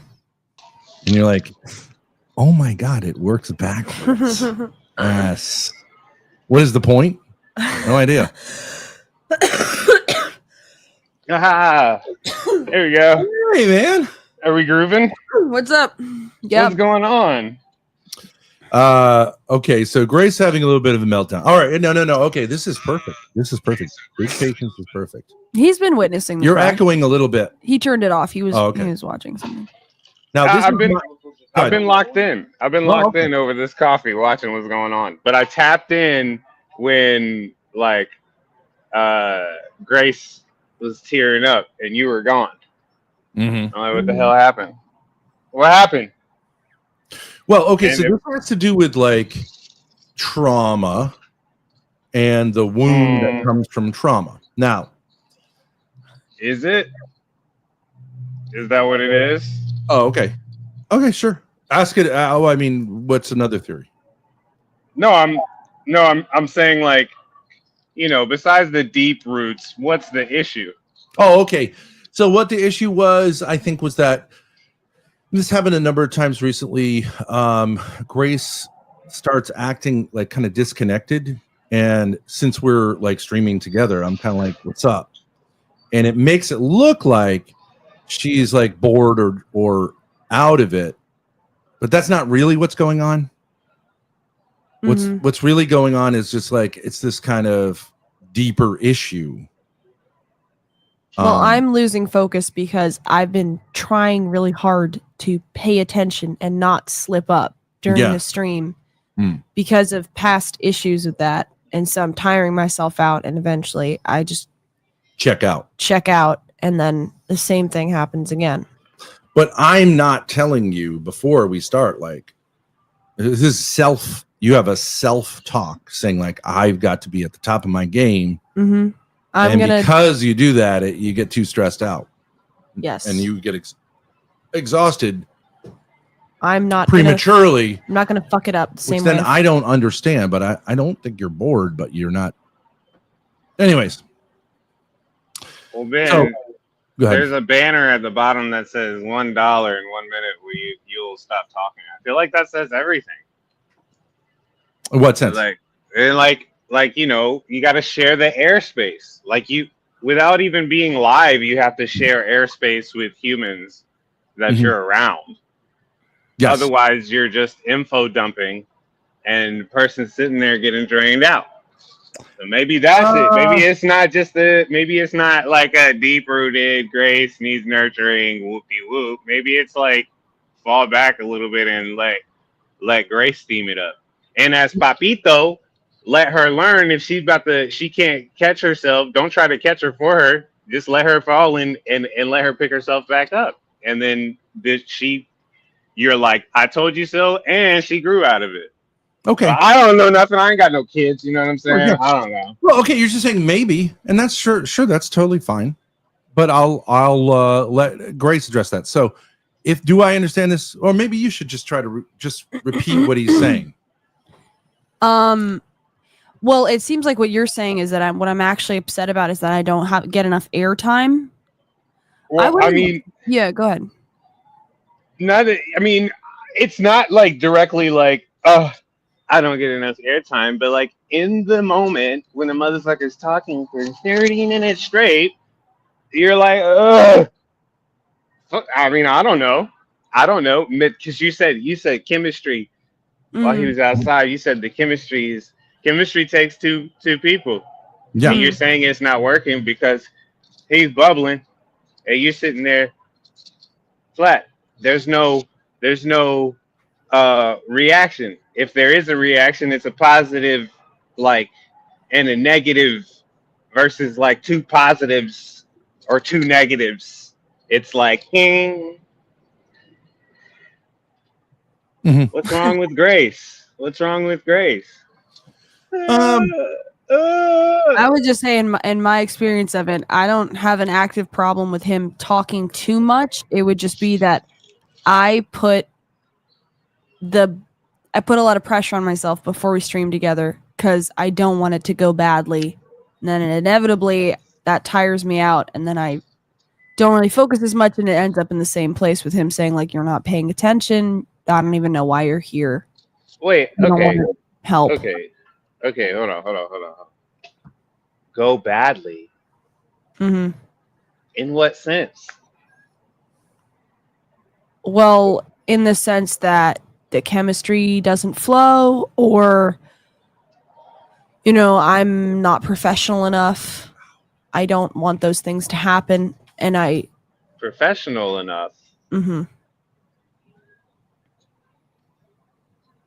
What you mean? Well, I think she means like just not letting the personal kind of like get in the way of what we're trying to do. Right. If I can be completely honest, we're all here for you. And Ben talks. Like, there's syncopations for sure, and Ben, don't get this wrong. But like, I'm gonna get it wrong. You got serious daddy issues, bro. We're all here. All smiles aside, we're bro. all here. We're all here. Fucking hostile towards masculinity, dude. We are Let's all get real here for a second. You can keep talking over me like a bitch, but like, all right, that's enough. That's all it took. That's all it took was, all right, well, Grace, there you have it. There's the answer right there. Yeah, the answer is right there. The answer is not you got it right to there. be hostile. Like, I'm not your daddy, Hostile. so like, put that Hostile on the side, towards bro. Yeah, you're a hostile towards masculinity. You're turned up. You're turned up. Hostile towards masculinity. Look, dude, you're so fucking insulting. Right to my fucking face. How? Let's face it. The reason we're here, I've done this for 2.5 years. Let's face it, Grace. The reason we're here is for you, and Dad's just babbling. Hey, fuck you. How about that? Fuck you, fucking asshole. It's incredibly insulting. You're such a fucking asshole. Go smoke fucking weed. Yo. Fucking loser. Well, you're just making her more nervous. I was trying to reinforce the fact that she has to do nothing to be professional. You talk to your father that way, and you fucking deserve it, dude. How about that, maybe? What a fucking prick. Sealed it. Sealed the deal. Christ. You sealed the don't deal. Talk about Allah. You Man, you're a victim. No, you're not. You're not. You're a victim. You're a bitch. You're a victim, ain't you? You're a bitch, ain't you? You're a victim. That fucking smile off your face. Okay, you're a victim. You love that. You love it. You love it. Grow you're up, a victim, bro. Look, let's go. Let's put the gloves on, okay? Be a man for 5 fucking seconds. Put the weed down. Put your bullshit down. Put your fake smile down, and apologize for fucking insulting me. Well, I mean, are you gonna apologize for addressing me like I'm your son? Because I'm not. I'm not addressing you like you're my son. I'm addressing you as a man to a man. And I'm saying that was I don't think men men address each other with this level of, like, you know, like the whole thing about masculinity is having control of yourself. You don't have no, it isn't about controlling yourself. You're a fucking musician. All right, let's go here. You're a musician. Is it all about not having emotions? Is that right? It is for your music, because your music is just major chord, major chord, major chord. You don't actually know anything about music. No idea, Habibi. No okay, idea. so is that okay? So you have this idea of masculine. You're a red pill. Grace, your now level talk to the woman, right? Professionalism like is with your fire. mother, right? Just like you used to with your mother. Hey, mom. Your level of professionalism is fine. No, we're talking to Dad right now. We're talking to a man right now. Dad, I'm gonna get to you. I'm gonna get to you, Dad. Yeah, I'm gonna get to you. I know you want me to come out of character, but the devil ain't gonna win.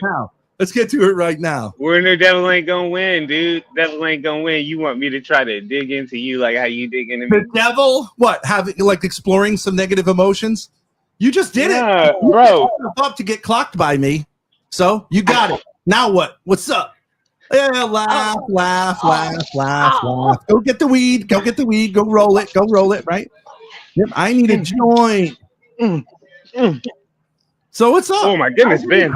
Hey, I give you credit. You came out fucking swinging. Oh, Bro, man. shit went out the door, right? All right, you came out swinging. I let you take a couple of swings, but at the third one, it's like, nigga, no, I'm calling this out. So what's up? I ain't gotta do nothing, man. That's the whole thing. Like when you get energy out of me, that's lucky for you. I don't gotta all the things that you do that are fucked, I don't have to address it because God's got it. And it's also recorded. So it is what it is. You can grow from hatred. You can grow from hatred if you'd like to. That's very Catholic. I don't know. I have no idea. You got the cross in the background. It sounds very godly over there. How you're addressing me now the bitch energy here. Mama's gonna preach. Mama's gonna preach. Okay, go ahead. I'm not about to turn up on you. Let me know. Grace, I don't want the police called. I'm near people, so I'm gonna sit here and stay diplomatic with your hype self, man. I'm gonna stay diplomatic with you. Called? This is just how I'm moving. For you being honest, my little spot. I'm not fixing to turn up. This door is open. Well, let me know when the speech is over. Wait. Stay on. Can headphones. You let me speak? Let's stay on headphones for a second. What? Can you let me speak or? All right. 5 subs for you to stay. Wait, did he just leave? Put the headphones back on. He'll give 5 subs. Okay. Okay. Now both of you be quiet just for 1 second. Sure. Patience. Will you admit that it's obviously insulting to say to my father, who's been streaming with me and actually brought me into streaming for the past 2 years, to say nobody's here to see you and everybody's here to see Grace? Can you admit that's insulting to say? Yes. Okay, so you admit that you insulted him to his face publicly. You admit that? I think that it is insulting to say that, but I didn't mean it to be insulting. I was really just trying to gas you up and make you understand that you're not unprofessional and that you should just live in the moment and not worry about having it correctly. And I was just trying to gas you up with it. But somebody's ego got hurt. Obviously, you two are an aesthetic. I've already said that. But you want to bring me on here and bring. I know the delivery was terrible. No. Wait. That's not the only thing that you said that was insulting. And if you want to take it back, that's fine. If you want to say like I spoke out of turn or I didn't mean it, that's fine. But you said, here's my theory. And you said, I don't know. But you said, okay, Ben talks too much. And that's why you're sad. That's not insulting. That's also insulting. Yeah. That's not insulting. Yeah, that's insulting. It's all the air out of the room. That is just, but I thought that's how the Thorpe world worked in chat. I thought that's what we do is insult each other. I didn't think this was a bring your best self type of chat, right? That's not in the chat rules, right? Look, if you just want to say like I'm just talking shit, okay, that's no problem. If you're just saying like, okay, that's just banter. Of course, I'm talking shit. I'm talking shit to make your daughter feel better about the situation and try to get some flow and chemistry with you. By insulting her father? I mean, sometimes you gotta do it. She ain't gonna do it. Look, if you're, I don't understand. Really... Are you talking shit like in a sense of banter, or you're saying like I genuinely mean that, or I was just saying that to make Grace feel better, or what? Sometimes it gotta be somebody else to say it. To say what though? Whatever it might be in the family that need to be said, bro. Why would it make me feel better to insult him? I wasn't insulting That's him. No problem. If you genuinely see it that way, then fine. But that's like a really, really edgy take. But okay. Well, you know. But hey, look, no. Hold on a second. Okay. I feel like I kind of just walked into a what's it called? Motherfucking Egyptian pyramid. You just dug your own grave. And then I hit the left instead of the right, and all the booby traps went off. The ones you set for yourself, yes. Yeah, by my decision of taking a left. You had a bunch of landmines, and then you fell on them. That's true. I said that Patience was a bit of a bullshit artist before he joined the stream. Yeah. So that's me talking shit. He's more than welcome to talk shit to me or to you. Say... But wait, can I just say, like, like trying to portray it as trying to make me feel better when you were just insulting him straight to his face as some kind of pussy shit. Well, no, I don't think that's true at all. I think okay. Grace, I think when there's tension between two people, some people want to make the person who's like, especially someone who's crying, feel better by like saying, fuck that person who's making you cry. I don't think that's unusual. Okay, if that's but I just don't really on, think that's what's going on here. if that's legit what he was doing, then okay, yeah. Can I have some air? Yeah. All right. Met y'all about a month ago, right? A little longer than that, I think now. Yeah. 5 weeks maybe? Always remember you. I told y'all off top what I thought about your aesthetic. And I told you off top about what I think about this whole shit. And I've been in the chat before, and I've said what I think about this whole shit. And what is it? What is it? Well, how would you characterize that? It's an aesthetic of dad and daughter. And everybody likes that shit. Off top, when you guys checked into the Banana Bungalow, I said, you two just look nice to look at because it's a classic American thing. Yeah. Big white dad, sweet white daughter. Classic American aesthetic. It's great, right? And you with your shorts and your fucking button ups and your hats. Classic. So I already said that. I already tooted you up. I already gassed you up. And in the moment, hold on. I can feel it coming. I even gotta look at you. I can feel it coming. Hold on. In the moment, I tooted Grace up, gassed her up by putting you down. Hold on, wait. I apologize, man. That was a little bit airheaded and aloof. To say that, oh, we're just here for Grace. Your dad just rambles. If you're gonna narrate it like that didn't come out of my mouth. If you're gonna narrate it like that, I must apologize and say that's a non-apology. That's not what I meant. Okay. You're saying that's a non-apology? I'm sorry, you're offended. That's exactly what you're saying. No, that's not what I said. That would be very narcissistic to say. I said that was very aloof, and I apologize for saying that. Like, look, I apologize. I'm not gonna sit here and try to say I'm sorry that I offended you or any of that. I apologize for saying that, man. Feel better. I apologize. Fuck you. If I can, here's your fucking apology. Stick it up your fucking ass. You love that. Asshole. You fucking asshole. You're such a fucking asshole. Hey man, you gonna have to you and I both. We're gonna Fuck have to. You. That's the worst apology. That's the worst fucking apology I've ever heard in my fucking life. Fuck you. You the devil. God damn it, Jesus Christ. Try something better. You should move to LA. I have daddy. You should leave the Thorpe tube behind. Such an asshole. And live your life and get around young people and just like people, not stupid young people, just people who are a little bit more with the shits and with the time. Maybe we could put you on or something. Who knows? I don't know what you're talking about. This is vague hippie talk. Yo, man, someday you gonna get with young. Rather than like having this like my nigga. Well, having this what like are you talking about?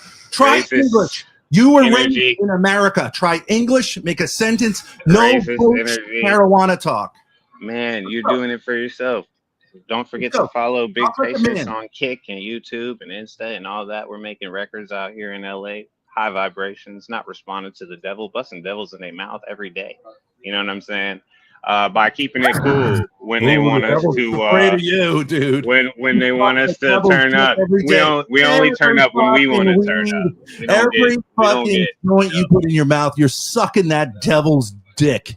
All right, dude. Love it, man. Man, you're dude. A fucking devil dick sucker. That's the mirthless laughter of a loser. You can't stand the happiness. Instead of your bullshit. You want to talk about that? We can. You can't stand that and make you insecure about your health and your physique. You can't stand that. I don't have to blow hard.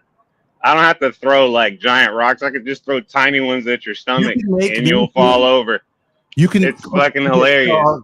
You want me to go deep? I told you the strain I smoke is Daddy OG from my daddy issues. You know what I'm saying? And that's 100. Daddy the devil. Satan is Daddy OG. You suck his dick. Yes. You suck the devil's dick. Yes. Perfect. You got the perfect strain. Perfect. Hey man, I think I might have to go live on my shit. You know how to do it. You're not man enough to sit here. You're just you want to insult my religion. Tried your bullshit. You want to insult my religion, and you be careful, bro. You be careful. I have a lot of respect for Islam. All jokes aside, all stream stuff aside, everything aside, be careful with how you address people. Because I'm a peaceful guy, but somebody's gonna feel some type of way, and that's messed up. That's messed up. Both sides. You're no Muslim. You're bullshit. That's exactly what the devil told me a long time ago, and I almost believed him, man. But God is good. Right. Whenever someone fucking tells me I'm a loser, I say it's Islamophobia. Fuck you. Go riot on the streets. Islamophobia. I'm a victim. Shut the fuck up. No one thinks you're a fucking Muslim. No one thinks you have any devotion to God whatsoever. It doesn't matter. You worship, you stick in your mouth what you call Daddy OG, which is the devil's fucking weed. That's what marijuana used to be called. The devil's grass. Take it out of your mouth for a day and then come talk to me. Take it out of your mouth for a whole Grace, stop hanging out with boomers. Hang out with people your age, Grace. Stop hanging out with boomers that say words marijuana. Stop. That shit is not good for you. It's not good and healthy for you either way. Whether you're kidding or not, being in around negativity. 29-year-old loser. Definitely don't smoke. Definitely don't smoke weed, right? Because we don't want to make things more complicated. But you want to get away from toxicity for sure. Doing this longly will probably affect your mental health in your life. You don't belong on the internet. Go away. Go away. You don't belong on the internet. Right. You're too good for the internet. You're too good for the internet. Right. You know what I'm saying? You're on the internet telling people to get off the internet. Now, that makes a lot of sense. I never said that. I never said get off the internet. I just said get away from you. Get away from rambling. Right. Dad. I take back my apology, rambling dad. Who's making the fucking content right now? I take back my apology, rambling father that just won't let his daughter leave the nest thing grow. Bullshit manipulation. It was here. Yeah, there was no apology because look at you, man. You're not worth an apology. Right. You're not worth an apology. Right. But it's a pussy shit to like fake apologize. You can just say I'm not gonna apologize. No, whatever. I took it back. I apologize. You're a pussy. I apologize. I took it back. You're disrespectful. Dude, are you even aware of how social skills work? You're disrespectful and just projecting a bunch of shit for content. There's no real talent to really like farm besides talking shit and conflicting with others. Can I make a suggestion? I'll take a break. You talk to Grace. Okay? You know that's what's gonna happen, Dominator. That sound good? Yes, sir. Yes, sir, Dominator Dad. You can't handle being on with me. You're looking for ways to get off. I'm gonna have to do my own thing. I'm right here. Will remember you. Hey guys, talk about man. Talk about being a man and reviewing stuff. I wish I could see you. I'd probably be laughing harder if I was tapping in. Oh wait, hang on. Damius did pay $25 to keep you here. He said you have to stay. You gotta stay. Don't run away. I'll be back in a minute. All right. Nah, come nick out with me. No, more nicotine withdrawal with me. Please stay. More nicotine withdrawal. He got his content. Content. So no more nicotine I wanted to say. Hey, I'll go whatever direction you want to go in. 5-minute break. 5-minute break. Damius has released you. Thank you, Damius. Yeah, I think it'll be good. It'll give him a little time to regroup. Wade in the water. You know you're attacking. This is cracking that whip. But let me just suggest this. Suggest this. It's not because I'm older than you. I'm suggesting this. That went off the rails. I think we could get it back on the rails. I think you showed me a tremendous amount of respect up to that point, and I have to you too. I'd like to see it get back on the rails, but I mean, I'm not gonna. I think we both have to, get to a different place. I mean, you gotta apologize too, man. You can't address motherfuckers like that and just think that like switching the narrative is gonna be whatever. You obviously are in control of the narrative, so it's up to you. Obviously, are we attacking me or are we having peace with me? Because I've already told you my point, and whether you want to call that a lie or not, call that bullshit. I don't know. I'm just adapting. I'm here for you guys. Damius wanted me here. I'm here. Here to pop my shit. I think the reason that he responded to your insult with insults. So I would say, I mean, understandable. That was hella. That was like, I don't know, bro. Well, you said something to be insulting on purpose. You said that you did. I don't know if that's true. Y'all turn that whole turn up shit into disrespect, man. There's levels of like doing it without like, being like truly offensive. Let me try. And I feel like the way that I did it was a roast. Okay, let me try to be the middle child here. I think that it's very typical, especially since you have admitted you have daddy issues. It's very typical for people when they see me crying and having issues. And because my dad is sort of a dominant presence in my life. No, let me finish. Go ahead. People to say, I feel bad for her. Maybe she should get out of the house, get some more perspective. Her dad's kind of like, maybe he's a nice guy, but he's too controlling. It's very common for people to see it that way. Okay. Very common. And like, so I'll give you the out of saying like, maybe this is true. You were just saying like, okay, I see it this way and I want to make her feel better because she's being hard on herself and she doesn't see that she has, she can chill and just enjoy herself. So I'll kind of roast her dad to take her off the hook. Is that what happened? Exactly what happened. I do have to address though. Okay. My daddy issues are 100% like healed up, not like bleeding wounds. I think I've already spoken to you personally that I've had therapy and done a lot of shit and do a lot of shit regularly to keep those quote daddy issues like, daddy solutions. You feel me? I don't look at myself as somebody with daddy issues. I look at myself as somebody with a traumatic background, but I've healed up and my narrative isn't woe is me. You know what I'm saying? There's no like daddy. That ain't none of that's really going on. I'm a grown ass man. But other than that, everything you said was 100% correct. Like that's interesting. That's interesting because you want to go against that and say that I do have that. No, I'm actually saying I'm on defense mode now because I've been attacked like brutally through like verbal abuse. Buddy. Okay, my friend. You were also being my religion and my manhood, all that shit just like attacked. Okay. I mean, he wasn't critiquing Islam. He was critiquing your particular faithfulness to that. My dad respects Islam, but whatever. My faith. Okay, yes, your personal faith, yes. But listen. I was gonna say that this is actually what we were talking about earlier because I also say like, no, I think I'm pretty much healed from my mom. And you'd have to admit, anyone looking at the two of us, we're both here sitting here saying like, we have a certain parent in our lives that we've healed from the trauma from them. And yet, obviously, things are somewhat dysfunctional in my life and somewhat dysfunctional in your life. Well, you know what I mean? It's very common to want to say that you got over something. No, I'm 32 and you're 22, dude. True. Like, there's a bunch of development character-wise that you're gonna do in the next 8 years, and by the time you're 30, you'll pull up and be like, "This is me." Versus now, you're like, okay. That ass. Don't condescend to me though, because you have no job. You're basically homeless. You grift off of the banana bungalow. You smoke weed every day, and you don't have an album. Like, give me a break. Don't condescend to me. All right, Grace. You don't condescend to me. You condescended to me. No, you're being passive aggressive and then saying you're being peaceful. There's a difference. No, you're 20. You're 22. Yeah, you're being condescending though. What did I say that was condescending?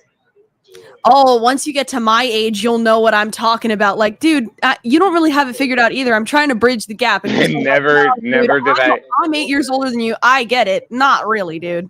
I think that being 8 years older than you makes me have a little bit of a leg up on my traumas. Just 100%. Maybe. I've dealt with them longer. Maybe. I've actually dealt with them for 30%, longer time.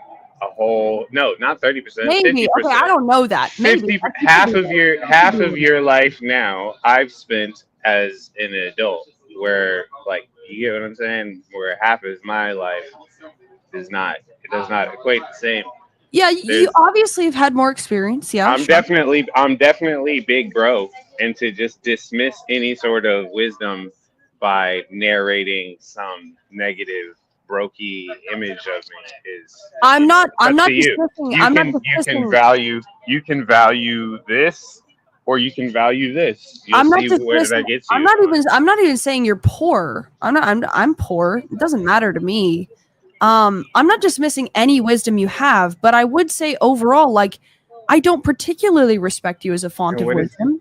I don't. I think you're a good time guy, and you can be fun to hang around, but I don't particularly respect you as a font of wisdom. No. That's fine. Who needs me to? Who needs me That's to? fine. Probably not many people hold you in that regard. You don't really want to be somebody who's held in that regard, right? Yeah, man. Just whatever is not true, keep saying it. That's a vibe. Well, see, now you're being passive aggressive. Why don't you just say what you mean? You're upset. What is it? What are you upset about? I'm just letting you speak at this point, because you guys are in control of the narrative, and you guys want to make it engaging and keep people here and shit. And the only way that you can is by arguing with people and poking at them versus expressing real talent, like singing or dancing or being nice or shining a light in society and being nice to strangers and shit.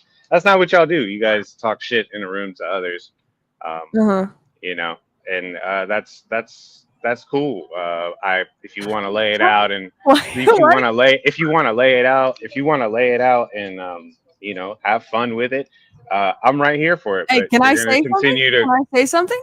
Call me passive. That's fine. No, I'm not saying passive. Yeah, I'm done. Passive aggressive. Passive aggressive? Yes, passive aggressive. You're extremely. I thought passive aggression was like, this, like. No. Passive aggressive is like a girl saying like, "Oh my God, that dress looks so good on you. I'm so glad you lost all that weight. God," or I don't know, like, "I'm so glad you got a haircut. It looks way better." It's being rude and mean without openly being aggressive. That's do that all the time. Oh, that's called being catty, though. Yes, you are being catty. Yes, you are. I'm being catty by telling you the truth. I'm not swaying. I'm not saying anything like nice to you about. I'm addressing what you're doing. For example, I think you're the catty one. You're the girl here. When you say like, "No, go ahead, just keep telling lies." No, that's fine. That's being catty. That's very passive aggressive. I mean, it's kind of aggressive, but it's also kind of passive aggressive. That's catty. Why don't you just say you're lying instead of saying that? No, go ahead, keep lying. That's fine. I don't care. That's catty. I think it's at peace. Peace. That is the definition of catty, to act like that. You're just saying that's at peace. I'm saying what you call peaceful is passive aggressiveness. And like, okay, I don't really respect that in a man. Just tell me what you think honestly, bro. It's not a big deal, though. All I said, you said my dad's ego got insulted. All I said was I don't particularly respect your wisdom. That's all I said. And you said, "Oh, keep talking lies, whatever." I'm being honest. All right, you don't respect my wisdom. Okay. Not particularly, no, but I appreciate that sometimes you know things more than me because you're like 8 years older than me. Okay. You're 24? The original. No, I thought you were 30. I'm 32. Oh, okay. So you're 10 years older than me. I think that the original thing was that you were trying to make me feel better by kind of dissing my dad. Can we agree on that? That's what you were originally trying to do? And maybe it came out the wrong way? Because I appreciate that. If that's true, that's nice. That shows that you I already said that was true. Okay. So maybe it came out the wrong way. Because I'm telling you, honestly, a lot of people. that I was insulted. Okay, Dad. Patience feels that you insulted. Hey, hold on a second. Hold on. He feels. Can I just tell you? Hold on a second. Go ahead. If you wanted to gas Grace up, why didn't you say, Grace, you're a beautiful, talented young woman? Because this is like a toxic ass little like swordcast thing. That's not what we do here. Okay, so do you understand what's happening? He was trying to be like roasty and like. Okay, and then if we're doing banter, then you got what you got coming. I would agree on that. Like that's what you get. You come with fire, you get the fire. I wasn't looking for that, but okay, you try that with us. It's patience. It's chill. Everybody knows patience don't. It's all right. Everybody knows. It's not. This is. Everybody knows. Patience don't be getting like that. Well, you said you did it because you thought. Nah, I roasted you so slightly. Shut up. What the fuck? I roasted you so slightly, and you attacked my faith and my manhood and all that stuff. That's okay. That's okay. But, no, it's not okay. Give the people what they want, man. Give the people what they want. No. You said you were giving the people what they want, right? You were. Yeah, but I mean, dude. Okay. At what level of there's a fine line. Come on, man. Well, you called me the devil. I mean, after you acted like it. Okay, so it's fine to say things like that, then, right? Like you got to figure out whether, look, in a certain way, outside of the streamer world, you can be protected by etiquette. Within the streamer world, it's a little rawer by the nature of it. Okay, are you being respectful or disrespectful? I'm being respectful. I am. No, you're not. I'm expressing your words. This guy's being respectful. I'm expressing your words into visual. Can we get anyone else? You're being disrespectful. Obviously, you're mocking. No, I'm putting it right here. Okay, well, this is too easy. This is hippie. This is hippie energetic talk. You're gonna get it 6 ways from Sunday. Every time you show up, I'm gonna serve your ass on a fucking platter because it's too easy. But if you want to do that, let's do it. You're my Lalo. Let's go. Let's go. I'm chill. I don't got issues. Bullshit. You're 32 years old. You don't got a job. You don't got a woman. You don't got kids. And you ain't never going to get any one of those three. How about that? Big patience. Big pussy. Big precious pussy. Ooh. Talk to me nice. Why should I? Let's keep talking about the good things in life. Mirthless laughter. Mirthless laughter. Reality. You don't like it, do you? You don't like reality, do you? Dude. Bro. This is good for you. Ever since I bought my Azerbaijan Tech T-shirt, I've been like farming Goonscape coins through Web3 blockchain development, and the only way to get that is by going to Sixth and San Pedro and buying an Iranian passport from this Azerbaijan Tech CEO. And I'm telling you, ever since then, like that's truly what gives me peace. I know it looks like it's because I smoke weed, but I'm telling you, it's the Azerbaijan You're Tech. saying you got a Azerbaijanian T-shirt from a guy Azerbaijan Tech T. And you got an Iranian passport. I bought an Iranian passport, and that's the only way you can get the Azerbaijan Tech T, and it farms Goonscape coins on Web3 blockchain development. It's sick. That's why I'm so relaxed. You're not relaxed. You're agitated. Look at you. That's agitated, mirthless laughter. You're not relaxed at all.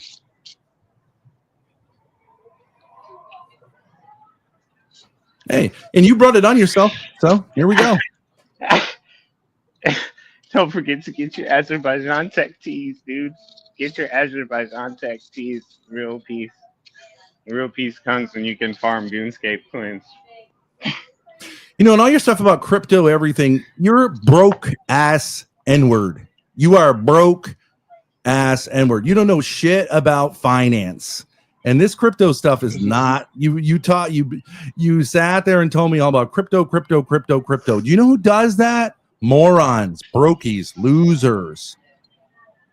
Oh, hold on. Is God calling me? Did you say don't fall for it? Oh, okay, I got you. Oh, you saying Ben? My bad. Okay. God called you? Patience. What was you saying, Ben? My bad. How is that not true? Why don't you say that's not true? I've made a lot of money by doing whatever the fuck it is you're talking constantly about doing. But do you not admit that a lot of people who talk about crypto are loser brokies? It's like like the number one thing they talk about. It's so true. We're all broke. only like 5% of the people who actually like are involved or talk about this shit make money. It's true. Okay. Azerbaijan Tech T-shirts though are real, and they're I don't know dope. what that means. I don't think anyone knows what that means or how that's relevant to anything. I just want you to go on Instagram Reels and look up Azerbaijan Tech. Why should I? Because it's hilarious, Ben. You might laugh. Do you ever laugh? Or are you constantly attacked? Are you constantly into the whole like? Is that it? Is that I'm all? basically a comedian on the internet. So You don't laugh. I don't laugh. You don't laugh in a state of joy. You laugh in a state of pessimism. I don't laugh like this. Right? I know it hurts. It hurts people's. It hurts people's souls. It hurts people's souls when motherfuckers are happier than them. Such as like pretty much this entire conversation. But I also do care about you as a person. Oh, that's sweet, Ben. Okay, you can mock that. That's sweet. Damn, I can't see. It's like the world's so fucked up. Motherfucker can't agree with motherfucker without it being an insult. It's crazy. I tried to agree at least like 10 times, and it's been turned into cattiness. No, dude. Oh my god, you're such a child. Your apology was the opposite of an apology, and you saying that's sweet was mocking me. I'm just saying I care about you. It's fine. You can mock that. I'm not saying I would go to the ends of the earth to help you. I wouldn't. But like, I'm sorry, I can't be good enough for you, Ben. I'm sorry, I can't be good enough for you. I'm sorry, bro. Who said you're not good enough for me? I think that's a you thing, not me. I said I care about you. How's that saying you're not good enough for me? I think I have a tolerance for this type of thing. You don't or do? I do. This is why it takes it's like, you know. What type of? I'll spaz out. There's a lot of people around me. There's these two people in front of me, like having a whole like business oriented professional conversation. And I'm not trying to go turn up. We ain't finna act a fool. We ain't finna act a fool. I just like to see what's going on. You're not gonna create a violent like situation, obviously. Yeah, I ain't fixing. Right. We're on the internet. I know, but I got a big voice. I don't think they care. Okay, well, you can say what you don't have to. Hey, this stuff is working. If you want to be nasty, this stuff is working. No, but being nasty isn't what we do, Habibi. We don't let people just like, you know, slip up and be complete like disrespectful, you know, aggressors on us without holding it down. Did the Prophet Muhammad, peace be upon him. Okay, peace be on his soul. Did he sometimes call people to task, including killing them? Yes. Okay. So I don't understand. Who is we? We can't all be like Prophet Muhammad, man. We can only try. I need to Okay. use the restroom, bro. Hold on 1 second. Let Yeah. me. Can I do that? Am I allowed to do that? Can I go pee? Ridiculous. Are you asking us for permission to urinate? Feel free. Yes. Enjoy In yourself. Enjoy yourself. Yeah. obedience. Have a Simply- great time. Are Go we still gonna be here to hash things out? Or are we gonna? Yeah, this is Sure, great we'll leave you up. content. We'll leave you up. Absolutely. Just Yeah. Let's see. 5-minute bathroom break patience. Damius cracking that whip. That was interesting. Mm. Shall we hear from chat? What do they think about Chat, what do we think? that? You know, I secretly prize What? is Rini saying, "See, I told you so." Oh, she has hated patience from the beginning. Way more than anyone else, honestly. She was so... Ben remembering kids asking if they could go to the bathroom back in high school. Yes. Oh my God. Can I that go to was the bathroom? so- I don't know. Can you? No, they would do it just to like break the class up. You know what I mean? Oh, yeah. I just said, just go, come back quickly. But then I got in trouble because they would leave and then not come back, and I wasn't paying attention. It was like, it's so annoying. Mm. Kids can be so annoying. That's what I love about streaming. It is what it is. Yeah. I'm not responsible for him if he's going to go crash out. I don't Did you fucking see care. the comment that was like, oh, by the way, I wanted to tell you, when you were gone, by the way, I have to go. Can I go smoke? It's been 5 hours. 5 hours. No, and I get that people are going to say like, oh, they had nervous energy towards each other and now they're channeling it towards patients. Somewhat true, but not entirely. Okay. That came out of nowhere. It came out of nowhere. And I even gave him an out to say like, look, you were trying to make me feel better and it came out awkward, right? Because I understand that if you don't understand the dynamics and you see me crying and you who have like a dominant personality or whatever. I don't think so. I don't think I do, but whatever. Well, people with daddy issues can read into that and just instantly say, okay, I want to make her feel better. She is like she doesn't get outside enough. Whatever. I've had this happen a million times. People project daddy issues. They don't really understand He has the massive subtleties of the daddy issues. situation. And then they try to make me feel better and blah, blah, blah. So I was giving you an out with that. He did say that's what he originally meant to do. I don't really care. Do Like I think don't it really would- like I'm not really hurt. What's the problem? Type shit. I'm going to grab a smoke, though. I think I'll it's be great back content soon. as a streamer. I would say that was fantastic, and I am super happy about it. But you know, there is still like a kind of personal dissonance here. My dude. Personal dissonance. Dissonance. You know, The personal. So what? dissonance, like when some like instead of harmony, you're a musician, right? Oh, like Harmony cognitive, is, like cognitive dissonance. cognitive dissonance is an example of that. Yeah, Oh, okay. it's not matching up. Like our energies aren't matching up. Dissonance. Nope, dissonance. That's what I said. Like cognitive dissonance. Dissonance. Dissonance. Too Dissonance. easy.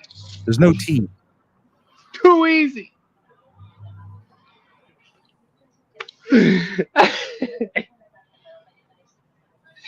It's too easy.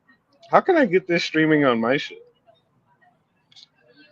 You want to share the stream? How do I do that online? Grace is the tech person. I don't know if you can do it. Are you on Kick right now? Okay, talk to you later. I'm right here. I'm right here. Hold on. Let me see. Said the blind man. I don't know how it exactly works. Yeah, I might be able to. they usually will say. I know on YouTube will say share to your stream or something. But. Top.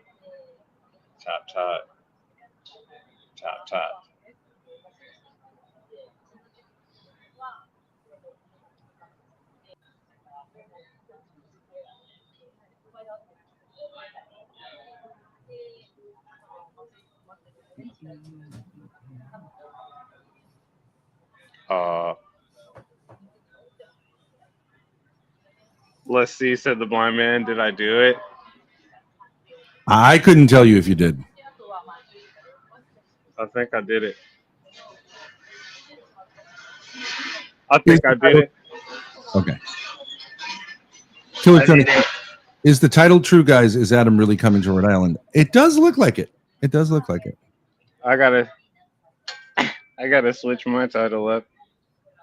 All right, nice. Yes, Patience is live, says Baby Girl 711. Did it. Adapting quickly, swiftly, 150. Okay. Let's see. What should we name this title? Goodness. Railed by Ben Thorpe? Question mark? Well, that happened in the past, so Whoa.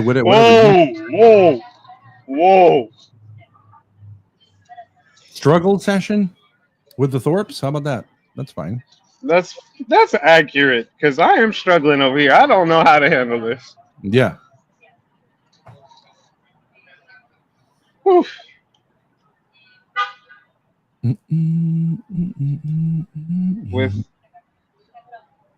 With Thorpe. Being mean to Patience is like kicking a puppy. I agree. I agree. But it's a puppy that's got issues. Wait, it's a what kind of puppy? It cut out when you said that. Got issues. Okay, so why the fuck are you, on top of it being a puppy and it has issues, why are you gonna fucking kick it? It's gonna make the issues worse? Like to make the issues worse. Well, I mean, if a puppy is acting aggressive, you do have to like put it in its place. Dude, I am not acting aggressive. You acted fairly aggressive like 3 times, and I pushed back. Oh, they're saying I don't have audio. Uh-oh. Oh, okay. Patience has no audio. Okay. Let's see. Hold on.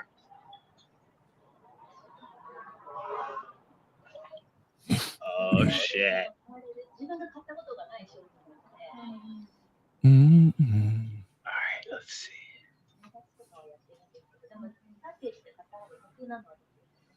Huh. Microphone settings or something? Fuck off. I don't know. When Grace comes back, she can help you with all of that. Alex. Maybe someone in chat can help you. Chat can help.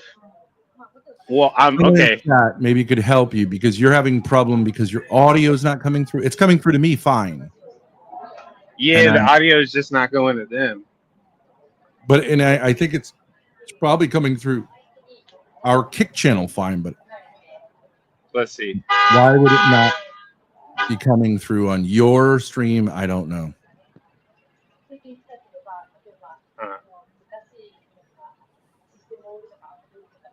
Oh, John Frederick is saying it can't go to 2 Kick streams at the same time. There may be a workaround, but there might be a way. I know there's a way to do it, but it may be a more complex way than you did it. Let me see. Check what's going on. Huh. How the fuck does this work? Okay, here Grace says Patience is not going to be able to live stream this convo because his use Bluetooth microphone on one phone and he's streaming to another phone. I use Bluetooth microphone, so they might be able to hear me now. Okay, I don't know. I'm just they might be able to hear me.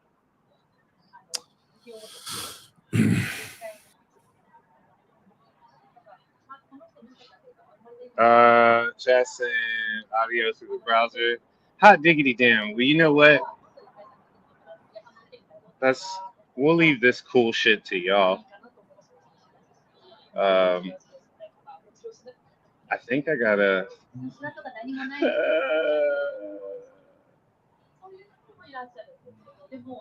Gang, can you hear me? No, nobody. I can hear you perfectly fine on our stream, but I don't. Well, they're not saying there's. How are you sharing the audio through browser? Yes. Is it's not on. Damn. Well, you can only try. You can only try. Damn. Figure it out. Maybe Grace will come back. Knees getting weak over there. I really I'm don't just know. gonna Like, Google it. ones are tricky. Oh shit! Did that? Damius gifted me 5 subs. Thank you, Damius.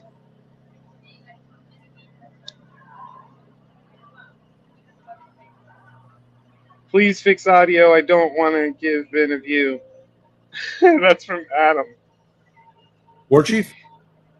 I don't know, Adam. No, I don't think that's War Chief. Adam Mill something. I don't know. Let's see. Hold on. How to share Prism audio Stadio. How to share screen audio.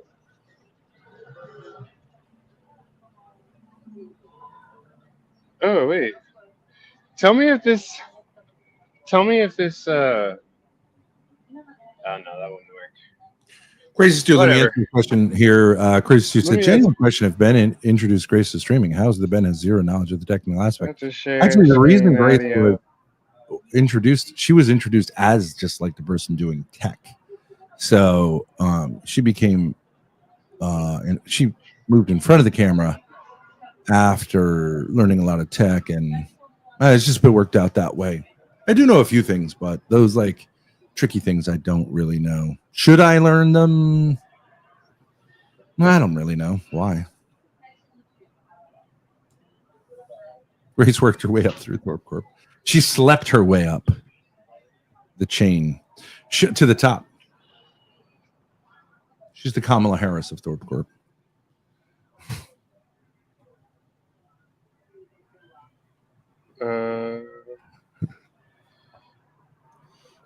Damn. Tricky things like how to stream audio. No, baby girl. Tricky things like how to stream, to stop in the middle of a stream, to split a stream to 2 streams and get the audio right. Yes. I'm starting to worry patients may self-delete after this. What does that mean? Self-delete? What does that mean? What does self-delete mean? Yeah. Well, that's internet talk. Another word would be rope. Oh, jeez. Yeah, no, I'm too scared of God. Too scared of the Lord. That's the only reason? 100%. Why wouldn't you say? No, not the only reason. No. I love my life, too. Yeah. That part. Sometimes I just speak off the cuff, man. You gotta. I understand. You gotta give me some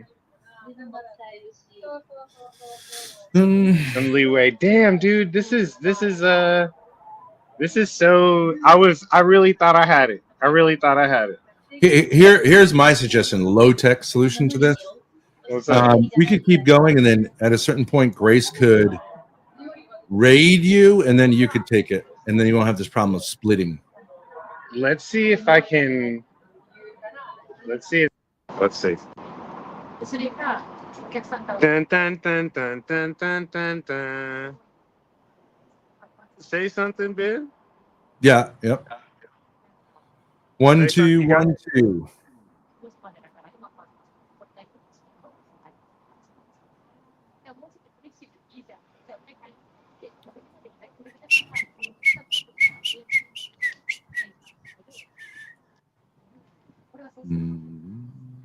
It should be. It's all on mute still. Damn, dude. Really thought that would help. All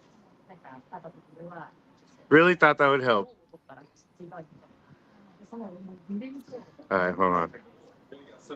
No problem. No, there's no problem with time. Mike, turn the microphone on. I'm just gonna. What I'm gonna do until let me know when you get it figured out. I'm just gonna read chats and respond to them. Okay, so if you do it, all right. So go ahead. Just let me know. Odie Reza says you are stupid, Patience. I'm gonna make you feel it tomorrow. Don't know what you guys have planned for tomorrow. Unfinished Business 001 says, why isn't Patience streaming the Riots? Easy way to get his subs up. True. That's interesting. Amsterdam is JQ says, Grace, get back here and get a hold of the situation. Amsterdam is one of the greats. W. Pizdits, passive-aggressive Patience strikes again. I don't think this is passive-aggressive. I do think it's, him. I'm glad to see a streamer trying to succeed. I want Patience to succeed as a streamer. Whether or not we work things out on a personal level. Grace. Yes. Do you understand the issue? Hold on one second. Food. Food, yes, also. But hold on, let me But go ahead. out this issue. Well, he's trying to stream to his own channel on Kick. It's all good. Yeah, but he's having trouble with the audio. That's not going to work. Apparently not the video. Yeah, because you could do the video, can't you do the audio? Our audio is going through to his iPhone 11. He's also streaming on his iPhone 15. How is our audio going to go to his iPhone 15? What's going on with the video? His video is fine because he's like, let's say I have Grace. How do you stream the audio from the phone on the screen? On this screen. You can't. Oh shit! Is there a different way to do it than he's doing? Yeah, if he gets his laptop and he streams this StreamYard call to his stream, he can do that. Okay. Do you have a laptop? Okay. Hold on. I'll be back. I'm gonna end this thing on my end. Okay. Use magic, says Michael. It's Archangel. Candy says the moment has passed. Not necessarily. No, I actually think this thing with Patience, if he can keep it going, there's a lot there, and I do think he can hang in, unlike most people who, can't take it. I think he has a lot of strength, but I do think there's also issues. So yeah,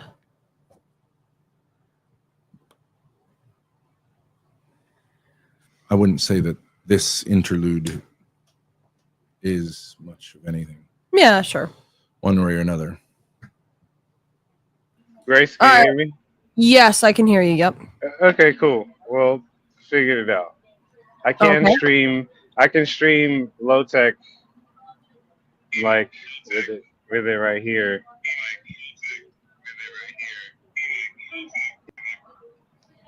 Cool. Yeah, I guess if you take your headphones off. you can raid as well. I guess if I take the headphones off, they'll hear guys, right? You can do that. Yeah, you can do that. Yeah. Well, but we don't have video here. It'll come back, I think. Oh.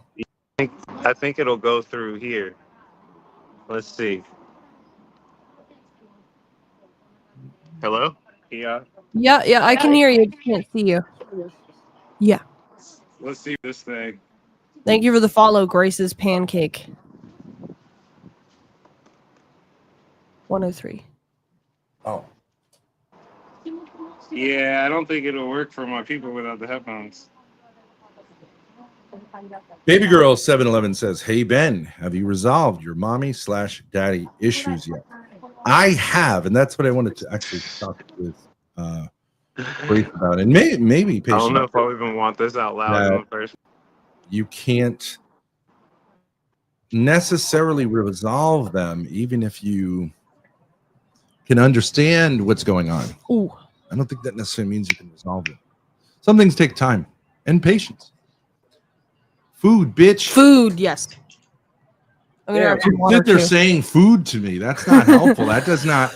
Does not alleviate the anger. No. Hunger, not anger. Hunger. Here.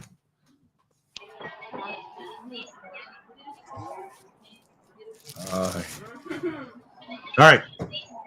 There we Sky go. reiterates what I said. Food bitch now. All Well, right. I tried to ask nicely. Y'all don't get no audio on my shit apparently, but that's okay. I hear you. I hear you. Okay, but on my stream they don't get to hear you. That's cool. Whatever. Well, I don't think that makes much sense. No one's going to want to be on your stream if there's only half the audio. Well, I mean, at least it's like something. But I mean, if you want to do it as an experiment, that's fine. Maybe some people just want to hear half of a conversation. That's pretty extreme daddy issues. Chad Rage says, Yeah, don't forget to follow Big Patience if you're not already on Kick and YouTube and all that shit. I'm here having a struggle session with the Thorpes. Yeah. This is and I didn't think my struggle session would come. I really thought I would be different. They've already. I think this isn't the first, but here we are. Here we are. Here we are. You think this isn't the first struggle session? I think it is. I think we've had struggle sessions before. Oh, you mean like when Grace is kind of teasing a bit? Where's that cheese? I think so. No, I got tons. I mean, that really wasn't a struggle. I think that's what the struggle session was. Okay, you can go let us know. Zeb on my chat says, now I have the choice of muting Ben myself. Thanks. So I guess they do like they do like not just having one side. Sure. Oh man. I mean, if that works for you, great. Dude. So what's up? Dig deeper. Dig deeper. What's up? Wait, we don't really have think my videos here, Grace. you think the daddy issues are that hardcore and I'm really not masculine? You really think that? You really think that, dude? Wait, You patient. think I hate masculinity? No, I don't think that. We don't have your video. You don't have your video. Can we get that? Damn it. Maybe. Grace, this is my suggestion, is that what we do is a low-tech fix here because we're kind of like taking a lot of time here to try to do something There we that go. I think may have a tech. Okay, got it. Yeah, Okay. that's fine. That's fine. All right, we're back. I wonder if oh shit. It's Why either not mine. you have masculine It's either mine or yours, huh? No, you're good. You're good. You're good. No, Can I be there with the voice? He's saying, what about his now? Right. Yours. Dude, there's no way that his is getting audio. There's just no way. What, is it getting video? No, look, if I cut off visual to y'all, then they can have visual and y'all can have audio. They get right now they're just on loading screen because I'm in a different app. But if I put it in Prism, it can pick up me talking, but it won't pick up my video for That's true. StreamYard. That's true. But that seems like the worst of both worlds. But hey, my suggestion would be that we do it here, and then we raid you, and then we do it there. And you Yeah. have both audio and video. I think that's a better idea. Damn. But whatever you want to do, I mean, I really feel like very privileged to have you still on here because most people do dip by this point. Well, True. I stand strong. Yeah. Okay. Right here. 10 toes down. Is that because you want to have your chat to boost you? I'm just trying to be pro for them. You know, just trying to if y'all get the voice from me, you know what I'm saying, and they get the see just me reacting to it, you know, they could have both of. Who knows? Whatever. Yeah, but if you just have the audio and no, if you just have the visual and no audio on your stream, it's gonna suck. That's nobody's gonna watch that. I mean, The visual is just me talking to y'all. yeah, but there's no audio on your side. On your stream. There is Oh, audio there is. on my stream Okay, when I go over there. Okay, so your stream will have But visual not and our audio. No. His stream will have visual and audio. Our Yes. stream will just have audio. Okay, that's fine by me. That doesn't make any sense. Yeah, it went off. My stream went off. I don't That's know. all right. I would just. That's all right. I mean, we have Because to I do was in a a different thing. That's okay. Yeah. Are y'all okay with having my voice, or y'all need to see my face? It's preferable to have the audio and the video, obviously, but I've seen some people call in and hide. sure, yeah. Your stream doesn't have audio. I don't know. My stream does have audio. Yeah, his audio, not our audio. Right? Is that correct? Mm-hmm. Okay. Okay. But they can hear me. They can hear me like reacting Okay. to your. You know, this would be an interesting experiment because we will figure out whether YouTube is actually an audio or a video format. And the answer is it's an audio format. You mean in my stream? opinion. You mean streaming? Streaming or Streaming. whatever. Okay. Yeah, Kick. All right. By the way, YouTube people, we are moving to Kick just so that we can put on the non-multi-stream for a little while. We've done 5 hours on YouTube. So head on over and see us at kick.com/ThorpeTube if you want to continue. I gotta link all that StreamYard shit. See you over there.